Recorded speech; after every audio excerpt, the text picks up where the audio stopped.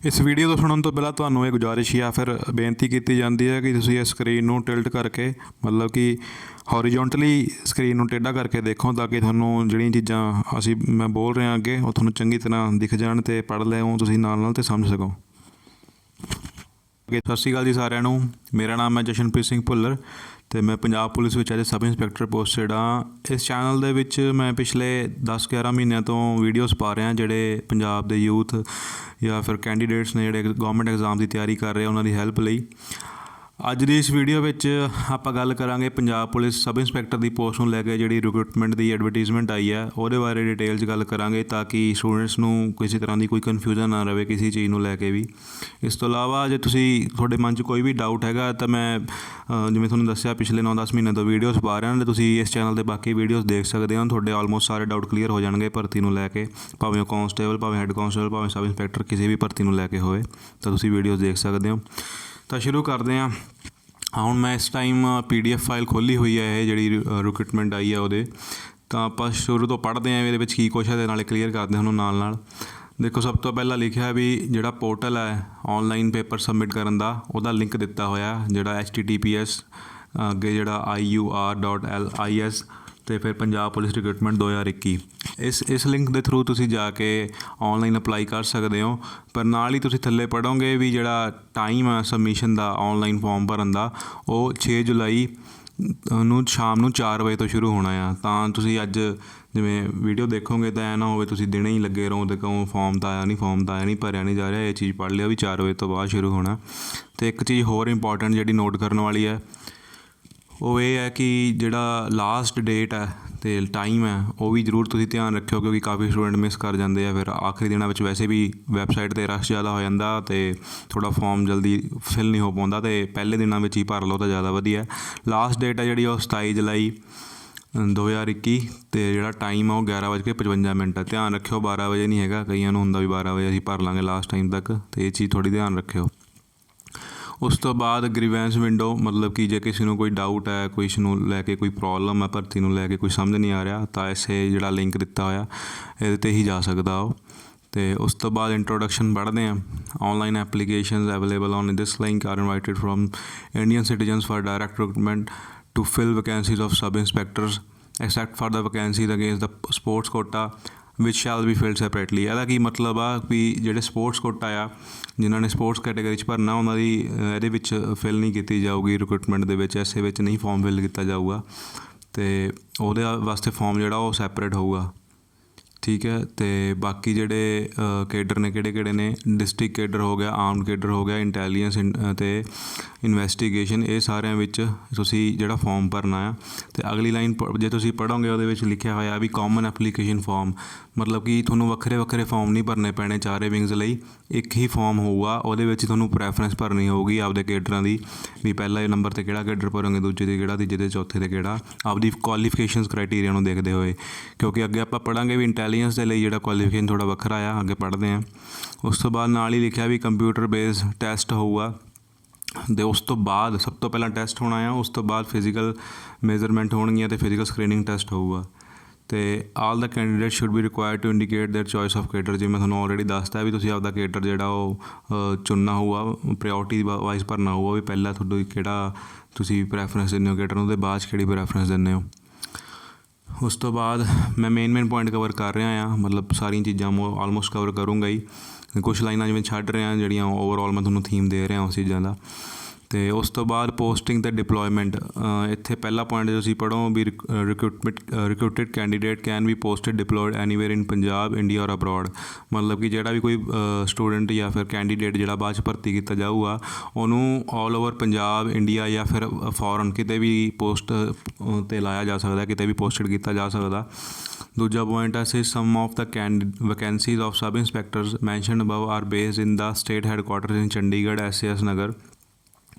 Newly recruited sub inspector should be ready to be posted in and serve in Chandigarh, SAS ਨਗਰ। ਮਤਲਬ ਕਿ ਕੁਛ ਪੋਸਟਾਂ ਜਿਹੜੀਆਂ ਭਰਤੀ ਦੀਆਂ ਉਹ 'ਚ ਸਪੈਸ਼ਲੀ ਉਹਨਾਂ ਨੂੰ ਜਿਹੜੇ ਪੋਸਟ 'ਤੇ ਭਰਤੀ ਹੋਣਗੇ ਚੰਡੀਗੜ੍ਹ ਜਾਂ ਫਿਰ ਮੋਹਾਲੀ ਹੀ ਰੱਖਿਆ ਜਾਊਗਾ ਅਤੇ ਕੈਂਡੀਡੇਟਸ ਜਿਹੜੇ ਆ ਉਹਨਾਂ ਨੂੰ ਤਿਆਰ ਰਹਿਣਾ ਚਾਹੀਦਾ ਵੀ ਉੱਥੇ ਪੋਸਟਿੰਗ ਲਈ। ਉਸ ਤੋਂ ਬਾਅਦ ਅਗਲਾ ਪੁਆਇੰਟ ਆ all candidates are informed that as per section 4B of the Punjab police act 2007 transfer of a member of one cadre to another cadre shall not be allowed. ਇਹਦਾ ਕੀ ਮਤਲਬ ਹੈ ਕਿ ਤੁਸੀਂ ਜੇ ਇੱਕ ਕੇਡਰ ਸਪੋਜ਼ ਕਰੋ, ਐਗਜ਼ਾਮਪਲ ਦੇ ਤੌਰ 'ਤੇ ਦੇ ਰਿਹਾ ਵੀ ਡਿਸਟ੍ਰਿਕਟ ਕੇਡਰ ਵਿੱਚ ਸਿਲੈਕਟ ਹੁੰਦੇ ਹੋ ਅਤੇ ਉਸ ਤੋਂ ਬਾਅਦ ਤੁਸੀਂ ਚਾਹੁੰਦੇ ਹੋ ਤੁਸੀਂ ਇੰਟੈਲੀਜੈਂਸ ਕੇਡਰ ਦੇ ਵਿੱਚ ਕੇਡਰ ਚੇਂਜ ਕਰਨਾ, ਤੁਸੀਂ ਕੇਡਰ ਚੇਂਜ ਨਹੀਂ ਕਰ ਪਾਓਗੇ। ਉਹ ਵੱਖਰੀ ਗੱਲ ਹੈ ਵੀ ਇੰਟੈਲੀਜੈਂਸ ਜਾਂ ਮੈਂ ਤੁਹਾਨੂੰ ਬਾਕੀ ਵੀਡੀਓ ਵਿੱਚ ਦੱਸਿਆ ਵੀ ਤੁਸੀਂ ਡੈਪੂਟੇਸ਼ਨ 'ਤੇ ਜਾ ਸਕਦੇ ਹੋ ਥੋੜ੍ਹੇ ਟਾਈਮ ਲਈ, ਪਰ ਤੁਹਾਡਾ ਕੇਡਰ ਨਹੀਂ ਚੇਂਜ ਹੋਊਗਾ। ਉਸ ਤੋਂ ਬਾਅਦ ਅਗਲਾ ਪੁਆਇੰਟ ਆ, all newly recruited sub inspector shall be subjected to various rules, policies and instructions issued laid down by the Punjab Police, government from time to time as regard members officials of various cadres of Punjab Police with aim to ensure efficiency, transparency, fair dealing, accountability in public dealing and police functioning, including the initial placement range, district allocation, posting and transfer policy and tenure policy। ਇਹ line point ਦਾ ਕੀ ਮਤਲਬ ਹੈ, D point ਜਿਹੜਾ ਆਪਾਂ ਹੁਣੇ ਪੜ੍ਹਿਆ ਕਿ ਜਿਹੜੇ ਵੀ ਨਵੇਂ ਸਬ ਇੰਸਪੈਕਟਰ ਰਿਕਰੂਟ ਹੋਣਗੇ ਉਹ ਕੁਛ ਰੂਲਸ ਜਾਂ ਫਿਰ ਪਾਲਿਸੀ ਤੋਂ ਬੱਧੇ ਹੋਣਗੇ ਜਿਹੜੇ ਕਿ ਪੰਜਾਬ ਗੌਰਮੈਂਟ ਜਾਂ ਫਿਰ ਪੰਜਾਬ ਪੁਲਿਸ ਟਾਈਮ ਤੋਂ ਟਾਈਮ ਬਣਾਊਗੀ। ਜਿਹੜੇ ਪੁਆਇੰਟ ਦੱਸੇ ਹੋਏ ਇਹਨਾਂ ਨੂੰ ਲੈ ਕੇ, ਜਿਵੇਂ ਕਿ ਐਫੀਸ਼ੀਐਂਸੀ ਹੋ ਗਈ ਪੰਜਾਬ ਪੁਲਿਸ ਦੀ, ਜਾਂ ਟਰਾਂਸਪੇਰੈਂਸੀ ਹੋ ਗਈ, ਜਾਂ ਫਿਰ ਜਿਹੜੇ ਥੱਲੇ ਪੁਆਇੰਟ ਦਿੱਤੇ ਆ ਵੀ ਡਿਸਟ੍ਰਿਕਟ ਐਲੋਕੇਸ਼ਨ ਰੇਂਜ ਐਲੋਕੇਸ਼ਨ ਜਾਂ ਫਿਰ ਪੋਸਟਿੰਗ ਜਾਂ ਟਰਾਂਸਫਰ ਨੂੰ ਲੈ ਕੇ ਵੱਖਰੇ ਪੰਜਾਬ ਗੌਰਮੈਂਟ ਜਾਂ ਪੰਜਾਬ ਪੁਲਿਸ ਰੂਲਸ ਬਣਾ ਸਕਦੀ ਹੈ ਫਰਦਰ ਆਉਣ ਵਾਲੇ ਟਾਈਮ ਵਿੱਚ, ਤਾਂ ਸਬ ਇੰਸਪੈਕਟਰ ਉਹਦੇ ਬੱਧੇ ਹੋਣਗੇ। ਅਗਲਾ ਪੁਆਇੰਟ, ਥਰਡ ਪੁਆਇੰਟ ਹੈ ਜਿਹੜਾ tentative vacancies of sub inspectors in the district police, armed police investigation and intelligence officer in the rank of sub inspector in the intelligence cadre of Punjab police. ਇਹਦੇ ਬਾਰੇ ਹੁਣ detail 'ਚ ਦੱਸਣਗੇ ਵੀ ਕਿਹੜੀਆਂ ਪੋਸਟਾਂ ਕਿਹੜੇ ਵਿੰਗ ਵਿੱਚ ਜਾਂ ਫਿਰ ਕੇਡਰ ਵਿੱਚ ਕਿੰਨੀਆਂ ਪੋਸਟਾਂ ਨੇ, ਅਤੇ ਉਹਨਾਂ ਦਾ ਪੂਰਾ ਵੇਰਵਾ ਵੀ ਕਿਹੜੇ ਕੈਟੇਗਰੀ ਲਈ ਕਿੰਨੀਆਂ ਪੋਸਟਾਂ ਦਾ। ਤੁਸੀਂ ਦੇਖ ਸਕਦੇ ਹੋ ਡਿਸਟ੍ਰਿਕਟ ਪੁਲਿਸ ਕੇਡਰ ਵਿੱਚ ਟੋਟਲ 87 ਪੋਸਟਾਂ ਹੈ, 87।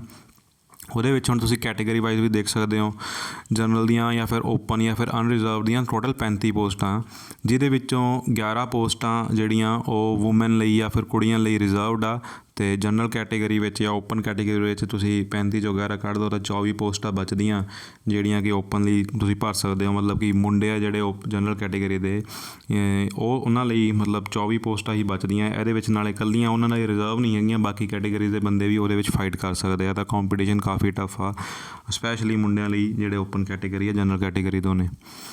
ਉਸ ਤੋਂ ਬਾਅਦ ਸ਼ਡਿਊਲ ਕਾਸਟ ਦੇ ਬਾਲਮੀਕੀ ਮਜ਼੍ਹਬੀ ਸਿੱਖ ਜਿਹੜੇ ਆ ਉਹਨਾਂ ਦੀ ਤੁਸੀਂ ਪੋਸਟਾਂ ਦੇ ਸਕਦੇ ਹੋ, ਟੋਟਲ 9 ਪੋਸਟਾਂ ਆ, ਅਤੇ ਉਹਦੇ ਵਿੱਚੋਂ 3 ਆ ਜਿਹੜੀਆਂ ਉਹ ਕੁੜੀਆਂ ਲਈ ਰਿਜ਼ਰਵ ਆ, ਮਤਲਬ ਕਿ ਬਾਕੀਆਂ ਲਈ 6 ਪੋਸਟਾਂ ਬਚੀਆਂ। ਅਤੇ schedule caste Ramdasi and other Punjab ਉਹਦੇ ਲਈ 9 ਪੋਸਟਾਂ ਨੇ, ਉਹਦੇ ਵਿੱਚੋਂ 4 ਜਿਹੜੀਆਂ ਉਹ ਵੂਮਨ ਲਈ ਰਿਜ਼ਰਵ ਆ। ਅਤੇ ਬੈਕਵਰਡ ਕਲਾਸਿਸ ਪੰਜਾਬ ਉਹਦੇ ਲਈ 9 ਪੋਸਟਾਂ, ਉਹਦੇ ਵਿੱਚੋਂ 4 ਵੂਮਨ ਲਈ ਰਿਜ਼ਰਵ ਆ।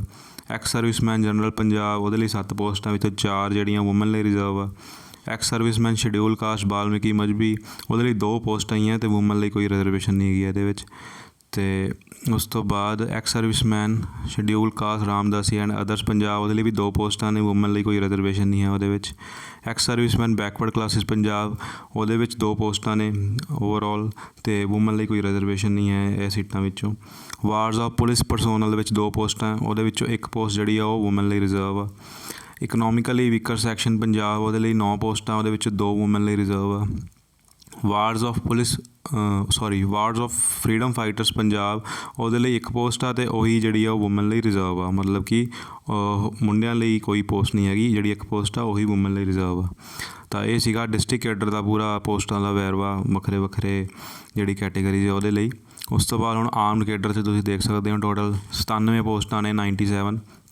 ਉਹਦੇ ਵਿੱਚ ਵੀ ਜਿਵੇਂ ਜਨਰਲ ਕੈਟੇਗਰੀ ਆ ਓਪਨ ਜਾਂ ਅਨਰਿਜ਼ਰਵਡ, ਉਹਦੇ ਵਿੱਚ ਟੋਟਲ 41 ਪੋਸਟਾਂ, ਉਹਦੇ ਵਿੱਚੋਂ 11 ਜਿਹੜੀਆਂ ਉਹ ਵੂਮਨ ਲਈ ਰਿਜ਼ਰਵ ਆ। ਦੈਟ ਮੀਨਸ 30 ਪੋਸਟਾਂ ਬਚੀਆਂ ਓਪਨ ਜਿਹੜੀਆਂ, ਜਿਹਦੇ ਵਿੱਚ ਮੁੰਡੇ ਜਾਂ ਫਿਰ ਬਾਕੀ ਕੈਟੇਗਰੀ ਸਾਰੇ ਮਤਲਬ ਫਾਈਟ ਕਰ ਸਕਦੇ ਆ।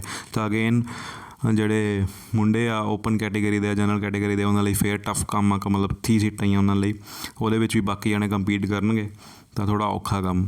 ਪਰ ਦਿਲ ਨਾ ਛੱਡਿਓ, ਤਿਆਰੀ ਮਿਹਨਤ ਜ਼ੋਰ ਨਾਲ ਕਰੋ, ਅਤੇ ਤੁਸੀਂ ਵੀ ਕਰ ਸਕਦੇ ਹੋ। ਲਾਸਟ ਟਾਈਮ ਵੀ ਕਾਫੀ ਜਨਰਲ ਕੈਟੇਗਰੀ ਦੇ ਮੁੰਡਿਆਂ ਨੇ ਜਿਵੇਂ ਫਾਈਟ ਕੀਤੀ ਸੀ ਅਤੇ ਮਤਲਬ ਵਧੀਆ ਰੈਂਕ ਲਏ ਸੀਗੇ।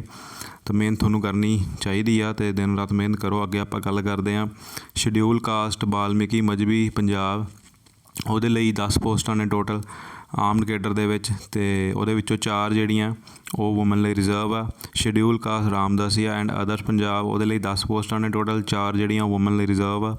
ਬੈਕਵਰਡ ਕਲਾਸਿਸ ਪੰਜਾਬ ਉਹਦੇ ਵਿੱਚ ਟੋਟਲ 10 ਪੋਸਟਾਂ, 4 ਜਿਹੜੀਆਂ ਵੂਮਨ ਲਈ ਰਿਜ਼ਰਵ ਆ, 6 ਬਚ ਗਈਆਂ। ਤੇ ਐਕਸ ਸਰਵਿਸਮੈਨ ਪੰਜਾਬ ਉਹਦੇ ਲਈ ਟੋਟਲ 7 ਪੋਸਟਾਂ, ਉਹਦੇ ਵਿੱਚੋਂ 4 ਜਿਹੜੀਆਂ ਵੂਮਨ ਲਈ ਰਿਜ਼ਰਵ ਹੈ, ਬਾਕੀ 3 ਬਚ ਗਈਆਂ ਓਪਨ ਕੈਟੇਗਰੀ ਲਈ ਐਕਸ ਸਰਵਿਸਮੈਨ ਦੇ। ਤੇ ਉਸ ਤੋਂ ਬਾਅਦ ex serviceman schedule caste Balmiki Mazhabi Sikh Punjab, ਤੇ ਉਹਦੇ ਲਈ ਟੋਟਲ 2 ਪੋਸਟਾਂ, ਇਹਦੇ ਵਿੱਚ ਵੂਮਨ ਲਈ ਕੋਈ ਰਿਜ਼ਰਵੇਸ਼ਨ ਨਹੀਂ ਹੈਗੀ। Ex serviceman schedule caste Ramdasi and others Punjab, ਉਹਦੇ ਲਈ ਟੋਟਲ 2 ਪੋਸਟਾਂ, ਵੂਮਨ ਲਈ ਕੋਈ ਰਿਜ਼ਰਵੇਸ਼ਨ ਨਹੀਂ ਹੈਗੀ। Ex serviceman backward classes Punjab, total 2 ਪੋਸਟਾਂ, ਵੂਮਨ ਲਈ ਕੋਈ ਰਿਜ਼ਰਵੇਸ਼ਨ ਨਹੀਂ ਹੈਗੀ। Wards of police personnel total 2 ਪੋਸਟਾਂ ਆ, ਵੂਮਨ ਲਈ ਕੋਈ ਰਿਜ਼ਰਵੇਸ਼ਨ ਨਹੀਂ ਹੈਗੀ ਇਸ ਕੈਟੇਗਰੀ ਵਿੱਚ ਵੀ। ਇਕੋਨਮਿਕਲੀ ਵੀਕਰ ਸੈਕਸ਼ਨ ਪੰਜਾਬ, ਟੋਟਲ 10 ਪੋਸਟਾਂ, ਇਹਦੇ ਵਿੱਚ ਵੂਮਨ ਲਈ 3 ਰਿਜ਼ਰਵੇਸ਼ਨ ਪੋਸਟ ਆ, ਤਾਂ ਮਤਲਬ ਬਾਕੀ 7 ਬਚ ਗਈਆਂ। Wards of freedom fighter Punjab, total 1 post ਹੈ, ਇਹਦੇ ਵਿੱਚ ਵੂਮਨ ਲਈ ਕੋਈ ਰਿਜ਼ਰਵੇਸ਼ਨ ਨਹੀਂ ਹੈਗੀ। 8 ਸੀਗਾ ਟੋਟਲ 97 ਪੋਸਟਾਂ ਦਾ ਜਿਹੜਾ ਵੇਰਵਾ ਸੀਗਾ ਡਿਫਰੈਂਟ ਕੈਟੇਗਰੀ ਵਿੱਚ ਆਰਮਡ ਕੇਡਰ ਦੇ ਵਿੱਚ। ਹੁਣ ਅੱਗੇ ਆਪਾਂ ਗੱਲ ਕਰਦੇ ਹਾਂ ਇੰਟੈਲੀਜੈਂਸ ਕੇਡਰ ਦੀ। ਇੰਟੈਲੀਜੈਂਸ ਕੇਡਰ ਵਿੱਚ ਟੋਟਲ 87 ਪੋਸਟਾਂ ਆ। ਜਨਰਲ ਕੈਟੇਗਰੀ ਲਈ ਤੁਸੀਂ ਦੇਖ ਸਕਦੇ ਹੋ 35 ਪੋਸਟਾਂ ਆ। ਅਗੇਨ ਸੇਮ ਇਹ ਸਾਰਿਆਂ ਕ੍ਰਾਈਟੀਰੀਆ ਲਗਭਗ ਸੇਮ ਹੀ ਆ ਡਿਸਟ੍ਰਿਕਟ ਕੇਡਰ ਦੇ ਵਾਂਗੂ, ਤਾਂ ਤੁਸੀਂ ਇਹ ਸਾਰਾ ਦੇਖ ਸਕਦੇ ਹੋ। ਇਹਦੇ ਬਾਰੇ ਮੈਂ ਇਕੱਲੀ ਡਿਟੇਲ ਨਹੀਂ ਦੱਸਦਾ, ਆਪਾਂ ਅੱਗੇ ਚੱਲਦੇ ਹਾਂ। ਇਨਵੈਸਟੀਗੇਸ਼ਨ ਕੇਡਰ ਵਿੱਚ ਟੋਟਲ 289 ਪੋਸਟਾਂ ਨੇ, ਕਾਫੀ ਪੋਸਟਾਂ ਆ। ਅਤੇ ਜਨਰਲ ਕੈਟੇਗਰੀ ਵਿੱਚ 122 ਪੋਸਟਾਂ ਟੋਟਲ, ਉਹਦੇ ਵਿੱਚੋਂ 35 ਪੋਸਟਾਂ ਜਿਹੜੀਆਂ ਉਹ ਵੂਮਨ ਲਈ ਰਿਜ਼ਰਵ ਆ। ਅਤੇ ਸ਼ਡਿਊਲ ਕਾਸਟ ਬਾਲਮੀਕੀ ਮਜ਼੍ਹਬੀ ਸਿੱਖ ਪੰਜਾਬ, ਉਹਦੇ ਲਈ ਟੋਟਲ 30 ਪੋਸਟਾਂ, ਅਤੇ ਉਹਦੇ ਵਿੱਚੋਂ 12 ਵੂਮਨ ਲਈ ਰਿਜ਼ਰਵ ਆ, ਵਿੱਚ 18 ਬਚ ਗਈਆਂ ਜੀ। Schedule caste Ramdasia and other Punjab, ਉਹਦੇ ਵਿੱਚ ਟੋਟਲ 30 ਪੋਸਟਾਂ, 12 ਵੂਮਨ ਲਈ ਰਿਜ਼ਰਵ ਹੈ। ਬੈਕਵਰਡ ਕਲਾਸਿਸ ਪੰਜਾਬ, ਉਹਦੇ ਵਿੱਚ ਟੋਟਲ 30 ਪੋਸਟਾਂ, ਵਿੱਚੋਂ 12 ਵੂਮਨ ਲਈ ਰਿਜ਼ਰਵ ਆ। Economically weaker section Punjab, total 29 ਪੋਸਟਾਂ, ਵਿੱਚੋਂ 8 ਵੂਮਨ ਲਈ ਰਿਜ਼ਰਵ ਹੈ। Ex serviceman general Punjab, total 21 ਪੋਸਟਾਂ, ਵਿੱਚੋਂ 12 ਵੂਮਨ ਲਈ ਰਿਜ਼ਰਵ ਹੈ। Ex serviceman schedule caste Balmiki Mazhabi Sikh Punjab, ਉਹਦੇ ਵਿੱਚ ਟੋਟਲ 6 ਪੋਸਟਾਂ, ਵੂਮਨ ਲਈ ਕੋਈ ਰਿਜ਼ਰਵੇਸ਼ਨ ਨਹੀਂ ਹੈ। Ex serviceman schedule caste Ramdasia and others Punjab, total 6 ਪੋਸਟਾਂ, ਵਿੱਚੋਂ ਵੂਮਨ ਲਈ ਕੋਈ ਰਿਜ਼ਰਵੇਸ਼ਨ ਨਹੀਂ ਹੈ। Ex serviceman backward classes Punjab, total 6 ਪੋਸਟਾਂ ਆ, ਅਤੇ ਵੂਮਨ ਲਈ ਕੋਈ ਰਿਜ਼ਰਵੇਸ਼ਨ ਨਹੀਂ ਹੈ। ਸੌਰੀ ਬੈਟਰੀ ਇਸ਼ੂਜ਼ ਆ ਥੋੜ੍ਹੇ ਜਿਹੇ। ਉਹ ਅੱਗੇ ਹੈਗਾ wards of freedom fighters Punjab, total 3 ਪੋਸਟਾਂ, ਰਿਜ਼ਰਵੇਸ਼ਨ ਕੋਈ ਨਹੀਂ ਹੈਗੀ ਵੂਮਨ ਲਈ। ਉਸ ਤੋਂ ਅੱਗੇ wards of police personnel, total 6 ਪੋਸਟਾਂ, ਅਤੇ 2 ਪੋਸਟਾਂ ਵਿੱਚੋਂ ਵੂਮਨ ਲਈ ਰਿਜ਼ਰਵ ਹੈ। ਇਹ ਸੀਗਾ ਟੋਟਲ ਆਰਮਡ ਕੇਡਰ ਦੀ ਵੇਰਵਾ ਜਿਹੜਾ ਪੋਸਟਾਂ ਦਾ। ਅਤੇ ਇਹਦੇ ਵਿੱਚ ਅੱਗੇ ਨੋਟ ਵੀ ਲਿਖਿਆ ਇਹਨਾਂ ਨੇ, ਆਪਾਂ ਪੜ੍ਹਦੇ ਹਾਂ। The number of post may be increase or decrease by the Punjab government Punjab police at any time before the completion of the recruitment process without giving any prior notice to the candidates. ਇਹਦਾ ਕੀ ਮਤਲਬ ਹੈ ਕਿ ਜਿਹੜੀਆਂ ਵੀ ਇਹ ਪੋਸਟਾਂ ਆਈਆਂ, ਇਹਨਾਂ ਨੂੰ ਕਿਸੇ ਵੀ ਟਾਈਮ ਪੰਜਾਬ ਗਵਰਨਮੈਂਟ ਜਾਂ ਪੰਜਾਬ ਪੁਲਿਸ ਦੁਆਰਾ ਵਧਾਇਆ ਘਟਾਇਆ ਜਾ ਸਕਦਾ ਬਿਨਾਂ ਕੋਈ ਨੋਟਿਸ ਦਿੱਤੇ ਕੈਂਡੀਡੇਟਸ ਨੂੰ। ਉਸ ਤੋਂ ਬਾਅਦ ਅਗਲਾ ਪੁਆਇੰਟ ਹੈ the reservation of schedule caste and backward classes shall be strictly implemented in accordance with the Punjab schedule caste and backward classes act 2006 as amended from time to time and the existing instructions of the Punjab government. ਇਹਦਾ ਕੀ ਮਤਲਬ ਆ ਕਿ ਜਿਹੜੀਆਂ schedule caste ਅਤੇ backward classes ਦੀਆਂ ਜਿਹੜੀਆਂ reservation ਵਾਲੀਆਂ ਪੋਸਟਾਂ ਆ, ਉਹਨਾਂ ਨੂੰ Punjab schedule caste and backward classes act ਦੇ ਮੱਦੇਨਜ਼ਰ ਰੱਖਦੇ ਹੋਏ ਇਹਨਾਂ ਨੇ ਕ੍ਰਾਈਟੀਰੀਆ ਵਾਈਜ਼ ਡਿਸਟਰੀਬਿਊਟ ਕੀਤਾ ਆ। ਉਸ ਤੋਂ ਅਗਲੀ ਨੋਟ ਕੀ ਹੈ, note 3 the reservation of ex serviceman wife or dependent child of an ex-serviceman, grandchild of a gallantry award winner shall be implemented in accordance with the Punjab Recruitment of Ex-Servicemen Rules 1982 as amended from time to time and existing instructions of the Punjab government। ਇਹਦਾ ਕੀ ਮਤਲਬ ਹੈ ਵੀ ਜਿਹੜੇ ex serviceman ਹੈ ਉਹਨਾਂ ਦੀ wives ਨੇ ਜਾਂ dependent child X serviceman ਦੇ ਜਾਂ ਫਿਰ ਗ੍ਰੈਂਡ ਚਾਈਲਡ ਹੈ ਗਲੈਂਟਰੀ ਅਵਾਰਡ ਹੋਲਡਰਸ ਦੇ, ਤਾਂ ਉਹਨਾਂ ਦੀ ਜਿਹੜੀ ਇਹਨਾਂ ਨੇ ਡਿਸਟਰੀਬਿਊਸ਼ਨ ਕੀਤੀ ਆ ਪੋਸਟਾਂ ਦੀ, ਉਹਦੇ ਵਿੱਚ ਜਿਹੜਾ Punjab recruitment of ex serviceman rule 1982 ਆ ਉਹਨੂੰ ਮੱਦੇਨਜ਼ਰ ਰੱਖ ਕੇ ਕੀਤੀ ਗਈ ਹੈ। ਇੱਦਾਂ ਹੀ ਅੱਗੇ ਪੁਆਇੰਟ ਹੈਗਾ ਵੀ ਜਿਹੜੇ ਸੈਂਟਰਲ ਆਰਮਡ ਪੁਲਿਸ ਫੋਰਸਿਸ ਦਾ ਜਿਵੇਂ ਕਿ BSF CRPF CISF SSB, ਇਹਨਾਂ ਨੂੰ ਜਿਹੜਾ ਉਹ ਐਕਸ ਸਰਵਿਸਮੈਨ ਕੈਟੇਗਰੀ ਵਿੱਚ ਨਹੀਂ ਕੰਸੀਡਰ ਕੀਤਾ ਜਾਂਦਾ, ਠੀਕ ਹੈ। ਅਤੇ ਦਾ ਰਿਜ਼ਰਵੇਸ਼ਨ ਆਫ ਅਗਲਾ ਪੁਆਇੰਟ ਆ the reservation for economically weaker section shall be implemented strictly in accordance with the Punjab government department of social justice empowerment and minorities instruction issued by letter number, ਆ ਜਿਹੜਾ ਤੁਸੀਂ ਪੜ੍ਹ ਸਕਦੇ letter number. ਇਹਦਾ ਕੀ ਮਤਲਬ ਹੈ ਕਿ ਇਕਨੋਮਿਕਲ ਵੀਕਰ ਸੈਕਸ਼ਨ ਜਿਹੜੇ ਉਹਨਾਂ ਦੀ ਜਿਹੜੀ ਰਿਜ਼ਰਵੇਸ਼ਨ ਆ ਉਹ ਜਿਹੜੇ ਸੋਸ਼ਲ ਜਸਟਿਸ ਇੰਪਾਵਰਮੈਂਟ ਐਂਡ ਮਿਨਿਸਟਰੀਜ਼ ਦੀ ਜਿਹੜੀ ਆਹ ਲੈਟਰ ਨੰਬਰ ਆ ਇਹਦੇ ਅਕੋਰਡਿੰਗਲੀ ਹੀ ਫਿਕਸ ਕੀਤੀਆਂ ਗਈਆਂ। ਇੱਦਾਂ ਹੀ ਜਿਹੜੀ ਵੂਮਨ ਦੀ ਰਿਜ਼ਰਵੇਸ਼ਨ ਹੈ ਉਹਦੇ ਬਾਰੇ ਵੀ ਦੱਸਿਆ ਹੋਇਆ ਇਹਨਾਂ ਨੇ ਵੀ ਇਸੇ ਅਕੋਰਡਿੰਗ ਅਸੀਂ ਫਿਕਸ ਕੀਤਾ ਹੈ। ਜਿਹੜਾ Punjab department of social security woman and child development ਦਾ ਜਿਹੜਾ ਨੋਟੀਫਿਕੇਸ਼ਨ ਨੰਬਰ ਆਹ ਆਇਆ GSR ਨੰਬਰ ਕਰਕੇ ਪਾਇਆ ਹੋਇਆ, ਇਹਦੇ ਅਕੋਰਡਿੰਗਲੀ ਫਿਕਸ ਕੀਤਾ ਗਿਆ। ਇੱਦਾਂ ਹੀ ਇਹਨਾਂ ਨੇ ਅੱਗੇ freedom fighter shall be implement in according with instruction of Punjab government from time. ਇਹਨਾਂ ਨੇ ਇਹੀ ਕਿਹਾ ਵੀ ਰਿਜ਼ਰਵੇਸ਼ਨ ਜਿਹੜੀ ਆ ਵਾਰਡਸ ਆਫ ਫਰੀडम फाइटर ਦੀ ਉਹ ਵੀ ਇੰਪਲੀਮੈਂਟ ਕੀਤੀ ਜਾਊਗੀ ਇਨ ਅਕॉर्डिंग ਵਿਦ ਇੰਸਟਰਕਸ਼ਨਸ, ਜਿਹੜੀਆਂ ਇੰਸਟਰਕਸ਼ਨਸ ਹੋਣਗੀਆਂ ਪੰਜਾਬ ਗਵਰਨਮੈਂਟ ਦੀਆਂ ਸਮੇਂ ਤੋਂ ਸਮੇਂ ਤੱਕ ਜਿਹੜੀਆਂ ਆਉਣਗੀਆਂ ਉਸ ਹਿਸਾਬ ਨਾਲ। ਅਗਲਾ ਪੁਆਇੰਟ ਲਾਸਟ ਪੁਆਇੰਟ ਆ ਜਿਹੜਾ The reservation of wards of police personnel shall be implemented in accordance with the instructions issued by Punjab government from time to time। ਉਹੀ ਜਿਵੇਂ 7ਵਾਂ ਪੁਆਇੰਟ ਸੀ ਉਹ ਵੀ ਸੇਮ ਪੁਆਇੰਟ ਆ ਵੀ ਜਿਹੜੀ wards of police personnel the reservation ਆ ਉਹ ਵੀ ਜਿਵੇਂ ਜਿਵੇਂ ਪੰਜਾਬ ਗਵਰਨਮੈਂਟ ਇੰਸਟਰਕਟ ਕਰੂਗੀ ਉਸ ਹਿਸਾਬ ਨਾਲ ਟਾਈਮ ਟੂ ਟਾਈਮ ਇੰਪਲੀਮੈਂਟ ਕੀਤਾ ਜਾਊਗਾ। ਹੁਣ ਜਿਹੜਾ ਚੌਥਾ ਪੁਆਇੰਟ ਹੈ ਜੀ, ਪੇ ਸਕੇਲ, ਜਿਹੜਾ ਸਭ ਤੋਂ ਕਾਫੀ ਸਟੂਡੈਂਟਸ ਲਈ ਜਾਂ ਕੈਂਡੀਡੇਟ ਲਈ ਸਭ ਤੋਂ ਜ਼ਰੂਰੀ ਪੁਆਇੰਟ ਹੋਊਗਾ ਜੀ। ਤਨਖਾਹ ਕਿੰਨੀ ਹੋਊਗੀ ਸਬ ਇੰਸਪੈਕਟਰ ਦੇ ਪੋਸਟ ਦੇ ਲਈ? ਤਾਂ ਤੁਸੀਂ ਪੜ੍ਹ ਸਕਦੇ ਹੋ, ਪਹਿਲੀ ਲਾਈਨ ਪੜ੍ਹਦੇ ਹਾਂ ਆਪਾਂ। The pay for the post of sub inspector has been fixed at ₹35,400। ਅੱਗੇ ਬ੍ਰੈਕਟ 'ਚ ਲਿਖਿਆ minimum pay admissible at level 6 of 7th CPC Central Pay Commission pay matrix on the recommendation of in-house committee of finance department wide its letter number ਤੁਸੀਂ ਪੜ੍ਹ ਸਕਦੇ ਹੋ this FDFP ਜੋ ਵੀ ਲਿਖਿਆ dated 29/12/2020 subject to the following conditions। ਦੇਖੋ ਇਹਦਾ ਕੀ ਮਤਲਬ ਆ ਕਿ ਜਿਹੜੀ ਮਿਨੀਮਮ ਪੇ ਐਡਮਿਸਿਬਲ ਹੋਊਗੀ ਉਹ ਹੋਊਗੀ 35,400। ਉਸ ਤੋਂ ਬਾਅਦ ਹੁਣ ਆਪਾਂ ਅਗਲਾ ਪੁਆਇੰਟ ਪੜ੍ਹਦੇ, ਤੁਹਾਨੂੰ ਚੀਜ਼ਾਂ ਕਲੀਅਰ ਹੋਣਗੀਆਂ। As per the instructions issued by the department of finance government of Punjab vide notification number ਇੰਨਾ dated 15/1/2015 and number this dated 4/10/2016। ਅਗਲੀ ਲਾਈਨ ਇੰਪੋਰਟੈਂਟ ਹੁਣ ਸੁਣਿਓ।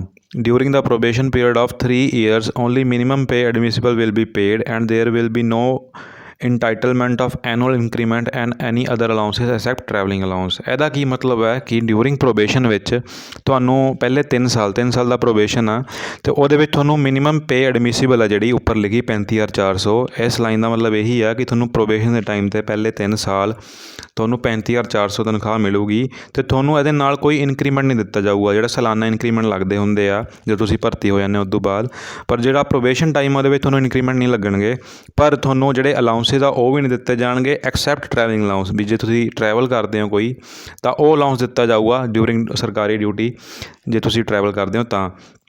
ਉਸ ਤੋਂ ਇਲਾਵਾ ਤੁਹਾਨੂੰ ਕੋਈ ਅਲਾਊਂਸਿਸ ਨਹੀਂ ਦਿੱਤੇ ਜਾਣਗੇ ਪ੍ਰੋਬੇਸ਼ਨ ਦੇ ਟਾਈਮ ਦੇ ਪਹਿਲੇ 3 ਸਾਲ। ਅਤੇ ਅਗਲਾ ਪੁਆਇੰਟ ਪੜ੍ਹਦੇ ਹਾਂ।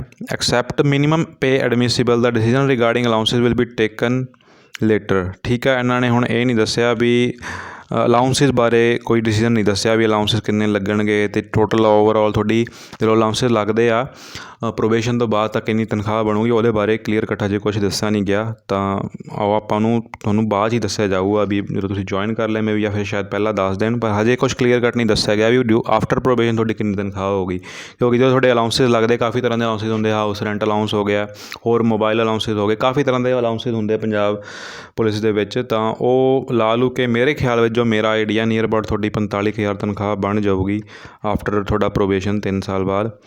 ਅਤੇ ਹਜੇ ਪਰ ਕਲੀਅਰ ਕੱਟ ਨਹੀਂ ਹੈਗਾ, ਇਹ ਜਸਟ ਮੇਰਾ ਆਪਦਾ ਵਿਊ ਪੁਆਇੰਟ ਆ ਅਤੇ ਆਪਾਂ ਉਹ ਚੀਜ਼ਾਂ ਬਾਅਦ ਦੇਖ ਲਾਂਗੇ ਜਿਵੇਂ ਜਿਵੇਂ ਨਵੇਂ ਅਪਡੇਸ਼ਨ ਆਉਣਗੇ। ਅਗਲਾ ਪੁਆਇੰਟ ਹੈਗਾ 3rd point on receipt of the report of 6th pay commission there will be no revision in the pay matrix. ਵੀ ਇਹੀ ਪੇ ਸਕੇਲ ਚੱਲੂਗਾ, ਨਵੀਂ ਹੁਣ ਪੇ ਮੈਟ੍ਰਿਕਸ ਜਿਹੜੀ ਰਿਵਾਈਜ਼ ਨਹੀਂ ਕੀਤੀ ਜਾਊਗੀ। ਚਲੋ ਤੁਹਾਨੂੰ ਲੱਗਦਾ ਤਨਖਾਹ ਬਾਰੇ ਕਾਫੀ ਕੁਛ ਕਲੀਅਰ ਹੋ ਗਿਆ ਹੋਣਾ, ਕਾਫੀ ਬੱਚਿਆਂ ਨੂੰ ਡਾਊਟ ਰਹਿੰਦਾ ਸੀ ਕਿੰਨੀ ਤਨਖਾਹ ਹੈ। ਅੱਗੇ ਹੀ ਮੈਂ ਵੀਡੀਓਜ਼ ਪਾ ਕੇ ਦੱਸਿਆ ਸੀ ਤੁਹਾਨੂੰ ਵੀ ਨੀਅਰ ਅਬਾਊਟ ਪ੍ਰੋਬੇਸ਼ਨ ਤੁਹਾਡੀ 35,000 ਤਨਖਾਹ ਹੋਊਗੀ ਅਤੇ ਉਹ ਲਗਭਗ ਸੇਮ ਹੀ ਹੈ 35,400 ਦੱਸਿਆ ਇਹਨਾਂ ਨੇ।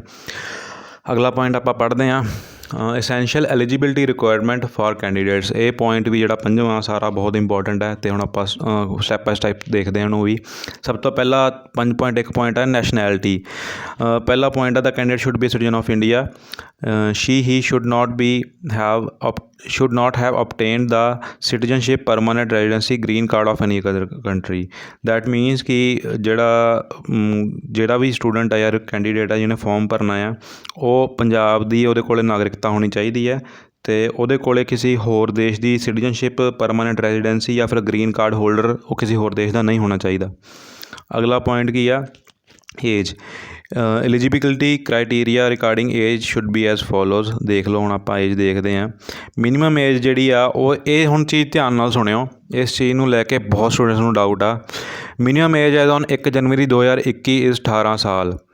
ਦੈਟ ਮੀਨਸ ਇਹ ਆ ਕਿ ਤੁਸੀਂ 1 ਜਨਵਰੀ ਨੂੰ ਤੁਹਾਡੀ ਉਮਰ ਜਿਹੜੀ ਆ ਉਹ ਤੁਸੀਂ ਦੇਖਣੀ ਹੈ ਕੈਲਕੂਲੇਟ ਕਰਕੇ। ਜੇ ਤੁਹਾਨੂੰ ਕਿਸੇ ਨੂੰ ਨਹੀਂ ਪਤਾ ਲੱਗਦਾ ਵੀ ਸਾਡੀ 1 ਜਨਵਰੀ ਨੂੰ ਕਿੰਨੀ ਉਮਰ ਹੈਗੀ ਆ, ਤਾਂ ਗੂਗਲ 'ਤੇ ਜਾਓ ਅਤੇ ਉੱਥੇ ਲਿਖੋ ਮਾਈ ਏਜ ਔਨ 1 ਜਨਵਰੀ 2021 ਅਤੇ ਉੱਥੇ ਤੁਸੀਂ ਵੈਬਸਾਈਟ ਖੁੱਲੂਗੀ, ਉੱਥੇ ਆਪਦੀ ਏਜ ਚੈੱਕ ਕਰ ਸਕਦੇ ਹੋ 1 ਜਨਵਰੀ 2021 ਨੂੰ ਆਪਦਾ ਡੇਟ ਆਫ ਬਰਥ ਭਰ ਕੇ। ਤੁਹਾਨੂੰ ਪਤਾ ਲੱਗ ਜੂਗਾ ਤੁਹਾਡੀ 1 ਜਨਵਰੀ 2021 ਨੂੰ ਕਿੰਨੀ ਉਮਰ ਬਣਦੀ ਆ। ਤਾਂ ਜੇ ਤੁਸੀਂ 1 ਜਨਵਰੀ 2021 ਨੂੰ 18 ਸਾਲ ਦੇ ਹੋ ਮਿਨੀਮਮ, ਤਾਂ ਤੁਸੀਂ ਇਹ ਫੋਰਮ ਭਰ ਸਕਦੇ ਹੋ। ਅਤੇ ਮੈਕਸੀਮਮ ਏਜ 1 ਜਨਵਰੀ 2021 ਨੂੰ ਤੁਹਾਡੀ 28 ਸਾਲ ਹੋਣੀ ਚਾਹੀਦੀ ਹੈ।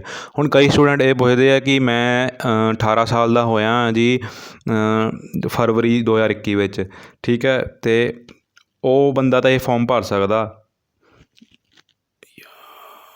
ਤਾਂ ਹੁਣ ਜਿਹੜੇ ਕੈਂਡੀਡੇਟਸ ਨੂੰ ਇਹ ਡਾਊਟ ਸੀਗਾ ਜਾਂ ਮੈਨੂੰ ਪੁੱਛਦੇ ਹੁੰਦੇ ਸੀਗੇ ਵੀ ਅਸੀਂ ਜਿਹੜੇ ਆ ਮੰਨ ਲਓ ਸਪੋਜ਼ ਕਰੋ ਜਨਵਰੀ ਤੋਂ ਬਾਅਦ ਜਾਂ ਫਰਵਰੀ ਵਿੱਚ ਜਾਂ ਫਿਰ 1 ਜਨਵਰੀ ਤੋਂ ਬਾਅਦ ਕਿਸੇ ਵੀ ਤਰੀਕ ਨੂੰ, ਫਰਵਰੀ, ਮਾਰਚ, ਅਪ੍ਰੈਲ, ਕੋਈ ਵੀ ਮੰਥ ਹੋ ਸਕਦਾ 2021 ਦਾ, ਵੀ ਉਦੋਂ ਅਸੀਂ 18 ਸਾਲ ਦੇ ਹੋਏ ਹਾਂ, ਤਾਂ ਤੁਸੀਂ ਇਹ ਫੋਰਮ ਨਹੀਂ ਭਰ ਸਕਦੇ।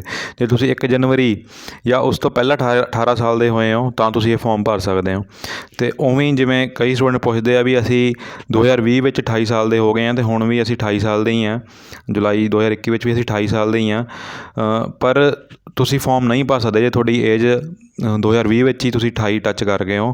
ਮਤਲਬ ਤੁਹਾਡੀ ਏਜ ਜਿਹੜੀ ਆ ਮੈਕਸੀਮਮ ਏਜ 1 ਜਨਵਰੀ ਨੂੰ 28 ਸਾਲ ਹੋਣੀ ਚਾਹੀਦੀ ਹੈ, ਅਤੇ ਉਸ ਤੋਂ ਬਾਅਦ ਜਿੰਨੇ ਵੀ ਤੁਹਾਡੇ ਦਿਨ ਉੱਤੇ ਬਣਦੇ ਤੁਸੀਂ ਕੁਆਲੀਫਾਈਂਗ ਨਹੀਂ ਹੋਵੋਗੇ। ਫਿਰ 1 ਜਨਵਰੀ 2021 ਨੂੰ ਤੁਸੀਂ ਆਪਦੀ ਏਜ ਕੈਲਕੂਲੇਟ ਕਰ ਸਕਦੇ ਹੋ ਗੂਗਲ 'ਤੇ। ਜੇ ਕਿਸੇ ਦੀ 18 ਤੋਂ ਜਾਂ 18 ਤੋਂ ਵੱਧ ਬਣਦੀ ਹੈ ਤਾਂ ਤੁਸੀਂ ਫੋਰਮ ਭਰ ਸਕਦੇ ਹੋ, ਪਲੱਸ ਤੁਹਾਡੀ 28 ਸਾਲ ਤੋਂ ਘੱਟ ਹੋਣੀ ਚਾਹੀਦੀ ਹੈ ਉਮਰ। ਅਗਲੇ ਆਪਾਂ ਪੁਆਇੰਟ ਪੜ੍ਹਦੇ ਹਾਂ। Relaxation up to 5 years in the prescribed upper age limit has been granted to the candidates belonging to the scheduled caste and backward classes who are resident of Punjab. As such, maximum age for such candidates shall be 33 years as on 1 ਜਨਵਰੀ 2021। ਇਹਦਾ ਕੀ ਮਤਲਬ ਹੈ ਹੁਣ ਵੀ ਜਿਹੜੇ candidates ਨੇ schedule caste ਜਾਂ backward class plus ਜਿਹੜੇ resident of Punjab ਹੈ, ਹੋਰ ਕਿਸੇ ਸਟੇਟ ਦੇ ਨਹੀਂ, ਤੁਹਾਡਾ ਰੈਜ਼ੀਡੈਂਸੀ ਪੰਜਾਬ ਦੀ ਹੋਣੀ ਜ਼ਰੂਰੀ ਹੈ, ਅਤੇ ਪੰਜਾਬ ਵਿੱਚ ਤੁਸੀਂ ਸ਼ਡਿਊਲ ਕਾਸਟ ਜਾਂ ਬੈਕਵਰਡ ਕਲਾਸਿਸ ਨੂੰ ਬਿਲੋਂਗ ਕਰਦੇ ਹੋ ਤਾਂ ਤੁਹਾਨੂੰ 5 ਸਾਲ ਦੀ ਏਜ ਰਿਲੈਕਸੇਸ਼ਨ ਮਿਲੂਗੀ। ਇਹਦਾ ਕੀ ਮਤਲਬ ਹੈ ਕਿ ਤੁਹਾਡੀ ਜਿਹੜੀ ਮੈਕਸੀਮਮ ਏਜ ਆ ਫੋਰਮ ਨੂੰ ਅਪਲਾਈ ਕਰਨ ਦੀ ਸ਼ਡਿਊਲ ਕਾਸਟ ਅਤੇ ਬੈਕਵਰਡ ਕਲਾਸਿਸ ਨੂੰ, ਉਹਨਾਂ ਨੂੰ 1 ਜਨਵਰੀ 2021 ਤੱਕ 33 ਸਾਲ ਦੀ ਉਮਰ ਦੇ ਜਿਹੜੇ ਹੈਗੇ ਆ ਉਹ ਇਹ ਫੋਰਮ ਭਰ ਸਕਦੇ ਆ। ਅਗੇਨ ਏਜ ਕੈਲਕੂਲੇਟ ਕਰਨ ਲਈ ਕੀ ਕਰਨਾ ਹੈ, ਜੇ ਤੁਸੀਂ ਕਰ ਸਕਦੇ ਹੋ ਆਪ ਤਾਂ ਠੀਕ ਹੈ, ਨਹੀਂ ਤਾਂ ਗੂਗਲ 'ਤੇ ਜਾ ਕੇ ਕੈਲਕੂਲੇਟ ਕਰ ਲਓ ਵੀ 1 ਜਨਵਰੀ 2021 ਨੂੰ ਆਪਦਾ ਡੇਟ ਆਫ ਬਰਥ ਭਰ ਕੇ ਤੁਹਾਡੀ ਏਜ ਕਿੰਨੀ ਬਣਦੀ ਹੈ। ਉਸ ਤੋਂ ਬਾਅਦ ਸੈਕਿੰਡ ਪੁਆਇੰਟ ਹੈ ex serviceman who are residents of Punjab shall be allowed to deduct the period of his her service in the armed forces of the union from his actual age, and if the resultant age does not exceed the maximum age limit prescribed for direct appointment to such a vacancy in the service rules concerned by more than 3 years, she shall be deemed to satisfy conditions regarding age limit। ਇਸ line ਦਾ ਹੁਣ ਕੀ ਮਤਲਬ ਆ ਕਿ ਜਿਹੜੇ ex serviceman person ਨੇ ਪੰਜਾਬ ਦੇ, ਉਹਨਾਂ ਲਈ ਏਜ ਦਾ ਕੀ ਕ੍ਰਾਈਟੇਰੀਆ ਹੋ ਸਕਦਾ ਕਿ ਉਹਨਾਂ ਨੇ ਜਿੰਨੇ ਸਾਲ ਆਰਮਡ ਫੋਰਸਿਸ ਵਿੱਚ ਲਾਏ ਆ ਉਹਨਾਂ ਨੂੰ ਆਪਦੀ ਉਮਰ ਜਿੰਨੀ ਹੈਗੀ ਆ ਉਹਨਾਂ ਦੀ ਉਹਦੇ ਵਿੱਚੋਂ ਮਾਈਨਸ ਕਰਨ, ਅਤੇ ਉਸ ਤੋਂ ਬਾਅਦ ਜਿੰਨੀ ਵੀ ਉਹਨਾਂ ਦੀ ਏਜ ਨਿਕਲੂਗੀ ਮਾਈਨਸ ਕਰਨ ਤੋਂ ਬਾਅਦ, ਤਾਂ ਉਹਦੇ ਵਿੱਚ ਜੇ ਉਹਨਾਂ ਦੀ ਏਜ ਜਿੰਨੀ ਮੈਕਸੀਮਮ ਏਜ ਐਲੀਜੀਬਿਲਿਟੀ ਕ੍ਰਾਈਟੇਰੀਆ ਰੱਖਿਆ ਜੋ ਕਿ 28 ਸਾਲ ਹੈ ਪਲੱਸ 3 ਸਾਲ ਮਤਲਬ ਕਿ 31 ਸਾਲ ਐਕਸ ਸਰਵਿਸਮੈਨ ਦੀ ਉਮਰ ਜਿਹੜੀ ਜੇ ਆਪਦੀ ਏਜ ਜਿਹੜੀ ਉਹਨਾਂ ਨੇ ਸਰਵਿਸ ਚਲਾਈ ਹੈ ਉਹਨੂੰ ਮਾਈਨਸ ਕਰਨ ਤੋਂ ਬਾਅਦ ਜੇ ਉਹਨਾਂ ਦੀ ਉਮਰ 31 ਸਾਲ ਬਣਦੀ ਆ ਤਾਂ ਉਹ 31 ਸਾਲ 1 ਜਨਵਰੀ 2021 ਤੱਕ ਤਾਂ ਉਹ ਐਲੀਜੀਬਲ ਹੋਣਗੇ। ਹੁਣ ਮੈਂ ਤੁਹਾਨੂੰ ਐਗਜ਼ਾਮਪਲ ਥੋੜ੍ਹਾ ਜਿਹਾ ਲੈ ਕੇ ਦੱਸ ਦਿੰਦਾ।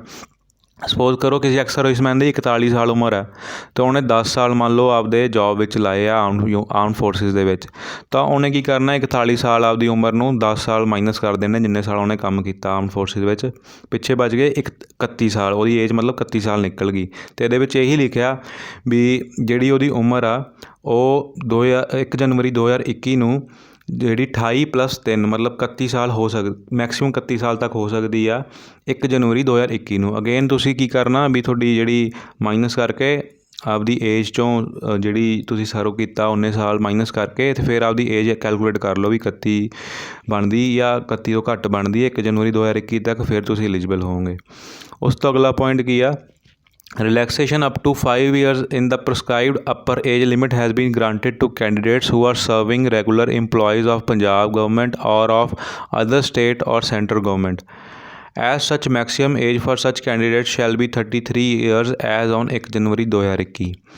ਇਹਦਾ ਕੀ ਮਤਲਬ ਹੈ ਕਿ ਜਿਹੜੇ ਵੀ ਕੈਂਡੀਡੇਟਸ ਜਿਹੜੇ ਪੰਜਾਬ ਗੌਰਮੈਂਟ ਜਾਂ ਫਿਰ ਅਦਰ ਸਟੇਟ ਗੌਰਮੈਂਟ ਜਾਂ ਫਿਰ ਸੈਂਟਰਲ ਗੌਰਮੈਂਟ ਦੇ ਵਿੱਚ ਰੈਗੂਲਰ ਇੰਪਲੋਈਜ਼ ਨੇ ਤਾਂ ਉਹਨਾਂ ਲਈ ਮੈਕਸਿਮਮ ਏਜ ਜਿਹੜੀ ਆ ਉਹ 33 ਸਾਲ ਹੈ ਐਜ਼ ਔਨ 1 ਜਨਵਰੀ 2021। ਅਗੇਨ ਆਪਦੀ ਏਜ ਕੈਲਕੂਲੇਟ ਲਈ ਕੀ ਕਰਨਾ ਉਹ ਤੁਹਾਨੂੰ ਪਤਾ ਆ। ਅਗਲਾ ਪੁਆਇੰਟ ਕੀ ਆ 5.3 ਐਜੂਕੇਸ਼ਨ ਕੁਆਲੀਫਿਕੇਸ਼ਨ। ਇਹ ਪੁਆਇੰਟ ਵੀ ਬਹੁਤ ਜ਼ਰੂਰੀ ਹੈ, ਤੁਹਾਨੂੰ ਪਤਾ ਹੋਣਾ ਚਾਹੀਦਾ ਵੀ ਤੁਹਾਡੀ ਐਲੀਜੀਬਿਲਟੀ ਬਣਦੀ ਵੀ ਹੈ ਐਜੂਕੇਸ਼ਨ ਦੇ ਹਿਸਾਬ ਨਾਲ ਜਿਹੜੀ ਤੁਸੀਂ ਪੋਸਟਾਂ ਭਰਨ ਜਾ ਰਹੇ ਹੋ ਉਹਦੇ ਲਈ। ਤਾਂ ਆਪਾਂ ਪੜ੍ਹਦੇ ਹਾਂ। ਸਭ ਤੋਂ ਪਹਿਲਾਂ ਸਬ ਇੰਸਪੈਕਟਰ ਡਿਸਟ੍ਰਿਕਟ ਕੇਡਰ ਆ। ਇਹਦੇ ਵਿੱਚ ਦੱਸਿਆ ਹੋਇਆ ਵੀ ਕੈਂਡੀਡੇਟ ਜਿਹੜਾ ਉਹ should be a graduate from recognised university or its equivalent, ਵੀ ਜਿਹੜਾ ਸਟੂਡੈਂਟ ਆ ਉਹ ਗ੍ਰੈਜੂਏਟ ਹੋਣਾ ਚਾਹੀਦਾ ਹੈ ਕਿਸੇ ਰਿਕਗਨਾਈਜ਼ਡ ਯੂਨੀਵਰਸਿਟੀ ਤੋਂ ਜਾਂ ਫਿਰ ਐਜ਼ ਇਕੁਇਲੈਂਟ ਡਿਗਰੀ ਹੋਵੇ ਗ੍ਰੈਜੂਏਸ਼ਨ ਦੇ ਉਹਦੀ। ਅਤੇ ਅਗਲਾ ਪੁਆਇੰਟ ਆ sub inspector armed police cadre ਦਾ। ਉਹ ਵੀ ਸੇਮ ਕ੍ਰਾਈਟੀਰੀਆ ਹੈ ਵੀ ਇੱਕ ਗ੍ਰੈਜੂਏਟ ਹੋਣਾ ਚਾਹੀਦਾ ਕੈਂਡੀਡੇਟ ਰਿਕਗਨਾਈਜ਼ਡ ਯੂਨੀਵਰਸਿਟੀ ਤੋਂ।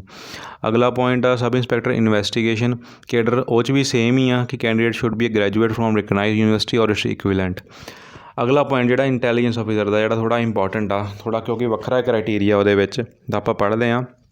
Candidate should be a graduate, ਪਹਿਲਾ ਪੁਆਇੰਟ ਆ ਇਹ ਪੁਆਇੰਟ, ਇਹ graduate from a recognised university or institution as the case may be, provided that such candidate shall also possess an O level certificate of information technology from national institute of electronics and information technology earlier called as DOEACC। ਹੁਣ ਇਹਦਾ ਕੀ ਮਤਲਬ ਆ ਕਿ ਪਹਿਲਾ eligibility criteria intelligence wing ਵਿੱਚ ਕੀ ਆ ਕਿ ਜਿਹੜਾ ਕੈਂਡੀਡੇਟ ਆ ਉਹਨੇ O level ਸਰਟੀਫਿਕੇਟ ਹੁੰਦਾ ਇੱਕ ਇਨਫੋਰਮੇਸ਼ਨ ਟੈਕਨੋਲੋਜੀ ਦਾ। 1 ਸਾਲ ਦਾ ਇੱਕ ਕੋਰਸ ਹੁੰਦਾ ਇਹ ਜਿਹੜਾ ਕਿ national institute of electronics and information technology ਦੁਆਰਾ ਕਰਾਇਆ ਜਾਂਦਾ। ਇਹਨੂੰ ਅਰਲੀਅਰ ਮਤਲਬ ਐਸੇ ਇੰਸਟੀਟਿਊਟ ਨੂੰ ਪਹਿਲਾਂ DOEACC ਕਹਿੰਦੇ ਸੀਗੇ। ਜੇ ਹੁਣ ਕਿਸੇ ਨੇ ਇਹਦੇ ਬਾਰੇ ਰਿਸਰਚ ਕਰਨਾ ਵੀ ਇਹ ਕੀ ਚੀਜ਼ ਆ DOEACC ਜਾਂ NIELIT ਤਾਂ ਉਹ ਗੂਗਲ ਕਰ ਸਕਦਾ। ਇੱਥੇ ਆਪਾਂ ਜ਼ਿਆਦਾ ਇਹਦੇ ਬਾਰੇ ਗੱਲ ਨਹੀਂ ਕਰਾਂਗੇ। ਤਾਂ ਜਿਨ੍ਹਾਂ ਨੇ ਉਹ O level ਸਰਟੀਫਿਕੇਟ ਲਿਆ ਹੋਇਆ ਤਾਂ ਠੀਕ ਹੈ। ਹੁਣ ਮੈਨੂੰ ਕਈ ਸਟੂਡੈਂਟ ਇਹ ਪੁੱਛਦੇ ਸੀਗੇ ਕਿ ਅਸੀਂ ਦੂਜਾ ਜਿਹੜਾ ਆਮ ਸਰਟੀਫਿਕੇਟ, ਕੋਈ ਮੈਨੂੰ ਨਾਮ ਨਹੀਂ ਧਿਆਨ ਉਹਦਾ ਕੀ ਸਰਟੀਫਿਕੇਟ ਆ, ਇਨਫੋਰਮੇਸ਼ਨ ਟੈਕਨੋਲੋਜੀ ਦਾ ਸਰਟੀਫਿਕੇਟ ਬਣਦਾ ਆ, ਉਹ ਅਸੀਂ ਬਣਵਾਇਆ ਹੋਇਆ ਤਾਂ ਉਹ ਚੱਲ ਜੂਗਾ ਇਹਦੀ ਥਾਂ 'ਤੇ। ਤਾਂ ਇਹ ਕਲੀਅਰ ਕੱਟ ਇੱਥੇ ਲਿਖਿਆ ਹੋਇਆ ਇਹਨਾਂ ਨੇ ਵੀ O level ਸਰਟੀਫਿਕੇਟ ਹੀ ਚਾਹੀਦਾ। ਅਤੇ ਕਾਫੀ ਸਟੂਡੈਂਟ ਇਹ ਪੁੱਛਦੇ ਆ ਕਿ O level ਨਹੀਂ ਬਣਦਾ ਕਿਤੇ ਅਸੀਂ ਬਣਵਾ ਲਈਏ ਵੀ 2 ਨੰਬਰ 'ਚ ਬਣਵਾ ਲਈਏ। ਤਾਂ ਤੁਸੀਂ ਟਰਾਈ ਕਰਕੇ ਦੇਖ ਲਿਓ, ਇਹ ਤੁਹਾਨੂੰ O level ਕਿਤੇ ਨਹੀਂ ਮਿਲਣਾ ਕਿਉਂਕਿ certified national institutes of electronics and information technology ਸਿਰਫ ਇਹੀ ਦਿੰਦੇ ਨੇ, ਇਹਦਾ ਹੀ ਪ੍ਰਮਾਣਿਤ ਹੋਊਗਾ। ਕਿਤੋਂ ਹੋਰ ਲੈ ਕੇ ਆਉਂਗੇ ਤਾਂ ਨਹੀਂ ਮੰਨਿਆ ਜਾਊਗਾ। ਤਾਂ ਐਵੇਂ ਆਪਦੇ ਪੈਸੇ ਜਾਂ ਫਿਰ ਟਾਈਮ ਬਰਬਾਦ ਨਾ ਕਰਿਓ ਇਹ ਚੀਜ਼ਾਂ ਵਿੱਚ। ਅਗਲਾ ਪੁਆਇੰਟ ਆਪਾਂ ਪੜ੍ਹਦੇ ਹਾਂ। or a graduate from a recognized university or institution with computer science or computer applications or information technology as an elective subjects during the entire duration of graduation। ਇਹ ਪੁਆਇੰਟ ਕੀ ਹੈ ਹੁਣ, ਜਾਂ ਤਾਂ ਤੁਹਾਨੂੰ ਪਹਿਲਾ ਪੁਆਇੰਟ ਪੜ੍ਹਿਆ ਜਾਂ ਤਾਂ O level ਲਿਆ ਹੋਵੇ ਉਹਨੇ NIELIT ਤੋਂ, ਜਾਂ ਫਿਰ ਉਹਨੇ ਇੱਕ ਗ੍ਰੈਜੂਏਸ਼ਨ ਕੀਤੀ ਹੋਵੇ ਰਿਕਗਨਾਈਜ਼ਡ ਯੂਨੀਵਰਸਿਟੀ ਤੋਂ ਜਿਹਦੇ ਵਿੱਚ ਉਹਨੇ ਕੰਪਿਊਟਰ ਸਾਇੰਸ ਜਾਂ ਫਿਰ ਕੰਪਿਊਟਰ ਐਪਲੀਕੇਸ਼ਨ ਜਾਂ ਫਿਰ ਇਨਫੋਰਮੇਸ਼ਨ ਟੈਕਨੋਲੋਜੀ ਸਬਜੈਕਟ ਪੜ੍ਹਿਆ ਹੋਵੇ। ਅੱਗੇ ਅਗਲੀ ਲਾਈਨ ਜ਼ਰੂਰੀ ਆ, ਇੰਟਾਇਰ ਡਿਊਰੇਸ਼ਨ ਆਫ ਗ੍ਰੈਜੂਏਸ਼ਨ 'ਚ, ਮਤਲਬ ਪੂਰੀ ਡਿਗਰੀ ਵਿੱਚ ਇਹ ਸਬਜੈਕਟ ਵਿੱਚੋਂ ਕੋਈ ਸਬਜੈਕਟ ਪੜ੍ਹਿਆ ਹੋਵੇ। ਐ ਨਹੀਂ ਹੈ ਹੁਣ ਮੰਨ ਕਾਫੀ ਸਟੂਡੈਂਟ ਇਹ ਪੁੱਛਦੇ ਆ ਕਿ ਅਸੀਂ B.Tech ਕੀਤੀ ਇਲੈਕਟ੍ਰੋਨਿਕਸ ਦੇ ਵਿੱਚ, ਜਾਂ ਫਿਰ ਕਈ ਹੋਰ ਵੀ ਆਪਦੀਆਂ ਕੁਆਲੀਫਿਕੇਸ਼ਨ ਦੱਸਦੇ ਆ ਵੀ ਅਸੀਂ ਇਸ ਚੀਜ਼ ਗ੍ਰੈਜੂਏਸ਼ਨ ਕੀਤੀ ਆ ਤਾਂ ਕੀ ਅਸੀਂ ਐਲੀਜੀਬਲ ਹੋਵਾਂਗੇ। ਹੁਣ ਦੇਖੋ ਇਲੈਕਟ੍ਰੋਨਿਕਸ ਬਾਰੇ ਤਾਂ ਮੈਨੂੰ ਪਤਾ ਕਿਉਂਕਿ ਮੈਂ ਆਪ B.Tech ਇਲੈਕਟ੍ਰੋਨਿਕਸ ਕੀਤੀ ਆ।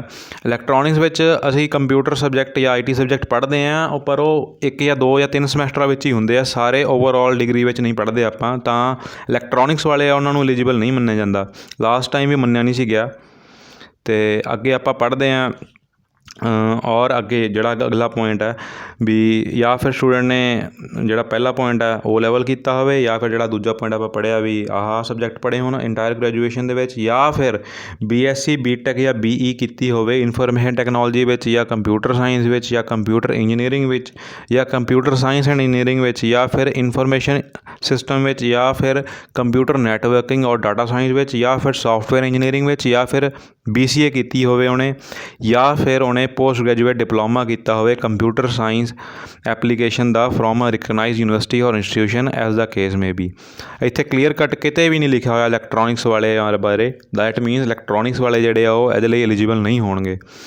ਅਗਲਾ ਪੁਆਇੰਟ ਕੀ ਆ, ਨੋਟ ਵਿੱਚ ਲਿਖਿਆ ਇਹਨਾਂ ਨੇ candidates must have attained the above mention educational qualifications on or before the closing date for submission of online application for this recruitment. ਇਹਦਾ ਕੀ ਮਤਲਬ ਹੈ ਵੀ ਕੈਂਡੀਡੇਟਸ ਨੇ ਜਿਹੜੀਆਂ ਡਿਗਰੀ ਦੇ ਸਰਟੀਫਿਕੇਟ ਹੈ ਜਾਂ ਫਿਰ ਜਿੰਨੇ ਵੀ ਤੁਹਾਡੇ ਕਾਗਜ਼ਾਤ ਦਸਤਾਵੇਜ਼ ਹੁੰਦੇ ਆ, ਉਹ ਕਲੋਜ਼ਿੰਗ ਡੇਟ ਫਾਰ ਜਿਹੜੇ ਲਾਸਟ ਡੇਟ ਆ ਫਾਰਮ ਭਰਨ ਦੀ ਉਹਦੇ ਤੋਂ ਪਹਿਲਾਂ ਤੁਹਾਡੇ ਕੋਲ ਹੋਣੇ ਚਾਹੀਦੇ ਆ।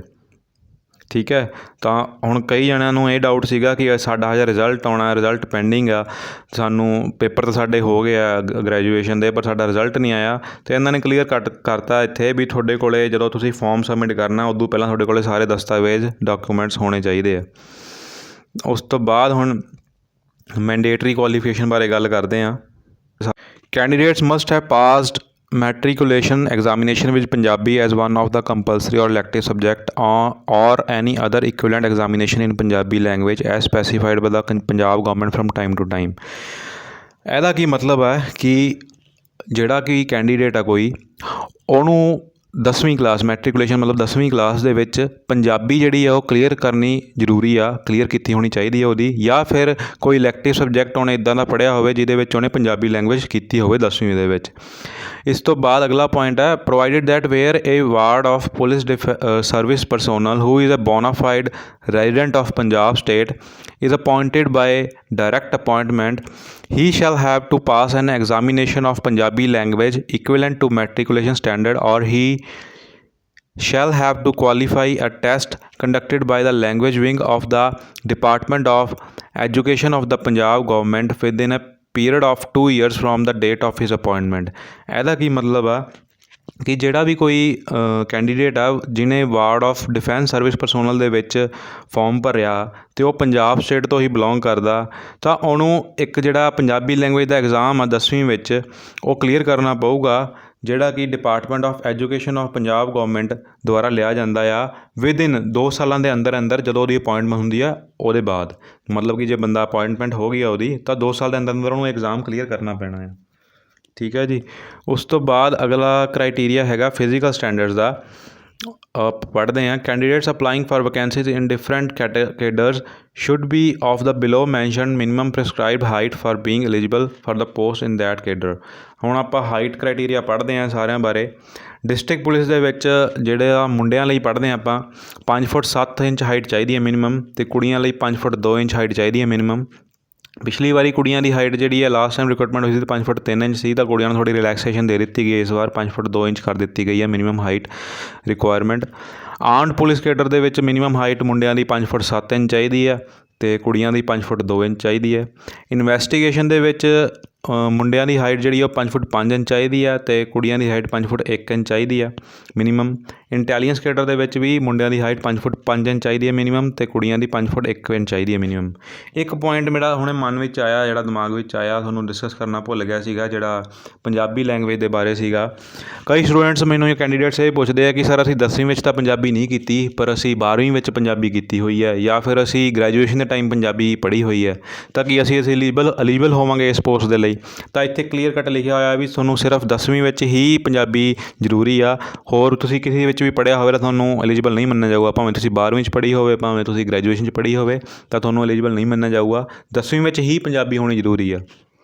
ਤਾਂ ਮੈਂ ਤੁਹਾਨੂੰ ਕੈਂਡੀਡੇਟਸ ਨੂੰ ਅੱਗੇ ਵੀ ਪਹਿਲਾਂ ਵੀ ਦੱਸਿਆ ਸੀਗਾ ਵੀ ਜਿਹਨੇ ਕਿਸੇ ਨੇ 10ਵੀਂ ਪੰਜਾਬੀ 'ਚ ਨਹੀਂ ਕੀਤੀ ਤਾਂ ਉਹ ਪੰਜਾਬ ਸਿੱਖਿਆ ਐਜੂਕੇਸ਼ਨ ਬੋਰਡ ਮੋਹਾਲੀ ਦਾ ਜਿਹੜਾ ਡਿਪਾਰਟਮੈਂਟ ਆ ਉਹ ਐਗਜ਼ਾਮ ਲੈਂਦਾ ਆ ਸਾਲ 'ਚ 2 ਵਾਰੀ ਪੰਜਾਬੀ ਦਾ, ਅਤੇ ਉਹ ਫੋਰਮ ਭਰ ਸਕਦੇ ਸੀਗੇ, ਅਤੇ ਕਈ ਸਟੂਡੈਂਟਸ ਨੇ ਭਰੇ ਵੀ ਹੋਏ ਆ। ਪਰ ਹੁਣ ਆਈ ਥਿੰਕ ਟਾਈਮ ਨਿਕਲ ਗਿਆ, ਕੋਈ ਪੋਸਟਾਂ ਆ ਗਈਆਂ ਨੇ, ਰਿਕਰੂਟਮੈਂਟ ਆ ਗਈ ਆ, ਤਾਂ ਪੇਪਰ ਵੀ ਮੇਰੇ ਖਿਆਲ 'ਚ ਜਲਦੀ ਹੋ ਜਾਊਗਾ, 2 ਮੰਥ ਦੇ ਅੰਦਰ ਮੋਸਟ ਪ੍ਰੋਬਬਲੀ ਚਾਂਸ ਹੈਗੇ ਹੋਣ ਦੇ, ਤਾਂ ਹੁਣ ਤੁਸੀਂ ਸ਼ਾਇਦ ਨਹੀਂ ਭਰ ਸਕਦੇ।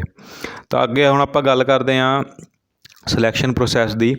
ਸਿਲੈਕਸ਼ਨ ਪ੍ਰੋਸੈਸ ਹੈ ਜਿਹੜਾ ਇਹਨਾਂ ਨੇ ਲਿਖਿਆ shall be of 2 stage process consisting of following test, ਵੀ ਇਹਦੇ ਵਿੱਚ 2 ਸਟੇਜਾਂ ਦੇ ਹੋਣਗੇ ਟੈਸਟ, ਅਤੇ ਉਹ ਆਪਾਂ ਪੜ੍ਹਦੇ ਹਾਂ। ਸਟੇਜ 1 ਕੀ ਆ?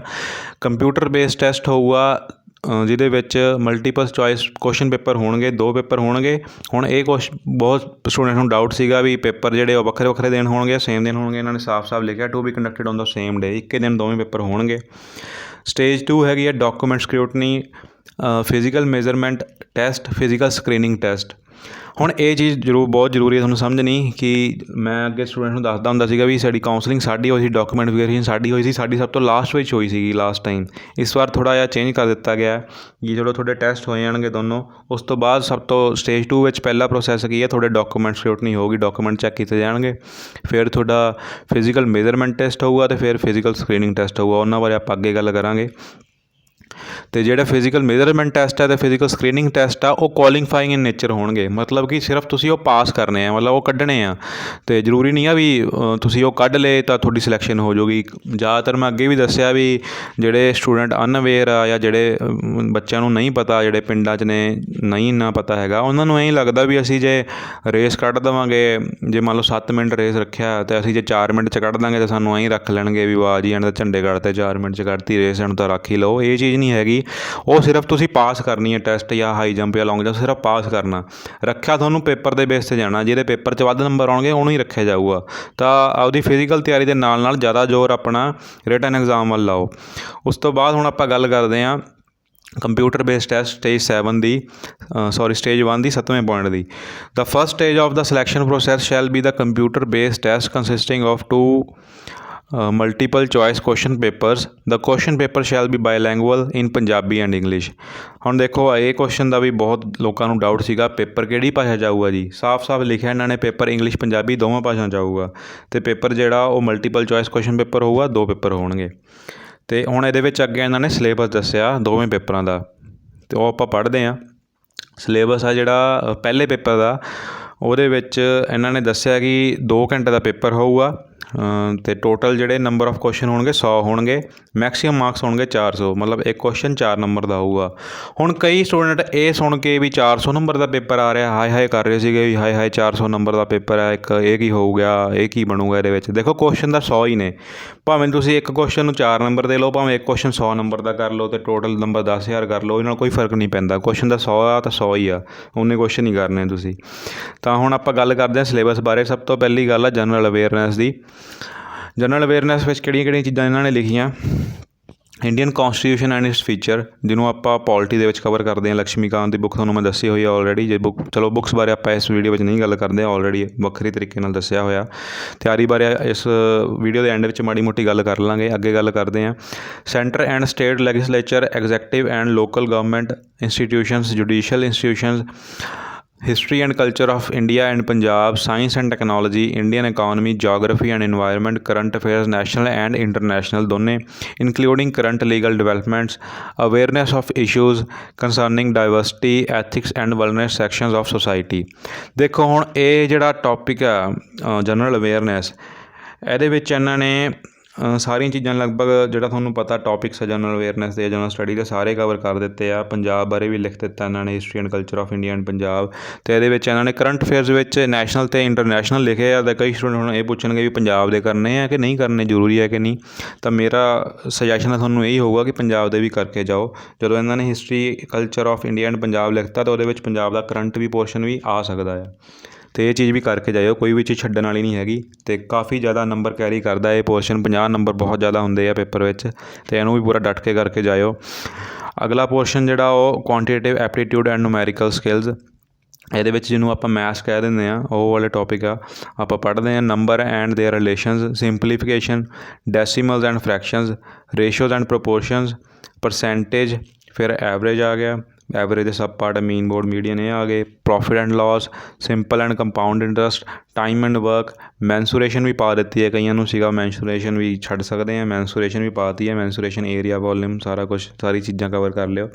Speed, time and distance and equations. ਠੀਕ ਆ, ਹੁਣ ਇਹ ਟੌਪਿਕ ਇਹਨਾਂ ਨੇ ਪਾਏ ਆ ਟੋਟਲ 30 ਨੰਬਰ ਦੇ। 30 ਨੰਬਰ ਵੀ ਕਾਫੀ ਨੇ, ਵਧੀਆ ਤੁਸੀਂ ਤਿਆਰੀ ਕਰਕੇ ਜਾਇਓ। ਉਹਦੀ ਵੀ ਇਹ ਪੋਰਸ਼ਨ ਵਧੀਆ ਹੁੰਦਾ, ਮਤਲਬ ਸਕੋਰਿੰਗ ਪੋਰਸ਼ਨ ਹੁੰਦਾ ਮੈਥ, ਰੀਜ਼ਨਿੰਗ। ਇਹਦੇ ਵਿੱਚ ਜੇ ਤੁਹਾਨੂੰ ਥੋੜ੍ਹਾ ਬਹੁਤ ਸਕਿੱਲ ਜਨਰੇਟ ਕਰ ਲਿਆ ਤਾਂ ਤੁਹਾਡੇ ਕੁਐਸਚਨ ਗਲਤ ਹੋਣ ਦੇ ਚਾਂਸ ਬਹੁਤ ਘੱਟ ਹੁੰਦੇ ਆ। ਅਤੇ ਅੱਗੇ ਆਪਾਂ ਗੱਲ ਕਰਦੇ ਹਾਂ ਪੰਜਾਬੀ ਲੈਂਗੁਏਜ ਆ ਪਹਿਲੇ ਪੇਪਰ ਵਿੱਚ। 3 ਚੀਜ਼ਾਂ ਹੋ ਗਈਆਂ, ਜਨਰਲ ਅਵੇਅਰਨੈਸ, ਮੈਥਸ ਹੋ ਗਿਆ ਅਤੇ ਪੰਜਾਬੀ ਲੈਂਗੁਏਜ ਹੋ ਗਈ।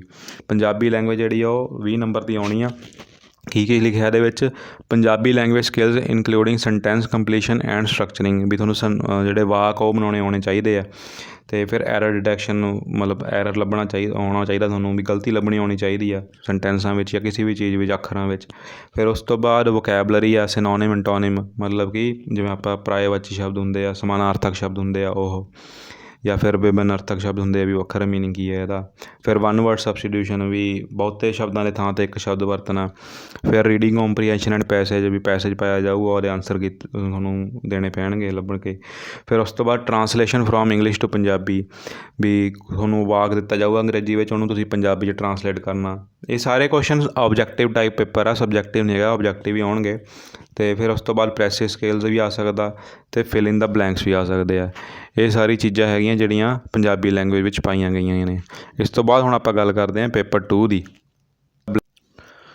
ਤਾਂ ਪੇਪਰ 2 ਦੇ ਸਿਲੇਬਸ ਵਿੱਚ ਵੀ ਇਹਨਾਂ ਨੇ ਸੇਮ ਹੀ ਦੱਸਿਆ ਵੀ 2 ਘੰਟੇ ਦਾ ਪੇਪਰ ਹੋਊਗਾ ਅਤੇ ਟੋਟਲ ਨੰਬਰ ਜਿਹੜੇ ਕੁਐਸਚਨ ਦੇ ਹੋਣਗੇ 100 ਅਤੇ ਮੈਕਸੀਮਮ ਮਾਰਕਸ ਹੋਣਗੇ 400। ਅਗੇਨ ਵੀ ਇੱਕ ਕੁਐਸਚਨ 4 ਨੰਬਰ ਦਾ ਹੋਊਗਾ। ਅਤੇ ਇਹਦੇ ਵਿੱਚ ਆਪਾਂ ਹੁਣ ਦੇਖਦੇ ਹਾਂ, ਸਭ ਤੋਂ ਪਹਿਲਾਂ ਹੈਗਾ logical and analytical reasoning and data interpretation, ਜਿਹਨੂੰ ਆਪਾਂ ਸਿੰਪਲ ਲੈਂਗੁਏਜ ਰੀਜ਼ਨਿੰਗ ਕਹਿ ਦਿੰਦੇ ਹਾਂ। ਇਹ 50 ਨੰਬਰ ਦੀ ਆਊਗੀ, ਕਾਫੀ ਜ਼ਿਆਦਾ ਨੰਬਰ ਸਕੋਰਿੰਗ ਪੋਰਸ਼ਨ ਹੈ ਇਹ। ਰੀਜ਼ਨਿੰਗ ਜਿਹੜੀ ਆ ਉਹ ਬਾਕੀ ਸਾਰੀ ਚੀਜ਼ਾਂ ਨਾਲੋਂ, ਬਾਕੀ ਜਿੰਨਾ ਵੀ ਸਿਲੇਬਸ ਹੈ, ਆਈ ਥਿੰਕ ਵੀ ਇਹ ਪੋਰਸ਼ਨ ਹੈ ਜਿਹੜਾ ਬਾਕੀ ਸਬਜੈਕਟਾਂ ਨਾਲੋਂ ਥੋੜ੍ਹਾ ਈਜ਼ੀ ਆ ਅਤੇ ਅੱਜ ਸਕੋਰਿੰਗ ਵੀ ਬਹੁਤ ਵਧੀਆ ਹੋ ਸਕਦੀ ਹੈ। ਗਲਤੀਆਂ ਹੋਣ ਦੇ ਚਾਂਸ ਬਹੁਤ ਘੱਟ ਹੈ ਜੇ ਕਿਸੇ ਨੇ ਵਧੀਆ ਇਹਦੇ ਵਿੱਚ ਪ੍ਰੈਕਟਿਸ ਕੀਤੀ ਹੋਈ ਹੈ ਤਾਂ ਇਹ ਪੋਰਸ਼ਨ ਜ਼ਰੂਰ ਤੁਸੀਂ ਵਧੀਆ ਤਰੀਕੇ ਨਾਲ ਕਰਿਓ। ਅਤੇ ਮੇਰੇ ਵਿਊ ਪੁਆਇੰਟ ਦੇ ਹਿਸਾਬ ਨਾਲ ਤੁਹਾਨੂੰ ਰੀਜ਼ਨਿੰਗ ਅਤੇ GK ਇਹ ਦੋਵੇਂ ਚੀਜ਼ਾਂ ਦੇ ਸਭ ਤੋਂ ਪਹਿਲਾਂ ਜੇ ਕਿਸੇ ਨੇ ਨਵੀਂ ਤਿਆਰੀ ਸ਼ੁਰੂ ਕੀਤੀ ਹੈ ਤਾਂ ਇਹਨਾਂ 'ਤੇ ਜ਼ਿਆਦਾ ਜ਼ੋਰ ਦੇਣਾ ਚਾਹੀਦਾ, ਕਿਉਂਕਿ ਸਭ ਤੋਂ ਵੱਧ ਸਕੋਰਿੰਗ ਨੰਬਰ ਦੇ ਇਹੀ ਦੋਵੇਂ ਪੋਰਸ਼ਨ ਨੇ, ਜਨਰਲ ਨੌਲੇਜ ਅਤੇ ਰੀਜ਼ਨਿੰਗ। ਬਾਕੀ ਪੋਰਸ਼ਨ ਵੀ ਨਹੀਂ ਛੱਡਣੇ, ਪਰ ਜਿਹਨੇ ਨਵੀਂ ਤਿਆਰੀ ਸ਼ੁਰੂ ਕਰਨੀ ਉਹ ਪਹਿਲਾਂ ਇਹਨਾਂ ਦੋਵਾਂ 'ਤੇ ਜ਼ੋਰ ਲਾਇਓ, ਕਿਉਂਕਿ ਇਹ ਜ਼ਿਆਦਾ ਨੰਬਰ ਦੇ ਨੇ। ਅਤੇ ਹੁਣ ਆਪਾਂ ਗੱਲ ਕਰਦੇ ਹਾਂ ਵੀ ਸਟੇਟਮੈਂਟ, ਇਹਨਾਂ ਦੇ ਆਪਾਂ ਗੱਲ ਕਰਦੇ ਹਾਂ ਇਹਦੇ ਟੌਪਿਕਸ ਬਾਰੇ। ਪਹਿਲਾ ਟੌਪਿਕ ਹੈਗਾ ਸਟੇਟਮੈਂਟ ਐਂਡ ਕਨਕਲੂਜਨ, ਫਿਰ ਨੰਬਰ ਐਂਡ ਲੈਟਰ ਸੀਰੀਜ਼, ਫਿਰ ਸੀਕੁਐਂਸਿੰਗ, ਫਿਰ ਮਿਸਿੰਗ ਨੰਬਰ, ਫਿਰ ਪੈਟਰਨ ਕੰਪਲੀਸ਼ਨ, ਫਿਰ order and ranking, direction and distances, ਫਿਰ ਡਾਟਾ ਸਫੀਸ਼ੀਐਂਸੀ, ਫਿਰ ਪਜ਼ਲਸ, ਫਿਰ ਕਲਾਸੀਫਿਕੇਸ਼ਨ ਐਂਡ ਐਨਾਲੋਗੀ, ਫਿਰ ਕੈਲੰਡਰਸ, ਫਿਰ ਰਿਲੇਸ਼ਨਸ਼ਿਪ ਪ੍ਰੋਬਲਮਸ, ਫਿਰ ਕੋਡਿੰਗ ਐਂਡ ਡੀਕੋਡਿੰਗ, ਫਿਰ ਵਰਬਲ ਰੀਜ਼ਨਿੰਗ, ਫਿਰ ਨੋਨ ਵਰਬਲ ਰੀਜ਼ਨਿੰਗ, ਫਿਰ ਲੀਗਲ ਰੀਜ਼ਨਿੰਗ, ਫਿਰ ਹੈਗਾ ਡਾਟਾ ਇੰਟਰਪ੍ਰੀਟੇਸ਼ਨ। ਉਹਦੇ ਵਿੱਚ ਸਬ ਪਾਰਟ ਦੱਸੇ ਹੋਏ ਆ ਗ੍ਰਾਫਸ, ਚਾਰਟਸ, ਟੇਬਲਸ, ਸਪਰੈਡਸ਼ੀਟ ਐਕਸੈਕਟਰਾ। ਮਤਲਬ ਕਿ ਰੀਜ਼ਨਿੰਗ ਦੇ ਆਲਮੋਸਟ ਸਾਰੇ ਟੌਪਿਕ ਹੀ ਇਹਨਾਂ ਨੇ ਇਹਦੇ ਵਿੱਚ ਕਵਰ ਕਰ ਦਿੱਤੇ ਆ, ਤਾਂ ਤੁਹਾਨੂੰ ਇਹ ਸਾਰੇ ਹੀ ਤਿਆਰ ਕਰਨੇ ਪੈਣਗੇ। ਅਤੇ ਅੱਗੇ ਆਪਾਂ ਪੜ੍ਹਦੇ ਹਾਂ, ਅਗਲਾ ਟੌਪਿਕ ਕਿਹੜਾ ਆ, digital literacy and computer awareness, ਜਿਹਨੂੰ ਆਪਾਂ ਸਿੰਪਲ ਲੈਂਗੁਏਜ ਕੰਪਿਊਟਰ ਵੀ ਕਹਿ ਦਿੰਦੇ ਹਾਂ। ਇਹਦੇ ਵਿੱਚੋਂ 30 ਨੰਬਰ ਦੇ ਨੰਬਰ ਕਹਿ ਰਿਹਾ ਮੈਂ, ਆਈ ਥਿੰਕ ਬਾਰ-ਬਾਰ 30 ਕੁਐਸਚਨ ਆਉਣੇ ਇਹਦੇ ਵਿੱਚੋਂ। ਨੰਬਰ ਤੁਹਾਨੂੰ ਪਤਾ ਹੀ ਹੈ, ਕੁਐਸਚਨ 4 ਨੰਬਰ ਦਾ, ਅਤੇ ਜੇ ਪਹਿਲਾਂ ਹੀ ਮੈਂ ਕੁਛ ਇੱਦਾਂ ਦਾ ਗਲਤ ਕਰਦਾ ਹੋਵੇ ਤਾਂ ਆਮ ਸੌਰੀ ਫॉर दैट। 30 ਕੁਐਸਚਨ ਆਉਣੇ ਇਹਦੇ ਵਿੱਚ ਕੰਪਿਊਟਰ ਦੇ।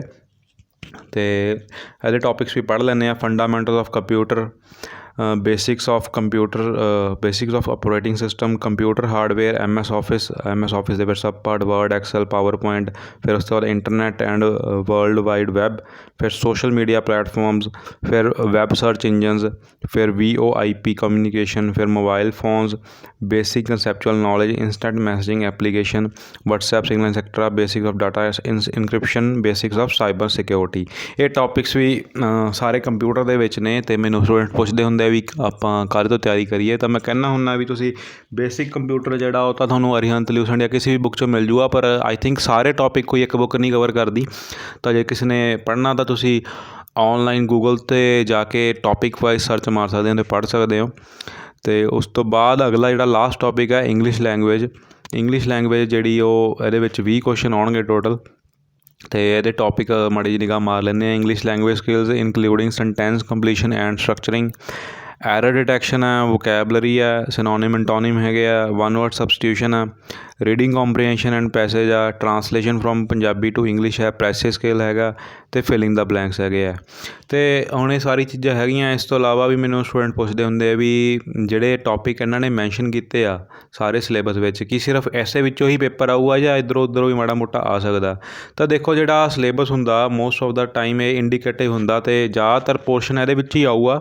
ਪਰ ਤੁਹਾਨੂੰ ਫਿਰ ਵੀ ਮਾੜਾ ਮੋਟਾ ਜੇ ਤੁਹਾਡੇ ਕੋਲ ਟਾਈਮ ਹੈ, ਨਵੇਂ ਸਟੂਡੈਂਟਾਂ ਨੂੰ ਨਹੀਂ, ਉਹਨੂੰ ਤਾਂ ਸਿਰਫ ਇਹਦੇ ਨਾਲ ਹੀ ਸਟਿੱਕ ਰਹਿ ਕੇ ਚੱਲਣਾ ਚਾਹੀਦਾ ਇਸ ਸਿਲੇਬਸ ਦੇ ਨਾਲ ਹੀ। ਪਰ ਜਿਹੜੇ ਸਟੂਡੈਂਟ ਪਿਛਲੇ ਸਾਲ 2 ਸਾਲ ਤੋਂ ਤਿਆਰੀ ਕਰ ਰਹੇ ਆ, ਤਾਂ ਉਹਨਾਂ ਨੇ ਜਿਵੇਂ ਫਾਰ ਐਗਜ਼ਾਮਪਲ ਤੁਹਾਨੂੰ ਦੱਸ ਰਿਹਾ ਇੰਗਲਿਸ਼ ਲੈਂਗੁਏਜ ਵਿੱਚ ਜਿਵੇਂ ਐਕਟਿਵ ਪੈਸਿਵ ਜਾਂ ਲਟਰਮ ਪਟਰਮ ਚੀਜ਼ਾਂ ਹੋਰ ਨੇ, ਜਿਵੇਂ ਇਨਡਾਇਰੈਕਟ ਡਾਇਰੈਕਟ ਸਪੀਚ, ਉਹ ਵੀ ਕੀਤੀਆਂ ਹੋਣਗੀਆਂ। ਤਾਂ ਤੁਸੀਂ ਉਹਨਾਂ ਨੂੰ ਵੀ ਮਾੜਾ ਜਿਹਾ ਰਿਵਾਈਜ਼ ਕਰਕੇ ਚੱਲ ਜਾਓ ਤਾਂ ਵਧੀਆ। ਕਈ ਵਾਰੀ ਉਹਨਾਂ 'ਚੋਂ ਵੀ 1-2 ਕੁਐਸਚਨ ਆ ਜਾਂਦੇ ਆ। ਪਰ ਜਿਹੜੇ ਨਵੇਂ ਸਟੂਡੈਂਟ ਆ ਉਹਨਾਂ ਨੂੰ ਤਾਂ ਸਿਲੇਬਸ ਦੇ ਅਕੋਰਡਿੰਗ ਹੀ ਚੱਲਣਾ ਚਾਹੀਦਾ, ਕਿਉਂਕਿ ਟਾਈਮ ਉਹਨਾਂ ਕੋਲ ਬਹੁਤ ਘੱਟ ਹੈ। ਅਤੇ ਆਪਦਾ ਟਾਈਮ ਫਾਲਤੂ ਚੀਜ਼ਾਂ ਦੇ ਨਾ ਵੇਸਟ ਕਰਿਓ। ਜੋ ਟੌਪਿਕਸ ਲਿਖੇ ਆ ਉਹੀ ਪਹਿਲਾਂ ਕਰਿਓ, ਉਹੀ ਸਾਰੇ ਕੁਛ ਕਰਕੇ ਫਿਰ ਜੇ ਤੁਹਾਡੇ ਕੋਲ ਟਾਈਮ ਬਚਦਾ ਤੁਸੀਂ ਕੁਛ ਐਕਸਟਰਾ ਕਰ ਸਕਦੇ ਹੋ। ਉਸ ਤੋਂ ਬਾਅਦ ਅੱਗੇ ਆਪਾਂ ਪੜ੍ਹਦੇ ਹਾਂ ਨੋਟ 1 ਕੀ ਆ। ਵੀ ਜਿਹੜਾ ਕੰਪਿਊਟਰ ਬੇਸਡ ਟੈਸਟ ਐਗਜ਼ਾਮੀਨੇਸ਼ਨ ਹੋਊਗਾ ਉਹ ਕੀ ਆ ਰਿਟਨ ਟੈਸਟ ਦੇ ਫਾਰਮ ਵਿੱਚ ਹੋਊਗਾ, where the candidates would be required to attempt the question papers on a computer, ਜਿਹਦੇ ਵਿੱਚ ਕੀ ਕੈਂਡੀਡੇਟ ਨੂੰ ਜਿਹੜੇ ਕੁਐਸਚਨ ਆ ਉਹ ਕੰਪਿਊਟਰ 'ਤੇ ਅਟੈਂਪਟ ਕਰਨੇ ਹੋਣਗੇ, ਤਾਂ ਕਿ therefore the participating candidate should note that the examination would be conducted on different dates for different sets of candidates. ਹੁਣ ਆਹ ਚੀਜ਼ ਵੀ ਬਹੁਤ ਇੰਪੋਰਟੈਂਟ ਤੁਹਾਡੇ ਲਈ ਕਿ ਇਸ ਕਰਕੇ ਜਿਹੜਾ ਪੇਪਰ ਆ ਕੈਂਡੀਡੇਟਸ ਦਾ ਉਹ ਜਿਹੜਾ ਉਹ ਵੱਖਰੀ ਤਰੀਕਾਂ ਨੂੰ ਵੱਖਰੇ ਸੈੱਟਾਂ ਦੇ ਹਿਸਾਬ ਨਾਲ ਲਿਆ ਜਾਊਗਾ ਕੈਂਡੀਡੇਟਸ ਲਈ। ਤਾਂ ਮਤਲਬ ਕਿ ਇਹਦੇ ਵਿੱਚ ਕੀ ਆ ਵੀ ਜਿਵੇਂ ਤੁਹਾਡਾ ਕਿਸੇ ਦਾ ਅਲੱਗ-ਅਲੱਗ ਸੈੱਟ ਬਣਾਏ ਜਾਣਗੇ ਪੇਪਰਾਂ ਦੇ, ਵੀ ਕਿਸੇ ਦਾ ਮੰਨ ਲਓ ਹੁਣ ਜਿਵੇਂ ਦੱਸਿਆ ਗਿਆ ਸੀ 17 ਤੋਂ 30 ਤਰੀਕ ਦੇ ਵਿੱਚ ਅਗਸਤ ਦੇ ਪੇਪਰ ਹੋਣੇ ਆ, ਤਾਂ ਮੈਨੂੰ ਲੱਗਦਾ ਉਹਦੇ ਤਰੀਕਾਂ ਵਿੱਚ ਹੀ ਹੋ ਜਾਣਗੇ। ਤਾਂ ਉਹਦੇ ਵਿੱਚ ਜਿਵੇਂ ਸੈੱਟ ਬਣਨਗੇ ਵੀ ਕਿਸੇ ਦਾ ਪੇਪਰ 17 ਨੂੰ ਹੋਊਗਾ, ਕਿਸੇ ਦਾ 18 ਨੂੰ ਹੋਊਗਾ, ਕਿਸੇ ਦਾ ਵੱਖਰੀ ਤਰੀਕਾਂ ਨੂੰ ਹੋਣਗੇ ਅਤੇ ਵੱਖਰੇ ਪੇਪਰ ਹੋਣਗੇ। ਹੁਣ ਜੇ ਪਰਸਨਲੀ ਪੁੱਛੋ ਤਾਂ ਮੇਰਾ ਵਿਊ ਪੁਆਇੰਟ ਕੀ ਹੈ ਇਹਦੇ ਬਾਰੇ ਕਿ ਪੇਪਰ ਆਈ ਥਿੰਕ ਸੇਮ ਹੋਣਾ ਚਾਹੀਦਾ। ਠੀਕ ਆ, ਮਤਲਬ ਸੋਚ ਸਮਝ ਕੇ ਹੀ ਕੁਛ ਰੱਖਿਆ ਹੋਊਗਾ, ਇਹ ਚੀਜ਼ ਨੂੰ ਵੀ ਵੱਖਰੇ ਸੈੱਟ ਰੱਖੇ ਆ ਤਾਂ ਆਲਮੋਸਟ ਲੈਵਲ ਤਾਂ ਸੇਮ ਹੀ ਹੋਊਗਾ ਪੇਪਰਾਂ ਦਾ, ਪਰ ਕੁਛ ਨਾ ਕੁਛ ਕਿਤੇ ਐਂ ਰਹਿ ਜਾਂਦਾ ਵੀ ਕਿਸੇ ਨੂੰ ਲੱਗਦਾ ਵੀ ਆਹ ਪੇਪਰ ਜਿਹੜਾ ਦੂਜੇ ਦਾ ਆਇਆ ਉਹ ਮੈਨੂੰ ਲੱਗਦਾ ਵੀ ਕੋਈ ਸਟੂਡੈਂਟ ਦੇ ਵਿਊ ਪੁਆਇੰਟ ਨਾਲ ਦੱਸ ਰਿਹਾ ਵੀ ਕਈ ਸਟੂਡੈਂਟ ਨੂੰ ਐਂ ਹੁੰਦਾ ਵੀ ਉਹ ਪੇਪਰ ਜ਼ਿਆਦਾ ਸੌਖਾ ਆ ਗਿਆ ਅਤੇ ਮੇਰੇ ਵਾਲਾ ਥੋੜ੍ਹਾ ਜ਼ਿਆਦਾ ਔਖਾ ਆ, ਵੀ ਉਹ ਪੇਪਰ ਜੇ ਮੈਂ ਉਹ ਪੇਪਰ ਅਟੈਂਪਟ ਕਰਦਾ ਮੇਰੇ ਜ਼ਿਆਦਾ ਨੰਬਰ ਬਣਦੇ ਸੀ। ਤਾਂ ਥੋੜ੍ਹਾ ਜਿਹਾ ਕੈਂਡੀਡੇਟਸ ਨੂੰ ਇਹ ਚੀਜ਼ ਨੂੰ ਲੈ ਕੇ ਮਨ ਮੁਟਾਵ ਰਹਿ ਜਾਂਦਾ ਥੋੜ੍ਹਾ ਜਿਹਾ। ਓਵਰਆਲ ਪੇਪਰ ਦਾ ਲੈਵਲ ਤਾਂ ਸਾਰਿਆਂ ਦਾ ਸੇਮ ਜਿਹਾ ਹੀ ਹੋਊਗਾ। ਅਗਲਾ ਪੁਆਇੰਟ ਆਪਾਂ ਦੇਖਦੇ ਹਾਂ। Now to each candidate shall be issued an admit card indicating the specific date, time and venue for candidates computer based test। ਮਤਲਬ ਕਿ ਕੈਂਡੀਡੇਟ ਦਾ ਜਿਹੜਾ ਉਹਦਾ ਐਡਮਿਟ ਕਾਰਡ ਹੋਊਗਾ, ਜਿਹਨੂੰ ਆਪਾਂ ਰੋਲ ਨੰਬਰ ਵੀ ਕਹਿ ਦਿੰਦੇ ਹਾਂ, ਉਹਦੇ ਵਿੱਚ ਉਹਦੇ ਪੇਪਰ ਦਾ ਟਾਈਮ, ਉਹਦੀ ਡੇਟ ਅਤੇ ਵੈਨਿਊ ਜਿੱਥੇ ਪੇਪਰ ਹੋਣਾ ਉਹਦੇ ਬਾਰੇ ਵਿਸਤਾਰ ਨਾਲ ਦੱਸਿਆ ਗਿਆ ਹੋਊਗਾ। The candidate is required to download the admit card and bring a hard copy of the same along with a prescribed photo identity card। ਇਹਦਾ ਕੀ ਮਤਲਬ ਹੈ ਕਿ ਕੈਂਡੀਡੇਟ ਨੇ ਜਿੱਦਣ ਪੇਪਰ ਦੇਣ ਜਾਣਾ ਉਹਦਾ ਆਧਾਰ ਕਾਰਡ ਨਹੀਂ, ਐਡਮਿਟ ਕਾਰਡ ਲੈ ਕੇ ਅਤੇ ਨਾਲ ਇੱਕ ਹਾਰਡ ਕਾਪੀ ਕਢਾ ਕੇ ਐਡਮਿਟ ਕਾਰਡ ਦੀ, ਨਾਲ ਇੱਕ ਫੋਟੋ ਆਈਡੈਂਟੀ ਪ੍ਰੂਫ ਲੈ ਜਾਣਾ ਪਊਗਾ, ਜਿਹਦੇ ਵਿੱਚ ਤੁਹਾਡਾ ਡਰਾਈਵਿੰਗ ਲਾਇਸੈਂਸ ਹੋ ਸਕਦਾ ਹੈ, ਪੈਨ ਕਾਰਡ ਹੋ ਸਕਦਾ, ਵੋਟਰ ਕਾਰਡ ਹੋ ਸਕਦਾ, ਪਾਸਪੋਰਟ ਹੋ ਸਕਦਾ, ਆਧਾਰ ਕਾਰਡ ਵੀ ਹੋ ਸਕਦਾ, ਕੋਈ ਵੀ ਤੁਸੀਂ ਨਾਲ ਲੈ ਕੇ ਜਾਓਗੇ ਆਈਡੈਂਟੀ ਪ੍ਰੂਫ। ਉਸ ਤੋਂ ਬਾਅਦ ਜਿਹੜਾ ਅਗਲਾ ਇੰਪੋਰਟੈਂਟ ਪੁਆਇੰਟ ਆ ਉਹ ਹੈਗਾ ਨੈਗੇਟਿਵ ਮਾਰਕਿੰਗ। ਲਾਸਟ ਟਾਈਮ 2016 ਵਿੱਚ ਜਾਂ ਫਿਰ ਉਸ ਤੋਂ ਪਹਿਲਾਂ 2011 ਵਿੱਚ ਜਿਹੜੇ ਵੀ ਐਗਜ਼ਾਮ ਹੋਏ ਆ ਪੰਜਾਬ ਪੁਲਿਸ ਦੇ, ਉਹਦੇ ਵਿੱਚ ਨੈਗੇਟਿਵ ਮਾਰਕਿੰਗ ਨਹੀਂ ਸੀਗੀ। ਇਸ ਵਾਰ ਇਹਨਾਂ ਨੇ ਨੈਗੇਟਿਵ ਮਾਰਕਿੰਗ ਐਡ ਕਰਤੀ ਹੈ। ਨੈਗੇਟਿਵ ਮਾਰਕਿੰਗ ਬਾਰੇ ਪੜ੍ਹਦੇ ਹਾਂ। Negative marking for incorrect answer shall be to the tune of 25% of the marks assign to a question that is 1 mark.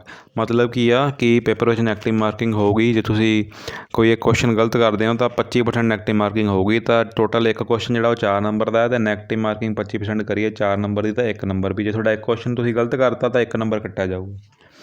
ਉਸ ਤੋਂ ਬਾਅਦ ਗੱਲ ਕਰਦੇ ਹਾਂ ਨੋਰਮਲਾਈਜੇਸ਼ਨ ਦੀ।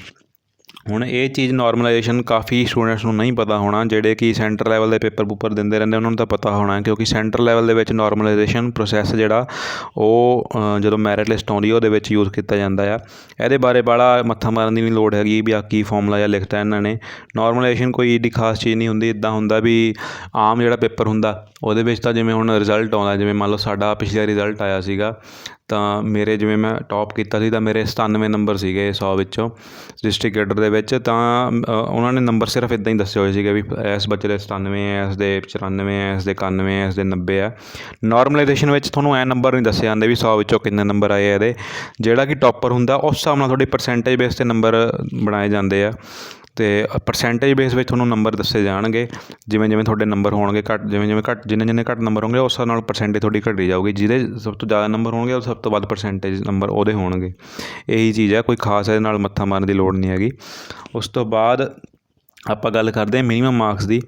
ਇਹ ਕਹਿੰਦੇ ਵੀ ਨੋਰਮਲਾਈਜੇਸ਼ਨ ਤੋਂ ਬਾਅਦ ਜਦੋਂ after normalisation is carried out in the above mention manner, candidates belonging to schedule caste, backward class, economical weaker section and ex serviceman categories shall be required to score a minimum of 25% marks, and candidates belonging to other categories shall be required to score a minimum of 30% marks in each of the individual papers to be eligible to be considered for the next stage of the selection process।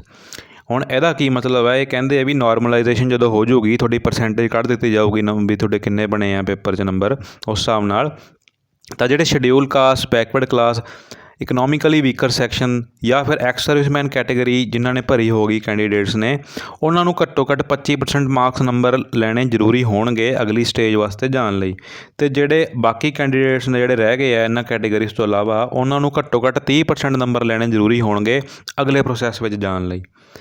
ਅਤੇ ਇਸ ਤੋਂ ਬਾਅਦ ਹੁਣ ਆਪਾਂ ਅੱਗੇ ਗੱਲ ਕਰਦੇ ਹਾਂ answer key and seeking of objections ਬਾਰੇ, ਵੀ ਆਨਸਰ ਕੀ ਜਦੋਂ ਆਊਗੀ ਜਾਂ ਫਿਰ ਜਦੋਂ ਤੁਹਾਨੂੰ ਆਨਸਰ ਕੀ ਆ ਗਈ ਉਹਦੇ ਵਿੱਚ ਜੇ ਓਬਜੈਕਸ਼ਨ ਲੱਗੀ ਕਿਸੇ ਚੀਜ਼ ਨੂੰ ਲੈ ਕੇ ਤਾਂ ਉਹਦੇ ਵਿੱਚ ਕੀ ਕਰਨਾ। ਇਹ ਕਹਿੰਦੇ ਵੀ ਤੁਹਾਨੂੰ 48 ਘੰਟੇ ਦੇ ਵਿੱਚ ਤੁਹਾਨੂੰ ਓਬਜੈਕਸ਼ਨ ਜਿਹੜੇ ਆਨਸਰ ਕੀ ਦੇ ਉਹ ਰੇਜ਼ ਕਰਨੇ ਹੋਣਗੇ, ਅਤੇ ਇੱਕ 50 ਰੁਪਏ ਦੀ ਫੀਸ ਜਿਹੜੀ ਉਹ ਚਾਰਜ ਕੀਤੀ ਜਾਊਗੀ ਪਰ ਓਬਜੈਕਸ਼ਨ। ਜੇ ਮੰਨ ਲਓ ਤੁਹਾਨੂੰ ਇੱਕ ਕੁਐਸਚਨ 'ਤੇ ਓਬਜੈਕਸ਼ਨ ਆ ਵੀ ਇਹ 'ਚ ਕੁਛ ਆਨਸਰ ਗਲਤ ਹੈ, ਤੁਹਾਡੇ ਤੋਂ 50 ਰੁਪਏ ਇੱਕ ਕੁਐਸਚਨ ਦੇ ਲਏ ਜਾਣਗੇ, ਅਤੇ ਜਿਹੜੀ 50 ਰੁਪਏ ਫੀਸ ਹੈ ਰੀਫੰਡ ਕਰ ਦਿੱਤੀ ਜਾਊਗੀ ਜੇ ਤੁਹਾਡਾ ਓਬਜੈਕਸ਼ਨ ਸਹੀ ਹੋਇਆ। ਜੇ ਓਬਜੈਕਸ਼ਨ ਗਲਤ ਹੋਇਆ ਫਿਰ ਤੁਹਾਡੇ ਪੈਸੇ ਰੀਫੰਡ ਨਹੀਂ ਹੋਣਗੇ। ਉਸ ਤੋਂ ਬਾਅਦ ਅਗਲਾ ਪੁਆਇੰਟ ਕੀ ਆ, ਅਲਰਟ ਟੂ ਕੈਂਡੀਡੇਟਸ। ਪੜ੍ਹਦੇ ਆਪਾਂ ਪੁਆਇੰਟ ਕੀ ਆ। It shall be the responsibility of the candidates to keep themselves abreast of the updates with respect to the process and stage of the selection process by frequently checking the recruitment portal for updates. ਮੈਂ ਤੁਹਾਨੂੰ ਮੋਟਾ ਦੱਸ ਦਿਨਾਂ ਦੇ ਵਿੱਚ ਇਹ ਕਿਹਾ ਵੀ ਤੁਸੀਂ ਆਪਦਾ ਜਿਹੜਾ ਈਮੇਲ ਹੈ ਜਾਂ ਫਿਰ ਤੁਹਾਡਾ ਫੋਨ ਆ ਉਹਦੇ 'ਤੇ ਤੁਹਾਨੂੰ ਅਪਡੇਟਸ ਦਿੱਤੇ ਜਾਣਗੇ ਜਦੋਂ ਤੁਸੀਂ ਫੋਰਮ ਭਰ ਦੋਗੇ। ਉਦੋਂ ਬਾਅਦ ਤਾਂ ਨਾਲ ਹੀ ਇਹਨਾਂ ਨੇ ਕਿਹਾ ਗਿਆ ਵੀ ਕਈ ਸਟੂਡੈਂਟ ਆ ਜਿਹੜੇ ਉਹ ਡੂ ਨੋਟ ਡਿਸਟਰਬ ਐਕਟੀਵੇਟ ਕਰ ਦਿੰਦੇ ਨੇ ਉਹਦੇ ਫੋਨ 'ਤੇ, ਫਿਰ ਉਹਨਾਂ ਦੇ ਕਈ ਵਾਰੀ SMS ਅਲਰਟ ਨਹੀਂ ਆਉਂਦੇ, ਤਾਂ ਇਹ ਥੋੜ੍ਹੀ ਸਲਾਹ ਦਿੱਤੀ ਜਾਂਦੀ ਹੈ ਕੈਂਡੀਡੇਟਸ ਨੂੰ ਵੀ ਡੂ ਨੋਟ ਡਿਸਟਰਬ ਜਿਹੜੀ ਸਰਵਿਸ ਆ ਉਹਨੂੰ ਐਕਟੀਵੇਟ ਨਾ ਕਰਨ ਤਾਂ ਕਿ ਤੁਹਾਨੂੰ SMS ਪਹੁੰਚਦੇ ਰਹਿਣ। ਉਸ ਤੋਂ ਬਾਅਦ ਸਟੇਜ 2 ਕੀ ਆ ਜਿਹੜੀ ਆਪਾਂ ਪੜ੍ਹੀ ਸੀ ਉੱਤੇ, document scrutiny, physical measurement test ਅਤੇ ਫਿਜ਼ੀਕਲ ਸਕਰੀਨਿੰਗ ਟੈਸਟ। ਹੁਣ ਇਹਦੇ ਵਿੱਚ ਸਭ ਤੋਂ ਪਹਿਲਾਂ ਆਪਾਂ ਪੁਆਇੰਟ ਪੜ੍ਹਦੇ ਹਾਂ, sufficient number of candidates would be short listed and called for stage 2 on the basis of merit determined by the aggregate cumulative marks obtained in the two papers of the computer based test following normalization and after factoring in reservation for various categories.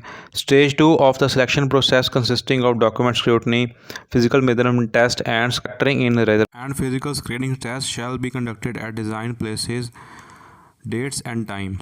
ਇਹਦਾ ਕੀ ਮਤਲਬ ਆ, ਇਹਨਾਂ ਨੇ ਕਿਹਾ ਵੀ sufficient number of candidates ਵੀ ਆਪਦੇ ਹਿਸਾਬ ਨਾਲ ਇਹਨਾਂ ਦੇਖਣਗੇ। ਇਹਨਾਂ ਨੇ ਕਲੀਅਰ ਨਹੀਂ ਕੀਤਾ ਵੀ ਕਿੰਨੇ ਸਟੂਡੈਂਟਸ ਨੂੰ ਰੱਖਿਆ ਜਾਊਗਾ ਟੈਸਟ ਕਲੀਅਰ ਕਰਨ ਤੋਂ ਬਾਅਦ ਫਿਜ਼ੀਕਲ ਦੇ ਲਈ। ਸਫੀਸ਼ੀਐਂਟ ਨੰਬਰ ਲਿਖਿਆ ਵੀ ਬਹੁਤ ਮਤਲਬ ਕਿ ਵੈਲਿਊਏਬਲ ਅਮਾਊਂਟ ਜਿਹੜੀ ਉਹ ਰੱਖੀ ਜਾਊਗੀ ਸਟੂਡੈਂਟਸ ਦੀ, ਅਤੇ ਹਜੇ ਇਹ ਕਲੀਅਰ ਨਹੀਂ ਕੀਤਾ ਵੀ ਕਿੰਨੇ ਸਟੂਡੈਂਟਸ ਨੂੰ ਰੱਖਿਆ ਜਾਊਗਾ। ਕਈ ਸਟੂਡੈਂਟ ਨੂੰ ਇਹ ਡਾਊਟ ਹੋਊਗਾ ਵੀ ਕਿੰਨੇ ਸਟੂਡੈਂਟ ਨੂੰ ਰੱਖਣਗੇ, ਸਾਨੂੰ 10 ਦਿਨ ਦਾ ਪਤਾ ਲੱਗ ਜਾਂਦਾ।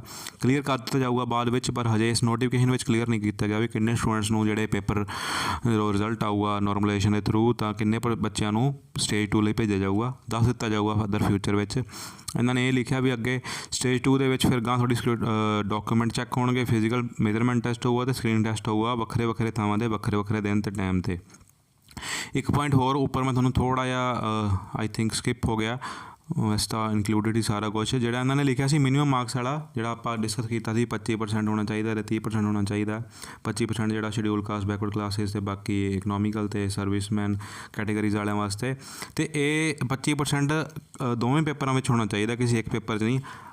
ਇੰਡੀਵਿਜੂਅਲ ਪੇਪਰ ਵਿੱਚ 25% ਹੋਣਾ ਚਾਹੀਦਾ, ਮਤਲਬ ਪਹਿਲੇ ਪੇਪਰ 'ਚ ਵੀ ਤੁਹਾਡੇ ਘੱਟੋ ਘੱਟ 25% ਨੰਬਰ ਹੋਣ ਅਤੇ ਦੂਜੇ ਪੇਪਰ ਵਿੱਚ ਵੀ ਘੱਟੋ ਘੱਟ 25% ਹੋਣ। ਅਤੇ ਓਪਨ ਕੈਟੇਗਰੀ ਵਾਲੇ ਜਿਹੜੇ ਉਹਨਾਂ ਲਈ 30% ਮਾਰਕਸ ਜਿਹੜੇ ਘੱਟੋ ਘੱਟ ਪਹਿਲੇ ਪੇਪਰ 'ਚ ਹੋਣ ਅਤੇ 30% ਹੀ ਘੱਟੋ ਘੱਟ ਸੈਕਿੰਡ ਪੇਪਰ 'ਚ ਹੋਣ। ਇੰਨਾ ਕੁ ਡਾਊਟ ਤੁਹਾਡਾ ਸ਼ਾਇਦ ਰਹਿ ਜਾਂਦਾ ਜੇ ਮੈਂ ਨਾ ਕਲੀਅਰ ਕਰਦਾ, ਤਾਂ ਮੈਨੂੰ ਇਹ ਵੀ ਕਲੀਅਰ ਕਰਦਾ। ਉਸ ਤੋਂ ਬਾਅਦ ਹੁਣ ਆਪਾਂ ਜਿੱਥੇ ਸੀਗੇ ਉੱਥੇ ਹੀ ਅੱਗੇ ਚੱਲਦੇ ਹਾਂ। ਸ਼ਡਿਊਲ ਫਾਰ ਸਟੇਜ 2 ਟੈਸਟ ਜਿਹੜਾ ਉਹ ਦੱਸਿਆ ਇਹਨਾਂ ਨੇ ਵੀ schedule for document scrutiny, physical measurement test and physical screening test shall be uploaded on recruitment portal. ਵੀ ਜਿਹੜਾ ਡਾਕੂਮੈਂਟ ਵੈਰੀਫਿਕੇਸ਼ਨ ਦਾ ਅਤੇ ਟੈਸਟ ਆ ਜਿਹੜੇ ਫਿਜ਼ੀਕਲ ਮੇਜਰਮੈਂਟ ਵਾਲੇ ਅਤੇ ਸਕਰੀਨਿੰਗ ਟੈਸਟ ਆ ਉਹਨਾਂ ਬਾਰੇ ਰਿਕਰੂਟਮੈਂਟ ਪੋਰਟਲ 'ਤੇ ਹੀ ਅਪਲੋਡ ਕਰ ਦਿੱਤਾ ਜਾਊਗਾ। ਉਹਨਾਂ ਵਾਸਤੇ separate admit card including the date and time and venues ਜਿਹੜਾ ਉਹ ਇਸ਼ੂ ਕੀਤਾ ਜਾਊਗਾ, ਵੱਖਰਾ ਐਡਮਿਟ ਕਾਰਡ ਇਸ਼ੂ ਕੀਤਾ ਜਾਊਗਾ ਸਟੇਜ 2 ਦੇ ਲਈ। ਤਾਂ ਤੁਸੀਂ ਅਪਡੇਟ ਰਹਿਣਾ ਹੈ ਵੈਬਸਾਈਟ, ਜਦੋਂ ਪੇਪਰ ਪਹਿਲਾਂ ਹੋ ਗਿਆ ਤੁਹਾਡਾ ਚੈੱਕ ਕਰਦੇ ਰਹਿਣਾ ਬਾਅਦ ਵੀ ਐਡਮਿਟ ਕਾਰਡ ਜਦੋਂ ਆ ਜਾਵੇ ਤੁਹਾਡੇ।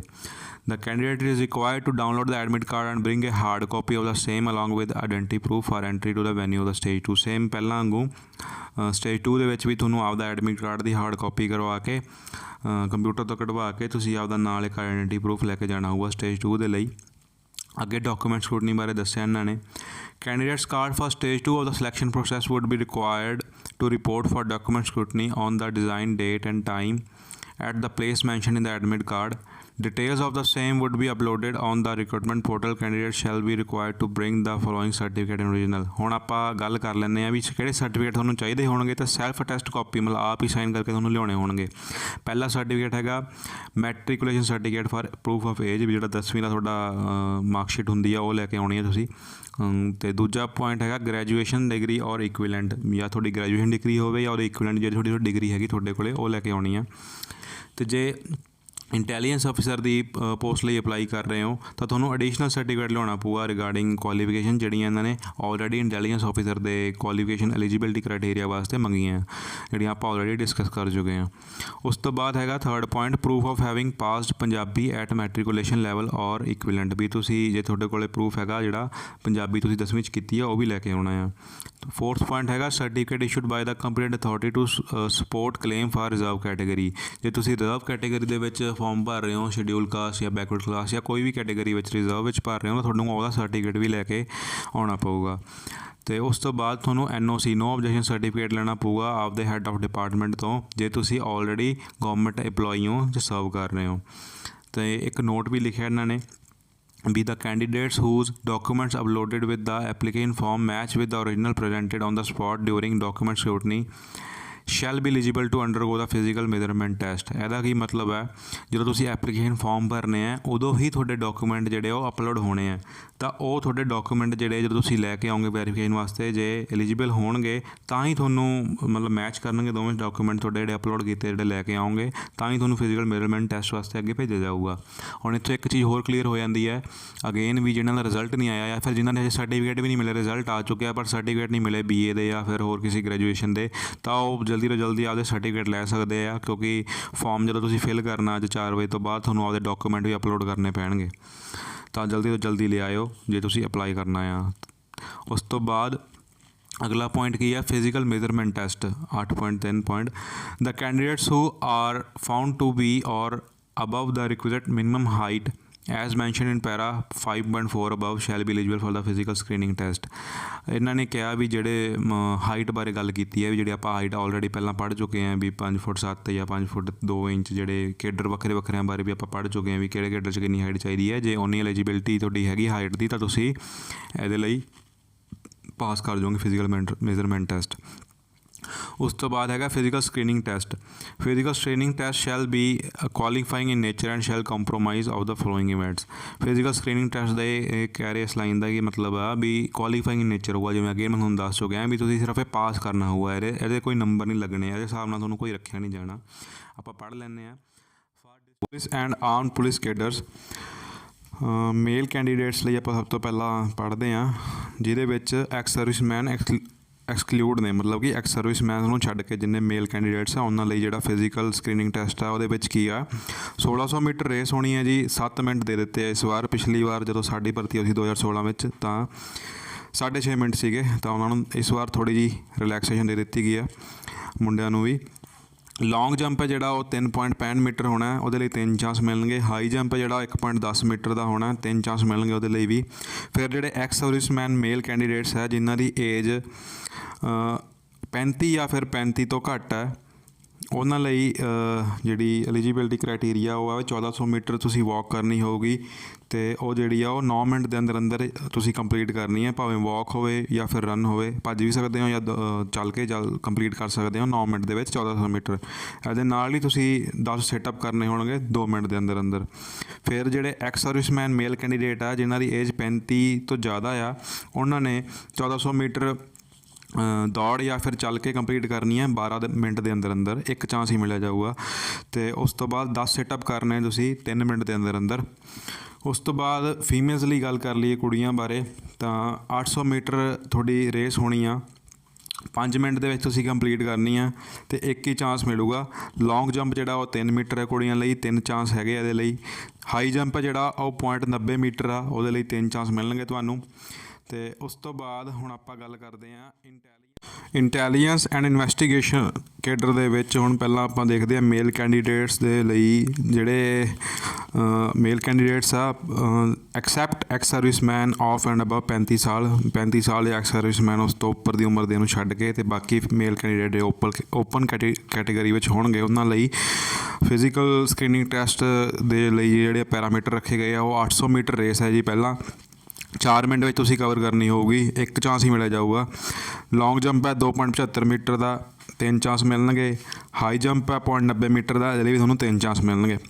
ਫਿਰ ਅੱਗੇ ਹੈ ਜੀ ਐਕਸ ਸਰਵਿਸਮੈਨ ਜਿਹੜੇ ਮੇਲ ਕੈਂਡੀਡੇਟ ਨੇ 35 ਜਾਂ ਇਸ ਤੋਂ ਵੱਧ ਉਮਰ ਦੇ, ਤਾਂ ਉਹਨਾਂ ਲਈ 800 ਮੀਟਰ ਕਵਰ ਕਰਨੀ ਹੋਊਗੀ ਉਹਨਾਂ ਨੇ 6 ਮਿੰਟ ਦੇ ਵਿੱਚ, ਭਾਵੇਂ ਦੌੜ ਕੇ ਕਰਨ ਭਾਵੇਂ ਚੱਲ ਕੇ ਕਰਨ।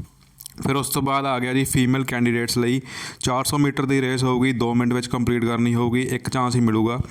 ਲੌਂਗ ਜੰਪ ਹੈ ਜਿਹੜਾ 1.80 ਮੀਟਰ ਹੈ, ਉਹਦੇ ਲਈ 3 ਚਾਂਸ ਮਿਲਣਗੇ। ਹਾਈ ਜੰਪ ਹੈ ਜਿਹੜਾ ਉਹ 0.75 ਮੀਟਰ ਦਾ, ਉਹਦੇ ਲਈ ਵੀ 3 ਚਾਂਸ ਮਿਲਣਗੇ। ਉਸ ਤੋਂ ਬਾਅਦ ਆਪਾਂ ਪੜ੍ਹਦੇ ਹਾਂ ਨੋਟ।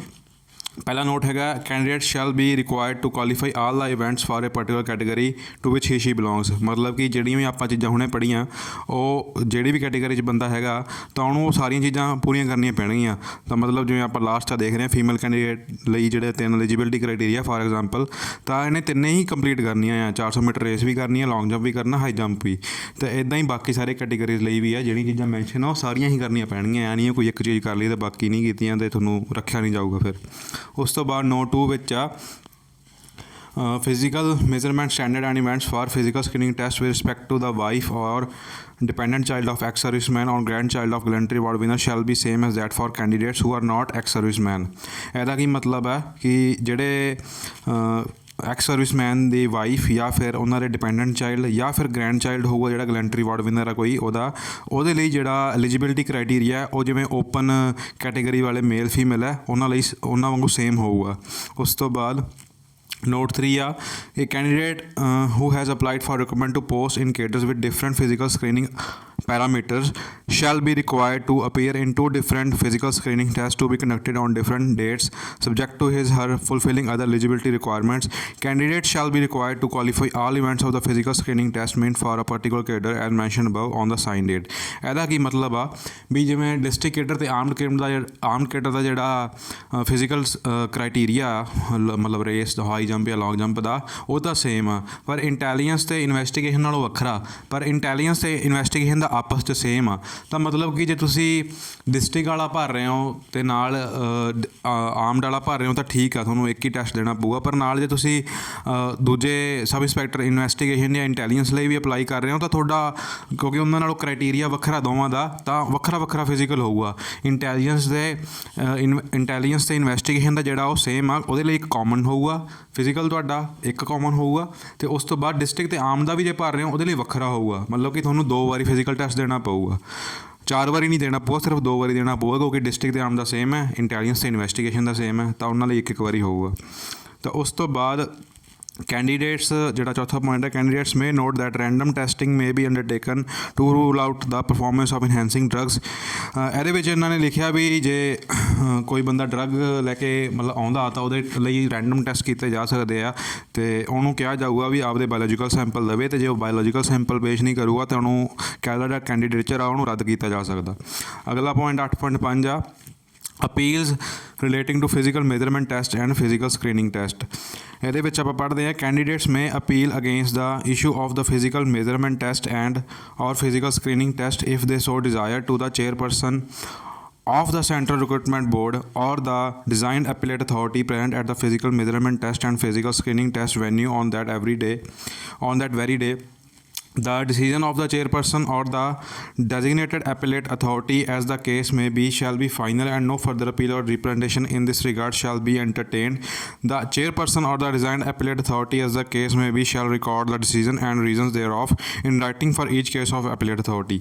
ਇਹਦਾ ਮੋਟਾ ਕੀ ਮਤਲਬ ਹੈ ਵੀ ਜਿੱਦਣ ਫਿਜ਼ੀਕਲ ਮੇਜਰਮੈਂਟ ਟੈਸਟ ਹੋਣਾ ਹੈ ਜਾਂ ਤੁਹਾਡੀ ਫਿਜ਼ੀਕਲ ਸਕਰੀਨਿੰਗ ਟੈਸਟ ਹੋਣਾ ਹੈ, ਉੱਥੇ ਜੇ ਤੁਹਾਨੂੰ ਕੋਈ ਅੜਚਨ ਆ ਰਹੀ ਹੈ, ਤੁਹਾਨੂੰ ਐਂ ਲੱਗ ਰਿਹਾ ਵੀ ਸਾਡੇ ਨਾਲ ਜਿਹੜਾ ਟੈਸਟ ਜਿਹੜਾ ਸਾਡਾ ਠੀਕ ਨਹੀਂ ਹੋਇਆ ਜਾਂ ਕਿਸੇ ਹੋਰ ਬੰਦੇ ਨੂੰ ਕੋਈ ਬੈਨੀਫਿਟ ਦਿੱਤਾ ਜਾ ਰਿਹਾ ਜਾਂ ਕਿਸੇ ਹੋਰ ਦੇ ਨਾਲ ਧੱਕਾ ਹੋ ਰਿਹਾ, ਤਾਂ ਤੁਸੀਂ ਉੱਥੇ ਜਿਹੜੇ ਐਪੀਲੇਟ ਅਥਾਰਟੀ ਕੋਈ ਡੈਜ਼ੀਗਨੇਟਿਡ ਅਫਸਰ ਹੋਊਗਾ ਜਾਂ ਫਿਰ ਬੋਰਡ ਦਾ ਕੋਈ ਚੇਅਰਪਰਸਨ ਹੋਊਗਾ, ਉਹਨੂੰ ਜਾ ਕੇ ਤੁਸੀਂ ਅਪੀਲ ਕਰ ਸਕਦੇ ਹੋ ਵੀ ਇੱਦਾਂ ਸਾਨੂੰ ਇਹ ਚੀਜ਼ ਦੀ ਪ੍ਰੋਬਲਮ ਆ, ਤਾਂ ਉਹ ਤੁਹਾਡੇ ਮੈਟਰ ਨਾਲ ਡੀਲ ਕਰਨਗੇ ਅਤੇ ਉਹਨਾਂ ਦਾ ਡਿਸੀਜ਼ਨ ਇਸ ਚੀਜ਼ ਵਿੱਚ ਫਿਰ ਫਾਈਨਲ ਹੋਊਗਾ। ਜਦੋਂ ਵੀ ਉਹ ਚੀਜ਼ ਨੂੰ ਦੇਖ ਕੇ ਡਿਸੀਜ਼ਨ ਦੇਣਗੇ ਉਹ 'ਚ ਫਾਈਨਲ ਹੋਊਗਾ। ਉਸ ਤੋਂ ਇਲਾਵਾ ਤੁਸੀਂ ਨਾਲੇ ਉਹਦੇ ਲਈ ਉਸੇ ਦਿਨ ਹੀ ਅਪਲਾਈ ਕਰਨਾ। ਐ ਨਹੀਂ ਹੈ ਵੀ ਤੁਹਾਨੂੰ ਲੱਗਾ ਵੀ ਅੱਜ ਐਂ ਠੀਕ ਨਹੀਂ ਹੋਇਆ ਮੇਰੇ ਨਾਲ, ਤੁਸੀਂ 2 ਦਿਨ ਬਾਅਦ ਆ ਰਹੇ ਹੋ, ਉਸੇ ਦਿਨ ਉਸੇ ਟਾਈਮ ਤੁਹਾਨੂੰ ਅਪੀਲ ਕਰਨੀ ਪੈਣੀ ਹੈ ਚੇਅਰਪਰਸਨ ਨੂੰ ਜਾਂ ਫਿਰ ਐਪੀਲੇਟ ਅਥਾਰਟੀ ਨੂੰ, ਜਿਹੜੇ ਵੀ ਉੱਥੇ ਹੋਣਗੇ ਮੌਕੇ 'ਤੇ। ਉਸ ਤੋਂ ਬਾਅਦ ਅਗਲਾ ਪੁਆਇੰਟ ਦੀ ਗੱਲ ਕਰਦੇ ਹਾਂ ਮੈਰਿਟ ਲਿਸਟ ਇਹਦੇ ਵਿੱਚ ਲਿਖਿਆ ਇਹਨਾਂ ਨੇ ਵੀ ਇੱਕ separate cadre wise merit list ਕੱਢੀ ਜਾਊਗੀ। ਐ ਨਹੀਂ ਹੈ ਵੀ ਸਾਰੇ ਕੇਡਰਾਂ ਦੀ ਕੰਬਾਈਨਡ ਮੈਰਿਟ ਲਿਸਟ ਕੱਢੀ ਜਾਵੇ, ਵੱਖਰੇ ਵੱਖਰੇ ਕੇਡਰ ਦੀ ਵੱਖਰੀ ਮੈਰਿਟ ਲਿਸਟ ਕੱਢੀ ਜਾਊਗੀ ਅਤੇ ਵੱਖਰੀ ਵੱਖਰੀ ਰਿਜ਼ਰਵੇਸ਼ਨ ਦੇ ਹਿਸਾਬ ਨਾਲ ਜਿਵੇਂ ਕੈਟੇਗਰੀ ਆ ਉਹਨਾਂ ਦੀ ਵੱਖਰੀ, ਹਰੇਕ ਕੇਡਰ ਦੀ ਵੱਖਰੀ ਮੈਰਿਟ ਲਿਸਟ ਕੱਢੀ ਜਾਊਗੀ। ਅਤੇ ਉਸ ਤੋਂ ਬਾਅਦ ਅਗਲਾ ਪੁਆਇੰਟ ਪੜ੍ਹਦੇ ਹਾਂ। In case of applicant scoring the same aggregate marks in the computer based examination the recruitment board shall adopt the following criteria. ਵੀ ਜੇ ਸਪੋਜ਼ ਕਰੋ ਕਿਸੇ ਬੱਚੇ ਦੇ ਸੇਮ ਨੰਬਰ ਆ, ਦੋ ਬੱਚਿਆਂ ਦੇ ਸੇਮ ਨੰਬਰ ਆਏ ਆ ਕੰਪਿਊਟਰ ਬੇਸਡ ਟੈਸਟ ਵਿੱਚ, ਤਾਂ ਫਿਰ ਉਸ ਕੇਸ ਵਿੱਚ ਕਿਹਨੂੰ ਰੱਖਿਆ ਜਾਊਗਾ, ਕਿਹਨੂੰ ਪਹਿਲੋਂ ਦਿੱਤਾ ਜਾਊਗਾ, ਉਹਦੇ ਬਾਰੇ ਪੜ੍ਹਦੇ ਹਾਂ। ਇਹਦੇ ਵਿੱਚ ਲਿਖਿਆ ਇਹਨਾਂ ਨੇ ਜਿਹੜੇ ਪਹਿਲਾ ਪੁਆਇੰਟ ਹੈ ਕੈਂਡੀਡੇਟ ਦੀ ਏਜ ਵੱਧ ਹੋਊਗੀ, ਸੀਨੀਅਰ ਹੋਊਗਾ ਏਜ ਵਿੱਚ, ਉਹਨੂੰ ਪਹਿਲੀ ਪ੍ਰੈਫਰੈਂਸ ਦਿੱਤੀ ਜਾਊਗੀ। ਠੀਕ ਹੈ, ਜੇ ਨੰਬਰ ਤੁਹਾਡੇ ਬਰਾਬਰ ਆ ਤਾਂ। ਫਿਰ ਉਸ ਤੋਂ ਬਾਅਦ ਜੇ ਉਹਨਾਂ ਦੇ ਐਗਰੀਗੇਟ ਮਾਰਕਸ ਸੇਮ ਹੈ ਅਤੇ ਡੇਟ ਆਫ ਬਰਥ ਵੀ ਸੇਮ ਹੈ, ਤਾਂ ਫਿਰ ਜਿਹੜੇ ਸਟੂਡੈਂਟ ਨੇ ਜਾਂ ਕੈਂਡੀਡੇਟ ਨੇ ਪਹਿਲੇ ਪੇਪਰ ਵਿੱਚ ਜ਼ਿਆਦਾ ਨੰਬਰ ਲਏ ਹੋਣਗੇ ਤਾਂ ਉਹਨੂੰ ਪ੍ਰੈਫਰੈਂਸ ਦਿੱਤੀ ਜਾਊਗੀ। ਇਨ ਕੇਸ ਤੀਜਾ ਪੁਆਇੰਟ ਹੈ ਜਿਹੜਾ ਵੀ ਜੇ ਉਹਨਾਂ ਦੀ ਏਜ ਵੀ ਸੇਮ ਆ ਅਤੇ ਜੇ ਉਹਨਾਂ ਦੇ ਡੇਟ ਆਫ ਬਰਥ ਵੀ ਸੇਮ ਆ, ਏਜ ਸੇਮ ਆ, ਅਤੇ ਜੇ ਉਹਨਾਂ ਦੇ ਮਾਰਕਸ ਵੀ ਸੇਮ ਆ ਪਹਿਲੇ ਪੇਪਰ ਦੇ ਵਿੱਚ, ਤਾਂ ਫਿਰ ਉਹਨਾਂ ਦੇ ਜਿਹੜੇ 10ਵੀਂ ਕਲਾਸ ਦਾ ਜਿਹੜਾ ਮਾਰਕਸ਼ੀਟ ਹੋਊਗੀ ਉਹਦੇ ਵਿੱਚ ਜਿਹਦੇ ਜ਼ਿਆਦਾ ਨੰਬਰ ਹੋਣਗੇ ਉਹਨੂੰ ਜਿਹੜਾ ਉਹ ਪਹਿਲੋਂ ਦਿੱਤਾ ਜਾਊਗਾ। ਅਗਲਾ ਪੁਆਇੰਟ ਦੱਸਿਆ ਇਹਨਾਂ ਨੇ ਵੀ ਕੋਈ ਵੀ ਵੇਟਿੰਗ ਲਿਸਟ ਹੈ ਜਿਹੜੀ ਉਹ ਨਹੀਂ ਕੱਢੀ ਜਾਊਗੀ। ਉਸ ਤੋਂ ਬਾਅਦ ਅਗਲਾ ਪੁਆਇੰਟ ਹੈ ਜਿਹੜਾ ਡੈਕਲੇਰੇਸ਼ਨ ਆਫ ਰਿਜ਼ਲਟ। ਜਿਹੜਾ final result of the selection process shall be uploaded on the recruitment portal and the Punjab police official website, ਜਿਹੜੀ ਮੈਂ ਤੁਹਾਨੂੰ ਹਮੇਸ਼ਾ ਦੱਸਦਾ ਹੁੰਦਾ ਪੰਜਾਬ ਪੁਲਿਸ ਦੀ ਆਫੀਸ਼ੀਅਲ ਵੈਬਸਾਈਟ ਆ, ਉੱਥੇ ਹੀ ਸਭ ਕੁਝ ਚੈੱਕ ਕਰਿਆ ਕਰੋ, punjabpolice.gov.in। ਇਸ 'ਤੇ ਹੀ ਰਿਜ਼ਲਟ ਆਊਗਾ ਜਦੋਂ ਸਾਰਾ ਰਿਜ਼ਲਟ, ਸਾਰੀ ਪ੍ਰਕਿਰਿਆ ਤੁਹਾਡੀ ਕੰਪਲੀਟ ਹੋ ਗਈ। ਉਸ ਤੋਂ ਬਾਅਦ ਅਗਲਾ ਪੁਆਇੰਟ ਆ ਮੈਡੀਕਲ ਐਗਜ਼ਾਮੀਨੇਸ਼ਨ ਵਾਲਾ, ਜਿਹੜਾ ਕਿ ਬਹੁਤ ਜਿਹੜੇ ਸਟੂਡੈਂਟਸ ਨੂੰ ਇਹਦੇ ਬਾਰੇ ਵੀ ਡਾਊਟ ਹੋਊਗਾ, ਕਿਉਂਕਿ ਬਥੇਰੇ ਲੋਕ ਜਿਹੜੇ ਟੈਟੂ ਛਪਾਈ ਫਿਰਦੇ ਆ ਜਾਂ ਹੋਰ ਕੋਈ ਦਿੱਕਤ ਹੈ ਜਿਨ੍ਹਾਂ ਨੂੰ, ਤਾਂ ਬਥੇਰਾ ਮੈਨੂੰ ਪੁੱਛਦੇ ਰਹਿੰਦੇ ਵੀ ਸਰ ਮੈਡੀਕਲ ਬਾਰੇ ਦੱਸੋ, ਮੈਡੀਕਲ ਬਾਰੇ ਦੱਸੋ। ਆਪਾਂ ਪੜ੍ਹਦੇ ਮੈਡੀਕਲ ਬਾਰੇ ਕੀ ਕੁਛ ਲਿਖਿਆ ਇਹਨਾਂ ਨੇ।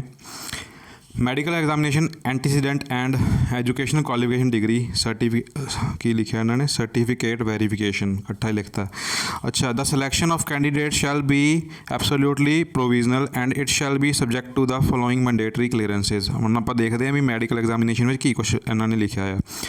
Before their enlistment in the police department, candidates shall be medically examined and certified physically fit for service by the Civil Surgeon Medical Board as per the provisions of Annexure 12.16 of Punjab Police Rules 1934। ਇਹਨਾਂ ਵਿੱਚ ਇਹਨਾਂ ਨੇ clear ਨਹੀਂ ਦੱਸਿਆ ਵੀ ਕੀ ਕੁਛ check ਹੋਊਗਾ, ਪਰ ਇਹਨਾਂ ਨੇ ਇਹ ਦੱਸਿਆ ਵੀ ਜਿਹੜਾ ਪੰਜਾਬ ਪੁਲਿਸ ਰੂਲ ਦਾ 12.16 ਐਨੈਕਸ਼ਰ ਹੈ ਉਹਦੇ ਅਕੋਰਡਿੰਗਲੀ ਜਿਹੜਾ ਤੁਹਾਡਾ ਮੈਡੀਕਲ ਲਿਆ ਜਾਊਗਾ। ਹੁਣ ਤੁਸੀਂ ਪੁੱਛੋਗੇ 12.16 ਇਹ ਕੀ ਬਲਾ, ਹੁਣ ਇਹ ਕੀ ਚੀਜ਼ ਆ, ਅਤੇ 12.16 ਜਿਹੜਾ ਪੰਜਾਬ ਪੁਲਿਸ ਰੂਲ ਦਾ ਐਨੈਕਸ਼ਰ ਆ ਉਹ ਮੈਂ already sub inspector PP group back Telegram 'ਤੇ ਮੈਂ ਬਣਾਇਆ ਹੋਇਆ ਬੱਚਿਆਂ ਦੀ ਤਿਆਰੀ ਲਈ, ਤਾਂ ਤੁਸੀਂ ਉੱਥੇ ਜਾ ਕੇ ਸਰਚ ਬਾਕਸ 'ਚ ਲਿਖ ਸਕਦੇ ਹੋ ਮੈਡੀਕਲ, ਅਤੇ ਤੁਹਾਨੂੰ ਉਹ ਫਾਈਲ ਲੱਭ ਜੂਗੀ ਅਤੇ ਤੁਸੀਂ ਉਹਦੇ ਵਿੱਚ ਡਿਟੇਲ 'ਚ ਪੜ੍ਹ ਸਕਦੇ ਹੋ ਉਹਦੇ ਵਿੱਚ ਕੀ ਕੁਛ ਹੁੰਦਾ ਆ, ਸਾਰਾ ਕੁਛ ਦੱਸਿਆ ਹੋਇਆ ਉਹਦੇ ਵਿੱਚ। ਪਰ ਅਗੇਨ ਉਹਦੇ ਵਿੱਚ ਇਹੋ ਜਿਹੀ ਚੀਜ਼ਾਂ ਨਹੀਂ ਮੈਂਸ਼ਨ ਹੈਗੀਆਂ, ਕਿਉਂਕਿ ਇਹ 1934 ਦਾ ਪੰਜਾਬ ਪੁਲਿਸ ਰੂਲ, ਅਤੇ ਉਹਦੇ ਵਿੱਚ ਉਦੋਂ ਟੈਟੂ ਟੂਟੂ ਨਹੀਂ ਸੀ ਬਣਾਉਂਦਾ ਕੋਈ 1934 ਵਿੱਚ, ਟੈਟੂਜ਼ ਬਾਰੇ ਕੁਛ ਨਹੀਂ ਲਿਖਿਆ ਹੋਇਆ ਹੈਗਾ। ਅਤੇ ਨਾਲ ਹੀ ਜਿਵੇਂ ਕਈ ਚੀਜ਼ਾਂ ਇੱਦਾਂ ਦੀਆਂ ਜਿਵੇਂ ਸਟੂਡੈਂਟ ਪੁੱਛਦੇ ਹੁੰਦੇ ਆ ਵੀ ਸਾਡੀ ਆਈਸਾਈਟ ਵੀਕ ਹੈ ਜਾਂ ਫਿਰ ਸਾਡੇ ਗੋਡੇ ਜਿਹੜੇ ਉਹ ਭਿੜਦੇ ਆ ਜਾਂ ਫਿਰ ਸਾਡੇ ਫਲੈਟ ਫੁੱਟ ਹੈ, ਇਹ ਚੀਜ਼ਾਂ ਬਾਰੇ ਉੱਥੇ ਡਿਟੇਲ 'ਚ ਕਲੀਅਰ ਕੱਟ ਨਹੀਂ ਲਿਖਿਆ ਹੋਇਆ। ਪਰ ਇੱਥੇ ਉਹਦੇ ਵਿੱਚ ਇਹ ਲਿਖਿਆ ਹੋਇਆ ਵੀ ਇਹ ਚੀਜ਼ਾਂ ਜਿਹੜੀਆਂ ਉਹ ਸਿਵਲ ਸਰਜਨ 'ਤੇ ਡਿਪੈਂਡ ਕਰਦੀਆਂ, ਮੈਡੀਕਲ ਅਫਸਰ 'ਤੇ ਡਿਪੈਂਡ ਕਰਦੀਆਂ, ਉਹਨੇ ਐਗਜ਼ਾਮਿਨ ਕਰਨਾ ਆ, ਤਾਂ ਓਵਰਆਲ ਉਹ 'ਤੇ ਹੀ ਡਿਪੈਂਡ ਕਰਦਾ ਵੀ ਉਹਨੇ ਕੀ ਕੁਛ ਚੈੱਕ ਕਰਨਾ ਅਤੇ ਕਿਵੇਂ ਤੁਹਾਨੂੰ ਵੈਰੀਫਾਈ ਕਰਨਾ ਆ। ਅਤੇ ਆਈਸਾਈਟ ਬਾਰੇ ਤਾਂ ਜ਼ਰੂਰ ਉੱਥੇ ਕਲੀਅਰ ਕੱਟ ਲਿਖਿਆ ਹੋਇਆ ਵੀ ਤੁਹਾਡੀ 6/6 ਆਈਸਾਈਟ ਚਾਹੀਦੀ ਆ, ਉਸ ਤੋਂ ਘੱਟ ਨਹੀਂ ਚਾਹੀਦੀ। ਪਰ ਅਗੇਨ ਉਹ ਜਿਹੜਾ ਰੂਲ ਆ 1934 ਦਾ ਸੀਗਾ, ਤਾਂ ਉਦੋਂ ਇੰਨੀ ਟੈਕਨੋਲੋਜੀ ਵੀ ਨਹੀਂ ਸੀਗੀ ਵੀ ਤੁਹਾਡੀ ਆਈਸਾਈਟ ਠੀਕ ਹੋ ਜਾਏ। ਹੁਣ ਤਾਂ ਲੇਸਿਕ ਕਰਵਾ ਲੈਂਦੇ ਲੋਕ, ਅਤੇ ਲਾਸਟ ਟਾਈਮ ਜਿਨ੍ਹਾਂ ਨੇ ਲੇਸਿਕ ਕਰਵਾਇਆ ਸੀਗਾ ਉਹਨਾਂ ਨੂੰ ਕੋਈ ਦਿੱਕਤ ਨਹੀਂ ਸੀ ਆਈ, ਤਾਂ ਤੁਸੀਂ ਦੇਖ ਸਕਦੇ ਹੋ ਉੱਧਰ ਆਪਸ਼ਨ ਹੈਗਾ ਤੁਹਾਡੇ ਕੋਲ, ਆਪਟ ਕਰ ਸਕਦੇ ਹੋ, ਤੁਹਾਡੀ ਮਰਜ਼ੀ ਹੈ। ਅਤੇ ਅੱਗੇ ਆਪਾਂ ਪੜ੍ਹਦੇ ਹਾਂ ਅਗਲਾ point. The medical examination shall also include a substance based test। ਤੁਹਾਡਾ substance based test ਵੀ ਹੋਊਗਾ ਵੀ ਤੁਸੀਂ ਕੋਈ ਡਰੱਗਸ ਵਗੈਰਾ ਤਾਂ ਨਹੀਂ ਲੈਂਦੇ। ਅਤੇ ਉਸ ਤੋਂ ਅੱਗੇ no relaxation whatsoever shall be granted in any of the prescribed parameters of medical examination under any circumstances। ਮਤਲਬ ਕਿ ਤੁਹਾਨੂੰ ਕੋਈ ਤਰ੍ਹਾਂ ਦੀ ਰਿਲੈਕਸੇਸ਼ਨ ਨਹੀਂ ਦਿੱਤੀ ਜਾਊਗੀ ਮੈਡੀਕਲ ਦੇ ਵਿੱਚ। ਤਾਂ ਹੁਣ ਜਿਵੇਂ ਮੈਨੂੰ ਕਈ ਸਟੂਡੈਂਟ ਪੁੱਛਦੇ ਸੀਗੇ ਵੀ ਆਈਸਾਈਟ ਬਾਰੇ ਤੁਹਾਨੂੰ ਮੈਂ ਦੱਸਤਾ, ਟੈਟੂਜ਼ ਬਾਰੇ ਪੁੱਛਦੇ ਸੀਗੇ। ਦੇਖੋ ਟੈਟੂ ਬਾਰੇ ਵੀ ਉਹਦੇ ਵਿੱਚ ਲਿਖਿਆ ਨਹੀਂ ਹੋਇਆ, ਮੈਂ ਪੜ੍ਹਿਆ ਸੀ, ਮੈਨੂੰ ਤਾਂ ਮਿਲਿਆ ਨਹੀਂ। ਬਾਕੀ ਮੈਡੀਕਲ ਅਫਸਰ 'ਤੇ ਡਿਪੈਂਡ ਆ, ਮੇਰੇ ਖਿਆਲ 'ਚ ਟੈਟੂਜ਼ ਅਲਾਊਡ ਨਹੀਂ ਹੁੰਦੇ ਹੈਗੇ। ਬਾਕੀ ਤੁਸੀਂ ਆਪਦੇ ਸਿਵਲ ਸਰਜਨ ਨੂੰ ਕਿਤੇ ਵੀ ਸਰਕਾਰੀ ਹਸਪਤਾਲ ਤੁਹਾਡੇ ਨੇੜੇ ਤੇੜੇ ਹੈਗੇ ਆ, ਉੱਥੇ ਸਿਵਲ ਸਰਜਨ ਨੂੰ ਜਾ ਕੇ ਪੁੱਛ ਸਕਦੇ ਹੋ ਵੀ ਇਹ ਚੀਜ਼ ਅਲਾਊਡ ਹੁੰਦੀ ਹੈ ਕਿ ਨਹੀਂ ਪੁਲਿਸ ਦੇ ਵਿੱਚ। ਜਦੋਂ ਤੁਹਾਡਾ ਮੈਡੀਕਲ ਹੋਣਾ ਤਾਂ ਉਹ ਤੁਹਾਨੂੰ ਦੱਸ ਦੇਣਗੇ। ਜਿਹੜੇ ਵੀ ਤੁਹਾਨੂੰ ਡਾਊਟ ਆ। ਅਤੇ ਇੱਕ ਚੀਜ਼ ਹੋਰ ਆ, ਨਾਲੇ ਪੁੱਛਦੇ ਹੁੰਦੇ ਵੀ ਮੈਡੀਕਲ ਕਿੱਥੇ ਹੋਣਾ ਜੀ ਸਾਡਾ, ਤਾਂ ਮੈਡੀਕਲ ਲਾਸਟ ਟਾਈਮ ਤਾਂ ਇੱਦਾਂ ਹੀ ਹੋਇਆ ਸੀਗਾ ਵੀ ਜਿਹੜੇ ਤੁਹਾਨੂੰ ਜੁਆਇਨਿੰਗ ਜਿੱਥੇ ਹੋਣੀ ਆ, ਜਦੋਂ ਤੁਹਾਨੂੰ ਮੰਨ ਲਓ ਤੁਹਾਡਾ ਸਾਰਾ ਕੁਝ ਕਲੀਅਰ ਹੋ ਗਿਆ, ਤੁਹਾਨੂੰ ਪੋਸਟ ਮਿਲਣੀ ਹੈ, ਜੁਆਇਨਿੰਗ ਮਿਲਣੀ ਆ, ਤਾਂ ਜਿੱਥੇ ਤੁਹਾਡੇ ਐਂਡ 'ਤੇ ਜੁਆਇਨਿੰਗ ਮਿਲਣੀ ਆ ਉੱਥੇ ਲੋਕਲ ਜਿੱਥੇ ਵੀ ਮਿਲੂਗੀ, ਮੰਨ ਲਓ ਕਿਸੇ ਸ਼ਹਿਰ 'ਚ ਮਿਲਦੀ ਆ, ਮੰਨ ਲਓ ਤੁਸੀਂ ਅੰਮ੍ਰਿਤਸਰ ਦੇ ਹੋ, ਤੁਹਾਨੂੰ ਪਰ ਜੁਆਇਨਿੰਗ ਮਿਲਦੀ ਹੈ ਪਟਿਆਲੇ ਦਾ, ਤੁਹਾਨੂੰ ਪਟਿਆਲੇ ਸਿਵਲ ਸਰਜਨ ਹੈ ਜਿਹੜਾ ਉਹਨੇ ਚੈੱਕ ਕਰਨਾ। ਐਗਜ਼ਾਮਪਲ ਤੌਰ 'ਤੇ ਦੱਸ ਰਹੇ ਹਾਂ, ਤਾਂ ਇਹ ਚੀਜ਼ ਤੁਹਾਨੂੰ ਮੈਂ ਦੱਸਤੀ। ਲਾਸਟ ਟਾਈਮ ਤਾਂ ਇੱਦਾਂ ਹੀ ਹੋਇਆ ਸੀ, ਇਸ ਟਾਈਮ ਪਤਾ ਨਹੀਂ ਕਿਵੇਂ ਹੋਊਗਾ, ਲਾਸਟ ਟਾਈਮ ਦੇ ਅਕੋਰਡਿੰਗਲੀ ਦੱਸ ਰਿਹਾ ਤੁਹਾਨੂੰ ਮੈਂ। ਅਗਲਾ ਪੁਆਇੰਟ ਹੈਗਾ 11.2 number, character and antecedent verification. The verification of character and antecedent of all the selected candidates shall be undertaken as laid down in the Punjab Police Act 2007, Punjab Police Rules 1934 and other relevant rules and government instructions in this regard by following the prescribed procedure by the concerned appointing authority। ਇਹ 'ਤੇ ਬੜਾ ਜ਼ੋਰ ਦੇਣ ਦੀ ਲੋੜ ਨਹੀਂ ਹੈਗੀ, ਜਿਹੜੀ ਚੀਜ਼ਾਂ ਇਹਨਾਂ ਨੇ ਪਹਿਲਾਂ ਐਕਸਪਲੇਨ ਕੀਤੀਆਂ ਉਹਨਾਂ ਨੂੰ ਹੀ ਮੱਦੇਨਜ਼ਰ ਕਰਕੇ ਤੁਹਾਨੂੰ ਰੱਖਿਆ ਜਾਊਗਾ। ਉਸ ਤੋਂ ਬਾਅਦ ਅਗਲਾ ਪੁਆਇੰਟ ਆਪਾਂ ਪੜ੍ਹਦੇ ਹਾਂ। The selection of the candidate shall be subject to the verification of his/her antecedents, and if anything adverse is found against the candidate during the verification, his/her candidature shall be summarily rejected and no claim whatsoever shall be entertained in this regard। ਉਹੀ ਗੱਲ ਆ ਵੀ ਜਿਹੜੀ ਚੀਜ਼ਾਂ ਇਹਨਾਂ ਨੇ ਲਿਖੀਆਂ ਉਹਦੇ accordingly ਤੁਹਾਨੂੰ ਸਾਰੀ ਚੀਜ਼ਾਂ ਫੁੱਲਫਿਲ ਕਰਨੀਆਂ ਪੈਣਗੀਆਂ। ਜੇ ਕੋਈ ਚੀਜ਼ ਵਾਧਾਪੂਰਵਕ ਜਾਗਰੂਕ ਹੋਈ ਤਾਂ ਤੁਹਾਨੂੰ ਰਿਜੈਕਟ ਕੀਤਾ ਜਾ ਸਕਦਾ ਆ। ਉਸ ਤੋਂ ਬਾਅਦ ਅਗਲਾ ਪੁਆਇੰਟ ਪੜ੍ਹਦੇ 11.3 verification of certificates. Educational qualification other certificates shall be got verified from the concerned university, institutes, boards, authorities. The candidature of the selected candidate shall be provisional till verification of such certificates, documents, production of fake fraud educational qualification and other certificates shall lead to rejection of candidature and also may lead to legal action। ਇਹਦਾ ਮਤਲਬ ਇਹੀ ਹੈ ਵੀ ਤੁਹਾਡੇ ਜਿਹੜੇ document ਹੋਣਗੇ ਉਹ ਤੁਹਾਡੀ university institute ਤੋਂ ਵੈਰੀਫਾਈ ਕਰਾਏ ਜਾਣਗੇ ਵੀ ਠੀਕ ਹੈ ਕਿ ਨਹੀਂ, ਅਤੇ ਜੇ ਗਲਤ ਹੋਏ ਤਾਂ ਤੁਹਾਡੇ 'ਤੇ ਰਿਜੈਕਸ਼ਨ, ਇੱਕ ਤਾਂ ਪਹਿਲੀ ਗੱਲ ਤਾਂ ਰਿਜੈਕਸ਼ਨ ਕੀਤੀ ਜਾਊਗੀ ਅਤੇ ਲੀਗਲ ਕਾਰਵਾਈ ਵੀ ਕੀਤੀ ਜਾ ਸਕਦੀ ਹੈ। ਠੀਕ ਆ, ਇਸ ਤੋਂ ਨਾਲ ਹੀ ਤੁਹਾਨੂੰ ਮੈਂ ਇੱਕ ਇਹ ਚੀਜ਼ ਵੀ ਦੱਸਦਾ ਵੀ ਮੈਂ ਵੈਰੀਫਿਕੇਸ਼ਨ ਬਾਰੇ ਦੱਸਿਆ ਇਹਨਾਂ ਨੇ, ਕਰੈਕਟਰ ਅਤੇ ਐਂਟੀਸੀਡੈਂਟ ਵੈਰੀਫਿਕੇਸ਼ਨ। ਇਹਦੇ ਵਿੱਚ ਇਹ ਆ ਵੀ ਤੁਹਾਡਾ ਮੈਡੀਕਲ ਕਹਿਣ ਲੱਗ ਗਿਆ ਸੀਗਾ, ਪੁਲਿਸ ਵੈਰੀਫਿਕੇਸ਼ਨ ਹੁੰਦੀ ਆ। ਅਤੇ ਕਈ ਜਾਣੇ ਮੈਨੂੰ ਪੁੱਛਦੇ ਸੀਗੇ ਵੀ ਸਾਡੇ 'ਤੇ ਪੁਲਿਸ ਕੇਸ ਚੱਲਦੇ ਪਏ ਅਤੇ ਅਸੀਂ ਭਰਤੀ ਹੋ ਸਕਦੇ ਕਿ ਨਹੀਂ। ਜਦੋਂ ਤੱਕ ਤੁਹਾਡੇ 'ਤੇ ਕੇਸ ਚੱਲ ਰਹੇ ਆ, ਮਤਲਬ ਉਹਨਾਂ ਦਾ ਕੋਈ ਨਿਪਟਾਰਾ ਨਹੀਂ ਹੋਇਆ ਹੈਗਾ, ਤਾਂ ਉਦੋਂ ਤੱਕ ਤੁਸੀਂ ਇਹ ਫੋਰਮ ਨਹੀਂ ਭਰ ਸਕੋਗੇ ਕਿ ਤੁਹਾਨੂੰ ਪੁਲਿਸ ਵੈਰੀਫਿਕੇਸ਼ਨ ਵਿੱਚ ਪ੍ਰੋਬਲਮ ਆਊਗੀ। ਉਸ ਤੋਂ ਬਾਅਦ ਅਗਲਾ ਪੁਆਇੰਟ ਪੜ੍ਹਦੇ joining and probation. The candidate selected in the above mentioned manner shall be given an offer of appointment by the competent authority indicating the time frame for joining. The selected candidates after joining shall be on probation in accordance with the rules and instructions as applicable. In case a vacancy remains unfilled on account of any reason, the same shall be carried forward to the next recruitment। ਦੇਖੋ ਇਹ ਇਸ ਵਿੱਚ ਇਹਨਾਂ ਨੇ ਲਿਖਿਆ ਵੀ ਜਿਹੜੀ ਵੀ ਮੰਨ ਲਓ ਹੁਣ ਪੋਸਟਾਂ 'ਤੇ ਅਸੀਂ ਸਿਲੈਕਟ ਹੋਣਾ ਆ, ਮੰਨ ਲਓ ਕੋਈ ਪੋਸਟ ਖਾਲੀ ਰਹਿ ਗਈ, ਕਿਸੇ ਨੇ ਨਹੀਂ ਜੁਆਇਨ ਕੀਤਾ ਬਾਅਦ ਵਿੱਚ, ਮਤਲਬ ਇੱਕ ਤਾਂ ਜੁਆਇਨਿੰਗ ਆ ਗਈ, ਬਾਅਦ 'ਚ ਉਹਨੇ ਜੁਆਇਨ ਨਹੀਂ ਕੀਤਾ, ਤਾਂ ਉਹਨੂੰ ਵੇਟਿੰਗ ਲਿਸਟ ਦੇ ਥਰੂ ਚੱਕਿਆ ਨਹੀਂ ਜਾਊਗਾ। ਅਤੇ ਕਿਉਂਕਿ ਇਹਨਾਂ ਨੇ ਪਹਿਲਾਂ ਦੱਸਿਆ ਵੇਟਿੰਗ ਲਿਸਟ ਨਹੀਂ ਹੋਊਗੀ ਕੋਈ, ਤਾਂ ਉਹਨੂੰ ਅਗਲੀ ਰਿਕਰੂਟਮੈਂਟ ਦੇ ਵਿੱਚ ਕੈਰੀ ਫਾਰਵਰਡ ਕਰ ਦਿੱਤਾ ਜਾਊਗਾ। ਠੀਕ ਹੈ ਜੀ, ਅਤੇ ਤੁਹਾਨੂੰ ਇਹ ਜੁਆਇਨਿੰਗ ਪੀਰੀਅਡ ਬਾਰੇ ਅਪਡੇਟ ਕਰਕੇ ਦੱਸਣਗੇ ਵੀ ਜਦੋਂ ਤੁਹਾਡੀ ਸਿਲੈਕਸ਼ਨ ਹੋ ਗਈ ਤਾਂ ਜੁਆਇਨਿੰਗ ਕਦੋਂ ਹੋਣੀ ਆ, ਉਹਦੇ ਬਾਰੇ ਦੱਸਿਆ ਇਹਨਾਂ ਨੇ। ਉਸ ਤੋਂ ਬਾਅਦ ਅੱਗੇ ਪੜ੍ਹਦੇ ਹਾਂ, ਐਪਲੀਕੇਸ਼ਨ ਫੀਸ ਬਾਰੇ ਦੱਸਿਆ ਵੀ ਕਿੰਨੀ ਫੀਸ ਹੋਊਗੀ। ਜਨਰਲ ਕੈਟੇਗਰੀ ਲਈ ਜਿਹੜਾ ਫਾਰਮ ਹੋਊਗਾ ਉਹਦੀ ਫੀਸ ਹੋਊਗੀ 700 ਰੁਪਏ। ਉਹ ਤੋਂ ਬਾਅਦ ਐਗਜ਼ਾਮੀਨੇਸ਼ਨ ਫੀਸ ਹੋਊਗੀ ਉਹ 800 ਰੁਪਏ, ਟੋਟਲ 1500 ਹੋ ਗਿਆ। ਬਾਕੀ ਕੈਟੇਗਰੀ ਲਈ ਵੀ ਤੁਸੀਂ ਪੜ੍ਹ ਸਕਦੇ ਹੋ, ਇਹਦੇ ਲਈ ਮੈਨੂੰ ਲੱਗਦਾ ਖਾਸ ਕੋਈ ਇੰਨਾ ਡਿਟੇਲ ਵਿੱਚ ਐਕਸਪਲੇਨ ਕਰਨ ਦੀ ਲੋੜ ਨਹੀਂ ਹੈਗੀ। ਲਗਭਗ 700 ਰੁਪਏ ਹੀ ਆ ਸਾਰਿਆਂ ਲਈ ਜਿਹੜੀ ਐਪਲੀਕੇਸ਼ਨ ਫੀਸ ਆ। ਅਤੇ ਐਗਜ਼ਾਮੀਨੇਸ਼ਨ ਫੀਸ ਜਿਹੜੀ ex serviceman of Punjab state ਜਾਂ ਉਹਨਾਂ ਦੇ ਲੀਨੀਅਰ ਡਿਸੈਂਡੈਂਟ ਆ ਉਹਨਾਂ ਲਈ ਕੋਈ 0 ਰੁਪਏ ਆ, ਉਹਨਾਂ ਲਈ ਕੋਈ ਐਗਜ਼ਾਮੀਨੇਸ਼ਨ ਫੀਸ ਨਹੀਂ ਹੈਗੀ, ਐਪਲੀਕੇਸ਼ਨ ਫੀਸ ਹੈਗੀ 700 ਰੁਪਏ। ਬਾਕੀ SC ST ਲਈ ਵੀ 700 ਰੁਪਏ ਐਪਲੀਕੇਸ਼ਨ ਫੀਸ ਆ, 200 ਰੁਪਏ ਐਗਜ਼ਾਮੀਨੇਸ਼ਨ ਫੀਸ ਆ, ਅਤੇ ਇਕਨੋਮਿਕਲੀ ਵੀਕਰ ਸੈਕਸ਼ਨ ਲਈ 700 ਰੁਪਏ ਐਪਲੀਕੇਸ਼ਨ ਫੀਸ, ਅਤੇ ਐਗਜ਼ਾਮੀਨੇਸ਼ਨ ਫੀਸ ਹੈਗੀ 200 ਰੁਪਏ। ਅਤੇ ਮੋਡ ਆਫ ਪੇਮੈਂਟ ਦੱਸਿਆ ਹੋਇਆ ਔਨਲਾਈਨ ਪੇਮੈਂਟ ਹੋਊਗੀ, ਅਤੇ no other fee payment mode shall be considered. Online ਹੀ ਪੇਮੈਂਟ ਕਰਨੀ ਪਊਗੀ ਤੁਹਾਨੂੰ। ਅਤੇ ਹੁਣ ਫਿਰ ਜਿਨ੍ਹਾਂ ਨੇ ਔਨਲਾਈਨ ਅਜੇ ਆਪਦੀ ਨੈੱਟ ਬੈਂਕਿੰਗ ਨਹੀਂ ਯੂਜ਼ ਕਰਦੇ ਤਾਂ ਉਹਨਾਂ ਨੂੰ ਇਹ ਗੁਜ਼ਾਰਿਸ਼ ਹੈ ਕਿ ਆਪਦੀ ਔਨਲਾਈਨ ਪੇਮੈਂਟ ਲਈ ਪ੍ਰਬੰਧ ਕਰਕੇ ਰੱਖਣ। ਅਤੇ ਉਸ ਤੋਂ ਬਾਅਦ ਅਗਲਾ ਪੁਆਇੰਟ ਪੜ੍ਹਦੇ ਹਾਂ, ਔਨਲਾਈਨ ਐਪਲੀਕੇਸ਼ਨ ਪ੍ਰੋਸੀਜਰ ਜਿਹੜਾ ਬਹੁਤ ਜ਼ਰੂਰੀ ਆ। ਕਈ ਸਟੂਡੈਂਟ ਨੂੰ ਨਹੀਂ ਪਤਾ ਹੁੰਦਾ, ਫਾਰਮ ਗਲਤ ਭਰ ਲੈਂਦੇ ਆ ਜਾਂ ਸਾਈਬਰ ਕੈਫੇ ਵਾਲਿਆਂ ਕੋਲ ਜਾਂਦੇ ਆ, ਉਹ ਫਾਰਮ ਗਲਤ ਭਰ ਦਿੰਦੇ ਆ, ਬਾਅਦ 'ਚ ਫਿਰ ਉਹ ਇਹੀ ਚੀਜ਼ਾਂ 'ਚ ਉਲਝ ਕੇ ਰੱਖ ਰਹਿੰਦੇ ਆ, ਅਤੇ ਫਿਰ ਪੜ੍ਹਨ ਲਈ ਟਾਈਮ ਨਹੀਂ ਮਿਲਦਾ, ਟੈਨਸ਼ਨ ਰਹਿੰਦੀ ਦਿਮਾਗ 'ਤੇ ਇਹੀ ਚੀਜ਼ਾਂ ਦੀ, ਅਤੇ ਪੜ੍ਹ ਨਹੀਂ ਪਾਉਂਦੇ। ਅਤੇ ਮੈਂ ਹੋਪ ਕਰਦਾ ਸ਼ਾਇਦ ਜਦੋਂ ਪੋਰਟਲ ਖੁੱਲ੍ਹੂਗਾ ਤਾਂ ਮੈਂ ਤੁਹਾਨੂੰ ਦੱਸ ਸਕਾਂ, ਜੇ ਟਾਈਮ ਮਿਲਿਆ ਤਾਂ ਮੈਂ ਜ਼ਰੂਰ ਦੱਸ ਦੂੰਗਾ ਵੀ ਫਾਰਮ ਕਿਵੇਂ ਭਰਨਾ। ਗੱਲ ਕਰਦੇ ਹਾਂ ਅੱਗੇ ਪੁਆਇੰਟਾਂ ਦੀ। ਇਹਨਾਂ ਨੇ ਲਿਖਿਆ ਵੀ ਜਿਹੜੀਆਂ ਐਪਲੀਕੇਸ਼ਨਾਂ ਜਿਹੜੀਆਂ ਤੁਸੀਂ ਸਬਮਿਟ ਕਰਨੀਆਂ ਉਹ ਲਿੰਕ ਦਿੱਤਾ ਹੋਇਆ https ਜਿਹੜਾ ਅੱਗੇ ਦਿੱਤਾ ਡਾਟ ਪਾ ਕੇ ਦੱਸਿਆ ਸਲੈਸ਼ ਪਾ ਕੇ IUR.ISI ਵੱਡਾ ਅਤੇ ਫਿਰ S ਫਿਰ ਪੰਜਾਬ ਪੁਲਿਸ ਰਿਕਰੂਟਮੈਂਟ 2021 ਇਹ ਲਿੰਕ ਹੈ ਜਿਹੜਾ ਇਹ ਤੁਸੀਂ ਇੱਥੋਂ ਸਿਲੈਕਟ ਕਰਕੇ ਅਤੇ ਇੱਥੇ ਜਾ ਕੇ ਫਿਰ ਫੋਰਮ ਭਰਨਾ ਆ। ਹੋਰ ਕਿਸੇ ਇਸ ਟਾਈਮ 'ਤੇ ਐਰੇਗੇਰੀਆਂ ਜਿਹੜੀਆਂ ਫੇਕ ਆ ਜਾਂ ਫਿਸ਼ਿੰਗ ਵੈਬਸਾਈਟ ਆ ਉਹ ਵੀ ਬਹੁਤ ਖੁੱਲ੍ਹ ਜਾਂਦੀਆਂ, ਉੱਥੇ ਜਾ ਕੇ ਨਾ ਫੋਰਮ ਭਰਦੇ ਐਵੇਂ ਪੈਸੇ ਖ਼ਰਾਬ ਕਰੋਗੇ। ਲਿੰਕ ਥੋੜ੍ਹਾ ਧਿਆਨ ਨਾਲ ਚੈੱਕ ਕਰਕੇ https ਆ ਇਹ ਲਿੰਕ ਖੋਲ੍ਹਣਾ, http ਵਾਲਾ ਨਾ ਖੋਲ੍ਹ ਲਿਓ, ਅਨਸਿਕਿਉਰਡ ਲਿੰਕ ਹੁੰਦਾ, ਸਿਕਿਉਰਡ ਲਿੰਕ ਆ। ਉਸ ਤੋਂ ਬਾਅਦ ਅਗਲਾ ਪੁਆਇੰਟ ਪੜ੍ਹਦੇ ਹਾਂ। Candidates desirous of applying for post in more than one cadre shall subject to their fulfilling of the eligibility requirements for cadre applied for be required to indicate their choice of cadre in order to preference in their application form. The choice given in the application submitted by the candidate shall be final and cannot be changed later in any stage under any circumstances। ਦੇਖੋ ਇਹ point ਵੀ ਬਹੁਤ ਜ਼ਰੂਰੀ ਆ। ਇਹਦੇ ਵਿੱਚ ਇਹ ਲਿਖਿਆ ਗਿਆ ਇਹਨਾਂ ਨੇ ਵੀ ਜਦੋਂ ਤੁਸੀਂ ਫੋਰਮ ਭਰੋਗੇ ਤਾਂ ਤੁਸੀਂ ਕੇਡਰ ਦੇ ਲਈ ਆਪਦੀ ਪ੍ਰੈਫਰੈਂਸ ਭਰਨੀ ਹੈ ਵੀ ਸਾਡੀ ਪਹਿਲੀ ਪ੍ਰੈਫਰੈਂਸ ਕਿਹੜੇ ਕੇਡਰ ਦੀ ਹੈ, ਦੂਜੀ ਕਿਹੜੇ ਦੀ ਹੈ, ਤੀਜੀ ਕਿਹੜੇ ਦੀ, ਚੌਥੀ ਕਿਹੜੇ ਦੀ ਹੈ। ਅਤੇ ਹੁਣ ਜੇ ਤੁਹਾਡੇ ਜਿਹੜੇ ਵੀਡੀਓ ਵੇਖ ਰਹੇ ਕੈਂਡੀਡੇਟਸ ਉਹਨਾਂ ਨੂੰ ਨਹੀਂ ਪਤਾ ਵੀ ਕਿਹੜੇ ਕੇਡਰ 'ਚ ਕਿਵੇਂ ਦਾ ਕੰਮ ਹੁੰਦਾ ਆ ਅਤੇ ਸਾਡੇ ਲਈ ਕਿਹੜਾ ਬੈਟਰ ਆ, ਤਾਂ ਮੈਂ ਆਲਰੇਡੀ ਇਸ ਚੈਨਲ 'ਤੇ ਹੀ ਲਾਸਟ ਵੀਡੀਓ ਪਾਈ ਸੀ ਜਿਹੜੀ ਉਹ ਕੇਡਰਸ ਜਾਂ ਵਿੰਗ ਕਹਿ ਦਿੰਦੇ ਆ ਉਹਨਾਂ ਬਾਰੇ ਹੀ ਪਾਈ ਆ। ਤਾਂ ਤੁਸੀਂ ਉਹ ਵੀਡੀਓ ਦੇਖ ਸਕਦੇ ਹੋ, ਤੁਹਾਨੂੰ ਪਤਾ ਲੱਗ ਜਾਊਗਾ ਵੀ ਕਿਹੜੇ ਕੇਡਰ 'ਚ ਕਿਵੇਂ ਦਾ ਕੰਮ ਹੁੰਦਾ ਅਤੇ ਤੁਹਾਡੇ ਲਈ ਕਿਹੜਾ ਕੇਡਰ ਵਧੀਆ। ਉਹ ਉਮੀਦ ਕਰਦਾ ਸ਼ਾਇਦ ਮੈਨੂੰ ਜੇ ਟਾਈਮ ਮਿਲਿਆ ਤਾਂ ਆਈ ਲਿੰਕ ਜਿਹੜਾ ਉੱਪਰ ਆਈ ਬਟਨ ਆਉਂਦਾ ਉੱਥੇ ਵੀ ਉਹ ਵੀਡੀਓ ਦਾ ਲਿੰਕ ਪਾ ਦੂੰਗਾ, ਤੁਸੀਂ ਉੱਥੇ ਦੇਖ ਸਕਦੇ ਹੋ, ਜਾਂ ਫਿਰ ਡਿਸਕ੍ਰਿਪਸ਼ਨ ਵਿੱਚ ਵੀ ਪਾ ਦੂੰਗਾ ਉਹਦਾ ਚੈਨਲ ਦਾ ਲਿੰਕ, ਅਤੇ ਨਾਲੇ ਉਸ ਵੀਡੀਓ ਦਾ ਲਿੰਕ ਤੁਸੀਂ ਉੱਥੇ ਦੇਖ ਲਿਓ।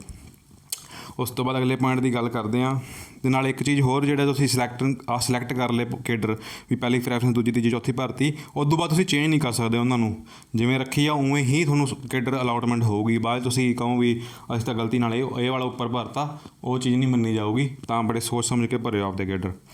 ਉਸ ਤੋਂ ਬਾਅਦ ਅਗਲਾ ਪੁਆਇੰਟ ਆ ਜੀ, candidate should only be considered for post in cadre for which he has given his her preference. In case a candidate has applied for only one cadre, he shall be considered only for post in that cadre and not for post in any other cadre।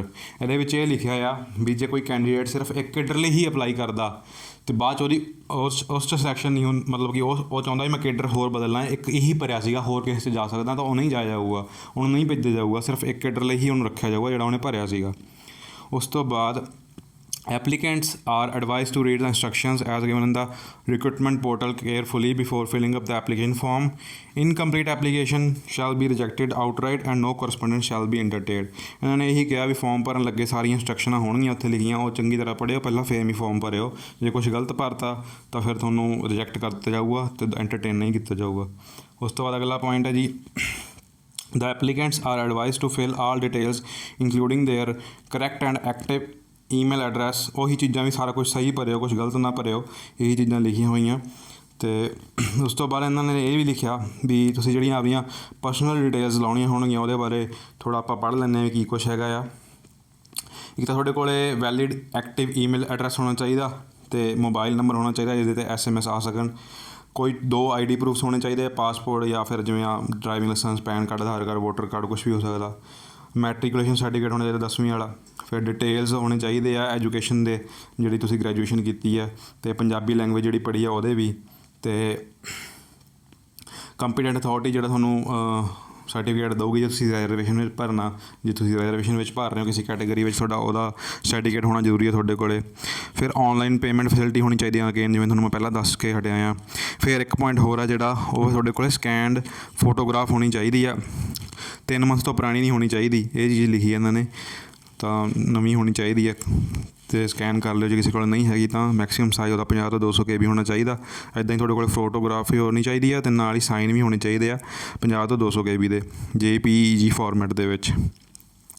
ਅਗਲਾ point ਹੈ, candidate should fill all details including the category correctly in online application form and submit the same only after ensuring that all the particular details। ਉਹੀ ਚੀਜ਼ਾਂ ਲਿਖੀਆਂ ਵੀ ਸਾਰਾ ਕੁਛ ਧਿਆਨ ਨਾਲ ਭਰਿਓ ਅਤੇ ਇੱਕ ਵਾਰੀ ਰੀਚੈੱਕ ਕਰ ਲਿਓ ਭਰਨ ਲੱਗੇ, ਤਾਂ ਕਿ ਕੁਛ ਗਲਤ ਨਾ ਭਰਿਆ ਜਾਵੇ। ਠੀਕ ਹੈ, ਮੇਨ ਚੀਜ਼ਾਂ ਆਪਾਂ ਸਾਰੀਆਂ ਕਵਰ ਕਰ ਲਈਆਂ ਆ। ਫਿਰ ਵੀ ਜਿਹੜੇ ਪੁਆਇੰਟ ਆ ਆਪਾਂ ਦੇਖ ਲੈਂਦੇ ਹਾਂ, ਹੋਰ ਜੇ ਕੋਈ ਇੰਪੋਰਟੈਂਟ ਚੀਜ਼ ਆ ਤਾਂ ਆਪਾਂ ਡਿਸਕਸ ਕਰਦੇ ਹਾਂ। ਇੱਥੇ ਵੈਸੇ ਜ਼ਿਆਦਾਤਰ ਉਹੀ ਪੁਆਇੰਟ ਨੇ ਜਿਹੜੇ ਆਪਾਂ ਆਲਰੇਡੀ ਸਾਰੀ ਐਡਵਰਟੀਜ਼ਮੈਂਟ ਵਿੱਚ ਡਿਸਕਸ ਕਰ ਚੁੱਕੇ ਹਾਂ। ਉਹਨਾਂ ਨੇ ਸਮਰਾਈਜ਼ ਕਰਕੇ ਦੁਬਾਰਾ ਲਿਖੇ ਹੋਏ ਆ, ਜਿਵੇਂ ਲਿਖਿਆ ਵੀ ਫਾਰਮ 'ਚ ਜਿਹੜੇ ਤੁਸੀਂ ਆਪਦੇ ਸਰਟੀਫਿਕੇਟ ਲਾਓਗੇ ਉਹ ਪੂਰੇ ਓਰੀਜਨਲ ਲਾਓ, ਕਿਉਂਕਿ ਉਹੀ ਦੁਬਾਰੇ ਚੈੱਕ ਹੋਣਗੇ ਅਤੇ ਜੇ ਗਲਤ ਪਾਏ ਗਏ ਤਾਂ ਤੁਹਾਨੂੰ ਰਿਜੈਕਟ ਕਰ ਦਿੱਤਾ ਜਾਊਗਾ। ਇਹੀ ਚੀਜ਼ਾਂ ਲਿਖੀਆਂ ਹੋਈਆਂ, ਜਿਵੇਂ ਜਿਹੜੇ ਗੌਰਮੈਂਟ ਇੰਪਲੋਈਜ਼ ਆ ਉਹਨਾਂ ਸੀ ਲੈ ਲੈਣਾ ਆਪਦੀ, ਇਹੀ ਚੀਜ਼ਾਂ ਲਿਖੀਆਂ ਹੋਈਆਂ। ਅਤੇ ਕੋਈ ਹੋਰ ਪੁਆਇੰਟ ਇੱਦਾਂ ਦਾ ਹੈ ਨਹੀਂ ਜਿਹੜਾ ਮੈਨੂੰ ਲੱਗਦਾ ਆਪਾਂ ਮਿਸ ਕਰ ਰਹੇ ਹਾਂ। ਸਾਰੀ ਚੀਜ਼ਾਂ ਆਲਰੇਡੀ ਪਹਿਲਾਂ ਕਵਰ ਕਰ ਚੁੱਕੇ ਹਾਂ। ਅਗੇਨ ਲਾਸਟ ਡੇਟ ਜਿਹੜੀ ਹੋਊਗੀ ਉਹ ਮੈਂ ਤੁਹਾਨੂੰ ਦੱਸ ਰਿਹਾ 27 ਜੁਲਾਈ 2021 ਅਤੇ 11:55 PM ਤੱਕ ਤੁਸੀਂ ਅਪਲਾਈ ਕਰ ਸਕਦੇ ਹੋ। ਦੇਖੋ ਆਲਮੋਸਟ ਆਪਾਂ ਸਾਰੀਆਂ ਚੀਜ਼ਾਂ ਕਵਰ ਕਰ ਲਈਆਂ। ਮੈਨੂੰ ਲੱਗਦਾ ਤੁਹਾਨੂੰ ਸਾਰੇ ਡਾਊਟਸ ਕਲੀਅਰ ਹੋ ਗਏ ਹੋਣਗੇ ਇਹਦੇ ਵਿੱਚੋਂ। ਅਤੇ ਇਹਦੇ ਵਿੱਚ ਇਹਨਾਂ ਨੇ ਡੈਡੀਕੇਟਿਡ ਟੋਲ ਫ੍ਰੀ ਨੰਬਰ ਵੀ ਦੇ ਰੱਖਿਆ, ਜੇ ਤੁਹਾਨੂੰ ਕੋਈ ਕਨਫਿਊਜ਼ਨ ਹੈ ਕਿਸੇ ਕੈਂਡੀਡੇਟ ਨੂੰ ਕਿਸੇ ਚੀਜ਼ ਦੇ ਲਈ ਤਾਂ ਇਸ ਨੰਬਰ 'ਤੇ ਕਾਲ ਕਰ ਸਕਦਾ, ਜਿਹੜਾ ਲਿਖਿਆ 1821 02565। ਇਸ ਨੰਬਰ 'ਤੇ ਕਾਲ ਕਰ ਸਕਦੇ ਹੋ ਤੁਸੀਂ। ਅਤੇ ਇਸ ਤੋਂ ਬਾਅਦ ਹੁਣ ਆਪਾਂ ਆਲਮੋਸਟ ਸਾਰੀ ਚੀਜ਼ਾਂ ਕਵਰ ਕੀਤੀਆਂ ਅਤੇ ਹੁਣ ਆਪਾਂ ਗੱਲ ਕਰਦੇ ਹਾਂ ਜੇ ਕਿਸੇ ਸਟੂਡੈਂਟ ਨੇ ਤਿਆਰੀ ਕਰਨੀ ਹੈ, ਹੁਣ ਸ਼ੁਰੂ ਕਰਨੀ ਹੋਵੇ, ਟਾਈਮ ਬਹੁਤ ਘੱਟ ਆ, ਤਾਂ ਉਹਦੇ ਬਾਰੇ ਮੈਂ ਥੋੜ੍ਹਾ ਜਿਹਾ ਬਰੀਫ ਵਿੱਚ ਤੁਹਾਨੂੰ 5-10 ਮਿੰਟ ਵਿੱਚ ਜਾਂ 5-6 ਮਿੰਟ ਵਿੱਚ ਕਵਰ ਕਰਦਾ ਤਾਂ ਤੁਸੀਂ ਸੁਣ ਲਓ। ਦੇਖੋ ਇਹ ਹੁਣ ਤੁਸੀਂ ਤਿਆਰੀ ਕਰਨੀ ਹੈ, ਇਹ ਤਿਆਰੀ ਕਰਨ ਦੇ 3-4 ਤਰੀਕੇ ਆਪਾਂ ਸਾਰੀ ਚੀਜ਼ਾਂ ਡਿਸਕਸ ਕਰਦੇ ਹਾਂ ਥੋੜ੍ਹੀ ਬਰੀਫ ਵਿੱਚ। ਦੇਖੋ ਪਹਿਲੀ ਚੀਜ਼ ਤਾਂ ਇਹ ਹੈ ਵੀ ਤੁਸੀਂ ਜਿਵੇਂ ਜਨਰਲ ਨੌਲੇਜ ਦੇ ਟੌਪਿਕ ਲਿਖੇ ਹੋਏ ਆ, ਜਿਵੇਂ ਪਹਿਲੇ ਟੌਪਿਕ ਲਿਖਿਆ ਇੰਡੀਅਨ ਕੌਂਸਟੀਟਿਊਸ਼ਨ ਅਤੇ ਜੁਡੀਸ਼ੀਅਲ ਇੰਸਟੀਟਿਊਸ਼ਨ ਤੱਕ, ਇਹ ਸਾਰੀ ਚੀਜ਼ਾਂ ਪੋਲਿਟੀ ਵਿੱਚ ਕਵਰ ਹੁੰਦੀਆਂ। ਫਿਰ ਆ ਗਿਆ ਹਿਸਟਰੀ, ਜਿਵੇਂ ਸਾਇੰਸ ਆ ਗਈ, ਇਕੋਨਮੀ ਆ ਗਈ, ਜੋਗਰਾਫੀ ਆ ਗਈ, ਇਨਵਾਇਰਮੈਂਟ ਆ ਗਈ, ਕਰੰਟ ਅਫੇਅਰ ਆ ਗਏ। ਇੱਕ ਚੀਜ਼ ਤਾਂ ਇਹ ਹੈ ਵੀ ਤੁਸੀਂ ਇਸ ਇਕੱਲੇ ਟੌਪਿਕ ਦੀ ਜਿਹੜੀਆਂ ਕਿਤਾਬਾਂ ਆਉਂਦੀਆਂ, ਜਿਵੇਂ ਪੋਲਿਟੀ ਦੀ ਵੱਖਰੀ ਕਿਤਾਬ ਆਉਂਦੀ ਹੈ, ਇਕੋਨਮੀ ਦੀ ਵੱਖਰੀ ਕਿਤਾਬ ਆਉਂਦੀ ਹੈ, ਹਿਸਟਰੀ ਦੀ ਵੱਖਰੀ ਕਿਤਾਬ ਆਉਂਦੀ, ਜੋਗਰਾਫੀ ਦੀ ਵੱਖਰੀ ਆਉਂਦੀ, ਇਨਵਾਇਰਮੈਂਟ ਦੀ ਵੱਖਰੀ ਆਉਂਦੀ ਹੈ। ਇੱਕ ਤਰੀਕਾ ਤਾਂ ਉਹ ਹੁੰਦਾ ਵੀ ਤੁਸੀਂ ਵੱਖਰੀ ਕਿਤਾਬਾਂ ਪੜ੍ਹਿਓ ਸਾਰਿਆਂ ਦੀਆਂ, ਉਹ ਬਹੁਤ ਵਧੀਆ ਤਰੀਕਾ ਹੁੰਦਾ, ਕਿਉਂਕਿ ਉਹ ਇਕੱਲੀ ਕਿਤਾਬ ਜੇ ਪੜ੍ਹ ਕੇ ਜਾਓਗੇ ਤੁਹਾਡਾ ਕੋਈ ਪੋਰਸ਼ਨ ਬਚਦਾ ਨਹੀਂਗਾ, ਫਿਰ ਵੀ ਕੁਐਸਚਨ ਵੀ ਪੇਪਰ ਜਾਵੇ ਤਾਂ ਤੁਹਾਡੇ ਤੋਂ ਅਟੈਂਪਟ ਨਾ ਹੋਵੇ, ਤੁਸੀਂ ਸਾਰੇ ਕੁਐਸਚਨ ਵਧੀਆ ਅਟੈਂਪਟ ਕਰ ਲਓਗੇ।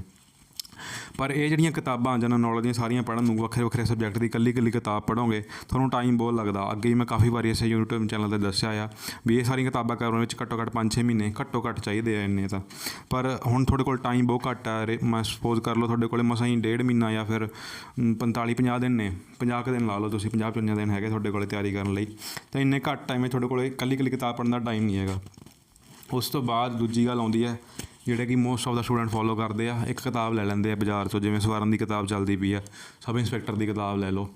ਉਹਦੇ ਵਿੱਚ ਜਿਹੜਾ ਮਟੀਰੀਅਲ ਆ ਬਹੁਤ ਉੱਤੋਂ ਆ, ਮਤਲਬ ਡੀਪ ਨਹੀਂ ਹੈਗਾ। ਤੁਹਾਨੂੰ ਪਤਾ ਵੀ ਇਹ ਪੇਪਰ ਜਿਹੜਾ ਉਹ ਸਟੂਡੈਂਟ ਨੇ ਵੀ ਭਰਨਾ ਜਿਹੜੇ IAS ਦੇ ਪੇਪਰ ਦੀ ਤਿਆਰੀ ਕਰਦੇ ਆ ਜਾਂ ਫਿਰ PCS ਦੇ ਪੇਪਰ ਦੀ ਤਿਆਰੀ ਕਰਦੇ, ਜਿਨ੍ਹਾਂ ਦਾ ਕਲੀਅਰ ਨਹੀਂ ਹੁੰਦਾ ਉਹ ਇਸ ਪੇਪਰ ਵੱਲ ਵੀ ਆਉਂਦੇ ਆ, ਉਹਨਾਂ ਨੇ ਇਹ ਪੇਪਰ ਦੇਣਾ ਅਤੇ ਉਹਨਾਂ ਨੇ ਇਹ ਸਾਰੀਆਂ ਕਿਤਾਬਾਂ ਕੀਤੀਆਂ ਹੁੰਦੀਆਂ ਕਵਰ, ਜਿਹੜੀ ਇਕੱਲੇ ਸਬਜੈਕਟ ਤੁਹਾਨੂੰ ਮੈਂ ਕਿਤਾਬ ਦੱਸ ਰਿਹਾ। ਤਾਂ ਤੁਸੀਂ ਜੇ ਸਿਰਫ ਉਹ ਸਵਰਨ ਵਾਲੀ ਕਿਤਾਬ ਪੜ੍ਹ ਕੇ ਜਾ ਰਹੇ ਹੋ, ਤੁਸੀਂ ਉਹਨਾਂ ਦੇ ਨੇੜੇ ਤੇੜੇ ਵੀ ਨਹੀਂ ਖੜਨਾ, ਛਿੱਲ ਦੇਣਾ ਉਹਨਾਂ ਨੂੰ ਪੇਪਰ 'ਚ, ਤੁਹਾਨੂੰ ਮਤਲਬ ਕਿ ਤੁਸੀਂ ਨੇੜੇ ਤੇੜੇ ਨਹੀਂ ਖੜੋਗੇ। ਉਹਨਾਂ ਨੇ ਕਲੀਅਰ ਕੱਟ ਐਜ ਹੋਊਗਾ ਉਹਨਾਂ ਕੋਲ, ਜਿਨ੍ਹਾਂ ਨੇ IAS ਜਾਂ PCS ਦੀ ਤਿਆਰੀ ਕੀਤੀ ਹੋਈ ਹੈ, ਤੁਹਾਡੇ ਤੋਂ ਵਧੀਆ ਨੰਬਰ ਸਕੋਰ ਕਰਨਗੇ, ਤੁਹਾਡੀ ਨੇੜੇ ਤੇੜੇ ਨਹੀਂ ਖੜਨ ਦੇਣਗੇ ਤੁਹਾਨੂੰ। ਤੀਜੀ ਚੀਜ਼ ਕੀ ਆ ਵੀ ਸਟੂਡੈਂਟ ਕੀ ਕਰਦੇ ਆ ਵੀ ਅਰੀਹੰਤ ਅਤੇ ਲਿਊਸੈਂਟ ਚੱਕ ਲੈਂਦੇ ਆ, ਜਿਹੜੀ ਰੱਟੇ ਵਾਲੀ ਕਿਤਾਬਾਂ ਜਿਹ 'ਚ ਸਿਰਫ ਫੈਕਟ ਹੁੰਦੇ ਆ। ਅਤੇ ਮੈਂ ਮੰਨਦਾ ਕਿ ਪਿਛਲੀ ਵਾਰੀ ਪੇਪਰ ਥੋੜ੍ਹਾ ਫੈਕਚੁਅਲ ਆਇਆ ਸੀਗਾ ਅਤੇ ਅਰੀਹੰਤ ਲਿਊਸੈਂਟ ਤੋਂ ਚੀਜ਼ਾਂ ਕਾਫੀ ਕਵਰ ਹੋ ਰਹੀਆਂ ਸੀਗੀਆਂ। ਪਰ ਤੁਸੀਂ, ਮੇਰਾ ਜੋ ਬਿਲੀਫ ਆ ਉਸ ਇਕੱਲੀ ਅਰੀਹੰਤ ਲਿਊਸੈਂਟ ਪੜ੍ਹ ਕੇ ਤੁਸੀਂ ਜੇ ਜਾਓਗੇ ਤਾਂ ਤੁਸੀਂ ਕਿਸਮਤ ਦੇ ਸਹਾਰੇ ਜਾ ਰਹੇ ਹੋ ਵੀ ਹਾਂ, ਜੇ ਉਹਦੇ ਪਿਛਲੀ ਵਾਰੀ ਵਾਂਗੂ ਉਹਦੇ ਵਿੱਚੋਂ ਪੇਪਰ ਆ ਗਿਆ ਤਾਂ ਠੀਕ ਹੈ, ਅਦਰਵਾਈਜ਼ ਜੇ ਨਾ ਆਇਆ ਤਾਂ ਫਿਰ ਤੁਹਾਡਾ ਪੇਪਰ ਕਲੀਅਰ ਨਹੀਂ ਹੋਣਾ। ਅਤੇ ਜਿਵੇਂ ਚੀਜ਼ਾਂ ਚੇਂਜ ਹੋ ਰਹੀਆਂ ਇਸ ਵਾਰ ਪਿਛਲੀ ਵਾਰੀ ਨਾਲੋਂ ਮੈਨੂੰ ਲੱਗਦਾ ਨਹੀਂ ਗਾ ਕਿ ਅਰੀਹੰਤ ਲਿਊਸੈਂਟ 'ਚੋਂ ਹੀ ਪੇਪਰ ਆਊਗਾ ਸਾਰਾ, ਕਾਫੀ ਚੀਜ਼ਾਂ ਮਤਲਬ ਕੋਰ ਪੁੱਛਣਗੇ, ਜੋ ਮੇਰਾ ਬਿਲੀਫ ਹੈ ਇਸ ਵਾਰ, ਠੀਕ ਆ। ਅਤੇ ਹੁਣ ਤੁਹਾਡਾ ਕੁਐਸਚਨ ਹੋਊਗਾ ਵੀ ਇੰਨੇ ਘੱਟ ਟਾਈਮ ਵਿੱਚ, ਠੀਕ ਹੈ ਤੁਸੀਂ ਵਾਲਾ ਦੱਸਤਾ ਵੀ ਸਾਰੀਆਂ ਕਿਤਾਬਾਂ ਇਕੱਲੇ ਸਬਜੈਕਟ ਦੀਆਂ ਨਹੀਂ ਪੜ੍ਹ ਸਕਦੇ, ਅਰੀਹੰਤ ਲਿਊਸੈਂਟ ਵੀ ਠੀਕ ਨਹੀਂ ਹੈਗੀ, ਸਵਰਨ ਵੀ ਨਹੀਂ ਠੀਕ ਹੈਗੀ, ਫਿਰ ਕਿਵੇਂ ਕਰੀਏ। ਦੇਖੋ ਇਹ ਟਾਈਮ ਹੈਗਾ, ਮੈਂ ਅੱਗੇ ਕਦੇ ਵੀ ਸਟੂਡੈਂਟ ਨੂੰ ਐਂ ਨਹੀਂ ਕਹਿੰਦਾ ਹੁੰਦਾ, ਪਿਛਲੇ 10 ਮਹੀਨੇ ਤੋਂ ਮੈਂ ਕਿਤਾਬਾਂ ਬਾਰੇ ਦੱਸ ਰਿਹਾ ਵੀ ਆਹ ਕਿਤਾਬਾਂ ਪੜ੍ਹ ਲਓ। ਮੈਂ ਉਦੋਂ 10 ਮਹੀਨੇ ਪਹਿਲਾਂ ਜਦੋਂ ਵੀਡੀਓ ਪਾਈ ਸੀ ਮੈਂ ਕਿਸੇ ਨੂੰ ਨਹੀਂ ਦੱਸਿਆ ਕੋਚਿੰਗ ਇੰਸਟੀਟਿਊਟ 'ਤੇ ਲੱਗੋ, ਕਿਉਂਕਿ ਉਹ ਟਾਈਮ ਸੀਗਾ ਉਦੋਂ ਤੁਹਾਡੇ ਕੋਲ ਪੜ੍ਹਨ ਦਾ, 10 ਮਹੀਨੇ ਬਹੁਤ ਹੁੰਦੇ ਤਿਆਰੀ ਕਰਨ ਲਈ। ਪਰ ਇਸ ਟਾਈਮ ਜੇ ਹੁਣ ਤੁਸੀਂ ਤਿਆਰੀ ਕਰਨੀ ਆ ਤਾਂ ਬੈਸਟ ਵੇ ਜੋ ਮੇਰੇ ਅਕੋਰਡਿੰਗਲੀ ਮੈਨੂੰ ਲੱਗਦਾ ਵੀ ਨਵੇਂ ਸਟੂਡੈਂਟ ਨੇ ਤਿਆਰੀ ਕਰਨੀ ਤਾਂ ਕੋਚਿੰਗ ਹੀ ਹੈ, ਕਿਉਂਕਿ ਆਪ ਪੜ੍ਹਨ 'ਚ ਤੁਹਾਨੂੰ ਟਾਈਮ ਲੱਗਦਾ। ਆਪ ਤਿਆਰੀ ਤਾਂ ਤੁਸੀਂ ਬਹੁਤ ਵਧੀਆ ਕਰ ਸਕਦੇ ਹੋ, ਪਰ ਟਾਈਮ ਚਾਹੀਦਾ ਹੁੰਦਾ ਉਹਦੇ ਲਈ, ਘੱਟੋ ਘੱਟ 5-6 ਮਹੀਨੇ। ਤਾਂ ਇਸ ਟਾਈਮ ਤੁਹਾਡੇ ਕੋਲ ਇੰਨਾ ਟਾਈਮ ਨਹੀਂ ਹੈਗਾ, ਤੁਸੀਂ ਕਿਤਾਬਾਂ ਚੱਕੋ। ਜਿਹੜੇ ਆਲਰੇਡੀ ਪੜ੍ਹ ਰਹੇ ਕਿਤਾਬਾਂ ਤੋਂ ਉਹਨਾਂ ਨੂੰ ਮੈਂ ਕਹੂੰਗਾ ਕਿ ਤੁਸੀਂ ਆਪਦਾ ਪਾਸ ਚੇਂਜ ਕਰੋ, ਪਰ ਜਿਹੜੇ ਨਵੇਂ ਸਟੂਡੈਂਟ ਆ ਉਹਨਾਂ ਨੂੰ ਜ਼ਰੂਰ ਕੋਚਿੰਗ ਲੈਣੀ ਚਾਹੀਦੀ ਆ। ਕੋਚਿੰਗ ਦੀ ਵੀ ਹੁਣ ਅੱਗੇ ਗੱਲ ਕਰਦੇ ਹਾਂ, ਕਈ ਸਟੂਡੈਂਟ ਕਹਿੰਦੇ ਅਸੀਂ ਆਫਲਾਈਨ ਕੋਚਿੰਗ ਜਾਈਏ ਜਾਂ ਔਨਲਾਈਨ ਜਾਈਏ। ਦੇਖੋ ਕੋਚਿੰਗ ਦੋਨੋਂ ਵਧੀਆ ਪਰ ਆਫਲਾਈਨ 'ਚ ਇਹ ਆ ਵੀ ਲੈਕਚਰ ਤੁਹਾਡੇ 2 ਜਾਂ 3 ਲੱਗਣਗੇ, 2 ਜਾਂ 3 ਘੰਟੇ ਤੁਹਾਨੂੰ ਪੜਾਉਣਗੇ ਇੱਕ ਦਿਨ 'ਚ, ਅਤੇ 2-3 ਘੰਟੇ ਪੜਾਉਣਗੇ, ਫਿਰ ਤੁਸੀਂ ਘਰੇ ਜਾ ਕੇ 2-3 ਘੰਟੇ ਉਹ ਚੀਜ਼ਾਂ ਰਿਵਾਈਜ਼ ਕਰ ਲਓਗੇ। ਬਾਕੀ ਸਾਰਾ ਦਿਨ ਮਤਲਬ 6 ਘੰਟੇ ਹੋਏ, ਬਾਕੀ 6-7 ਘੰਟੇ ਤੁਹਾਡੇ ਕੋਲ ਦਿਨ 'ਚ ਪਏ ਆ, ਅਤੇ ਜਿੰਨਾ ਕੁ ਸਿਲੇਬਸ ਆ ਉਹ ਕਵਰ ਕਰਨ ਲਈ ਤੁਹਾਨੂੰ ਘੱਟੋ ਘੱਟ ਦਿਨ 'ਚ 12-13 ਘੰਟੇ ਪੜ੍ਹਨਾ ਪੈਣਾ ਹੈ। ਜੇ ਤੁਸੀਂ ਸਬ ਇੰਸਪੈਕਟਰ ਲੱਗਣਾ ਚਾਹੁੰਦੇ ਹੋ ਤਾਂ ਪੜ੍ਹਨਾ ਹੀ ਪੈਣਾ ਤੁਹਾਨੂੰ 12-13 ਘੰਟੇ, ਜਿਹੜੇ ਨਵੇਂ ਸਿਰੋਂ ਤਿਆਰੀ ਸ਼ੁਰੂ ਕਰਨੀ ਹੈ ਤਾਂ ਕਰਕੇ ਮੇਰੇ ਅਕੋਰਡਿੰਗ ਦਾ ਬੈਸਟ ਸੋਲਿਊਸ਼ਨ ਇਹ ਹੈ ਕਿ ਇੱਕ ਇੰਸਟੀਚਿਊਟ ਆ ਸੰਘਰਸ਼ ਅਕੈਡਮੀ, ਉਹ ਥੋੜ੍ਹਾ ਟਾਈਮ ਪਹਿਲਾਂ ਹੀ ਸਟਾਰਟ ਕਰਾਇਆ ਗਿਆ ਹੈ, ਅਤੇ ਮੈਂ ਹੀ ਕਿਹਾ ਸੀਗਾ, ਮੇਰੇ ਹੀ ਫਰੈਂਡ ਹੈ ਉਹਨਾਂ ਦਾ ਸਬ ਇੰਸਪੈਕਟਰ ਦਾ ਪੇਪਰ ਕਲੀਅਰ ਸੀਗਾ, ਅਤੇ ਸਟੂਡੈਂਟ ਮੈਨੂੰ ਪੁੱਛਦੇ ਸੀ ਅਸੀਂ ਕੋਚਿੰਗ ਲੱਗਣਾ, ਅਤੇ ਮੈਂ ਕੋਚਿੰਗ ਕੋਈ ਰੈਫਰ ਨਹੀਂ ਸੀ ਕਰਦਾ ਕਿਉਂਕਿ ਕੋਚਿੰਗ ਇੰਸਟੀਚਿਊਟ ਦੀ ਫੀਸ ਵੀ ਜ਼ਿਆਦਾ ਹੁੰਦੀ ਸੀਗੀ, ਮਤਲਬ 10-15 ਹਜ਼ਾਰ ਘੱਟੋ ਘੱਟ ਹਰੇਕ ਇੰਸਟੀਚਿਊਟ ਲੈਂਦਾ ਸੀ। ਪਰ ਮੈਂ ਉਹਨਾਂ ਨੂੰ ਕਿਹਾ ਵੀ ਜੇ ਉਹ ਪੜ੍ਹਾ ਸਕਦੇ ਆ ਤਾਂ ਉਹ ਪੜ੍ਹਾ ਦੇਣ, ਤਾਂ ਉਹ ਹੁਣ ਪੜ੍ਹਾਉਂਦੇ ਆ ਸੰਘਰਸ਼ ਅਕੈਡਮੀ 'ਤੇ। ਅਤੇ ਟੋਟਲ ਤੁਹਾਡੇ ਨੂੰ ਸਾਰਾ ਜਨਰਲ ਅਵੇਅਰਨੈਸ ਪਲੱਸ ਜਿਹੜਾ ਕੁਆਂਟੀਟਿਵ ਐਪਟੀਟਿਊਡ ਅਤੇ ਨਿਊਮੈਰੀਕਲ ਸਕਿੱਲਸ ਹੈ ਇਹ, ਪਲੱਸ ਪੰਜਾਬੀ ਲੈਂਗੁਏਜ, ਪਲੱਸ ਆਹ ਰੀਜ਼ਨਿੰਗ, ਡਾਟਾ ਇੰਟਰਪ੍ਰੀਟੇਸ਼ਨ ਅਤੇ ਕੰਪਿਊਟਰ ਅਤੇ ਇੰਗਲਿਸ਼, ਸਾਰੇ ਟੋਪਿਕਸ ਕਵਰ ਕਰਾਉਣਗੇ ਤੁਹਾਨੂੰ। ਸਾਰੇ ਕੋਰਸ ਦੀ ਫੀਸ ਉਹਨਾਂ ਦੀ 4000 ਆ, ਅਤੇ ਤੁਸੀਂ ਉੱਥੇ ਲੱਗ ਸਕਦੇ ਹੋ। ਹੁਣ ਤੁਸੀਂ ਕਹੋਗੇ ਵੀ ਤੁਸੀਂ ਸਾਰਾ ਕੁਝ ਦੱਸਿਆ ਵੀ ਇੰਨੀ ਛੇਤੀ ਨਹੀਂ ਹੋ ਸਕਦਾ, ਅਤੇ ਉਹ ਕਿਵੇਂ ਤੁਹਾਡੇ ਦਿਮਾਗ 'ਚ ਘੋਲ ਕੇ ਪਾ ਦੇਣਗੇ 1.5 ਮਹੀਨੇ ਵਿੱਚ? ਇੱਦਾਂ ਨਹੀਂ ਹੈਗਾ ਵੀ ਉਹ ਤੁਹਾਡੇ ਦਿਮਾਗ 'ਚ ਘੋਲ ਕੇ ਪਾ ਦੇਣਗੇ ਸਾਰੀ ਚੀਜ਼ਾਂ 1.5 ਮਹੀਨੇ ਵਿੱਚ। ਪਰ ਇੱਦਾਂ ਵੀ ਉੱਥੇ ਜੇ ਤੁਸੀਂ ਪੜ੍ਹੋਗੇ ਤਾਂ ਤੁਹਾਡਾ ਟਾਈਮ ਮੈਨੇਜਮੈਂਟ ਥੋੜ੍ਹਾ ਜ਼ਿਆਦਾ ਵਧੀਆ ਹੋ ਜਾਊਗਾ। ਉਹ ਕਿਵੇਂ?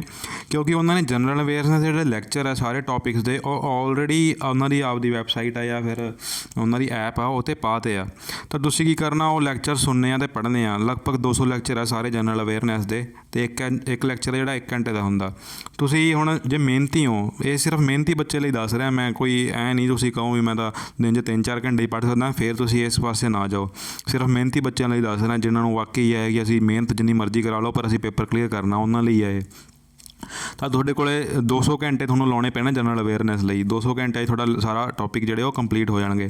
ਤੁਸੀਂ ਮਤਲਬ ਇੱਕ ਦਿਨ ਵਿੱਚ ਜਿਵੇਂ ਜਿੰਨੇ ਲੈਕਚਰ ਸੁਣ ਸਕਦੇ ਹੋ ਵੱਧ ਤੋਂ ਵੱਧ ਉਹਨੇ ਲੈਕਚਰ ਸੁਣੋ। ਤੁਹਾਡੇ 'ਤੇ ਜਿੰਨੀ ਜਲਦੀ ਸਿਲੇਬਸ ਕੰਪਲੀਟ ਕਰ ਸਕੋ ਤੁਸੀਂ ਜਨਰਲ ਨੌਲੇਜ ਦਾ, ਅਤੇ 200 ਲੈਕਚਰ ਸੁਣ ਲਓਗੇ। ਉਹਦੇ ਨਾਲ ਤੁਹਾਨੂੰ ਟੈਲੀਗ੍ਰਾਮ ਗਰੁੱਪ 'ਤੇ ਐਡ ਕੀਤਾ ਜਾਊਗਾ ਮੈਡਮ ਦੇ, ਮਤਲਬ ਕਿ ਜਿਹੜੇ ਪੜ੍ਹਾਉਂਦੇ ਆ ਉਹਨਾਂ ਦੇ ਅਕੈਡਮੀ ਦੇ ਟੈਲੀਗ੍ਰਾਮ ਗਰੁੱਪ 'ਤੇ। ਅਤੇ ਤੁਹਾਨੂੰ ਕੋਈ ਡਾਊਟ ਆਉਂਦਾ, ਕੋਈ ਵੀਡੀਓ ਕੋਈ ਚੀਜ਼ ਸਮਝ ਨਹੀਂ ਆਉਂਦੀ, ਤੁਸੀਂ ਉਹਨਾਂ ਨੂੰ ਪੁੱਛ ਸਕਦੇ ਹੋ।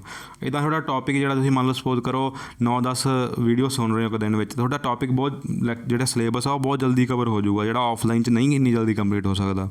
ਫਿਰ ਉਸ ਤੋਂ ਬਾਅਦ ਮੈਥ ਰੀਜ਼ਨਿੰਗ ਦੀ ਕਲਾਸਾਂ ਵੀ ਉੱਥੇ ਚੱਲ ਰਹੀਆਂ, ਲਗਭਗ 15-20 ਦਿਨ ਹੋਏ ਆ। ਉਹ ਤੁਸੀਂ ਨਾਲ ਜਿਹੜੇ ਟੋਪਿਕ ਚੱਲ ਰਹੇ ਆਹੀ ਟੋਪਿਕ ਕਰਾ ਰਹੇ ਜਿਹੜੇ ਇਹਨਾਂ ਨੇ ਮੈਂਸ਼ਨ ਕੀਤੇ ਸਿਲੇਬਸ ਵਿੱਚ। ਅਤੇ ਕਾਂਸਟੇਬਲ ਵਾਸਤੇ ਵੀ ਲਗਭਗ ਸੇਮ ਹੀ ਸਿਲੇਬਸ ਆ, ਅਤੇ ਉਹ ਵੀ ਚੀਜ਼ਾਂ ਸਾਰੀਆਂ ਕਵਰ ਕਰਾ ਰਹੇ ਆ। ਲਗਭਗ ਆਲਮੋਸਟ ਸੇਮ ਹੀ ਸਿਲੇਬਸ ਆ, 10-15% ਦਾ ਫਰਕ ਆ। ਤਾਂ ਉਹ ਕਾਂਸਟੇਬਲ ਦੇ ਵਿੱਚ ਵੀ ਸਾਰੇ ਸਬਜੈਕਟ ਕਵਰ ਕਰਾ ਰਹੇ ਆ। ਜਾਂ ਹੈੱਡ ਕਾਂਸਟੇਬਲ ਦਾ ਪੇਪਰ ਹੈ ਜਿਹੜਾ, ਉਹਦੇ ਬਾਰੇ ਹਜੇ ਕੁਛ ਨਹੀਂ ਆਇਆ ਵੀ ਕਦੋਂ ਹੋਣਾ, ਉਹਦੇ ਲਈ ਟਾਈਮ ਹੈਗਾ ਉਹਦਾ। ਜਿਹੜੇ ਸਟੂਡੈਂਟ ਜਿਹੜੇ ਫੋਕਸ ਕਰ ਰਹੇ ਹੈੱਡ ਕਾਂਸਟੇਬਲ ਲਈ, ਉਹ ਵੀ ਟਾਈਮ ਨਾ ਖਰਾਬ ਕਰਨ, ਉਹ ਤਿਆਰੀ ਕਰ ਸਕਦੇ ਆ।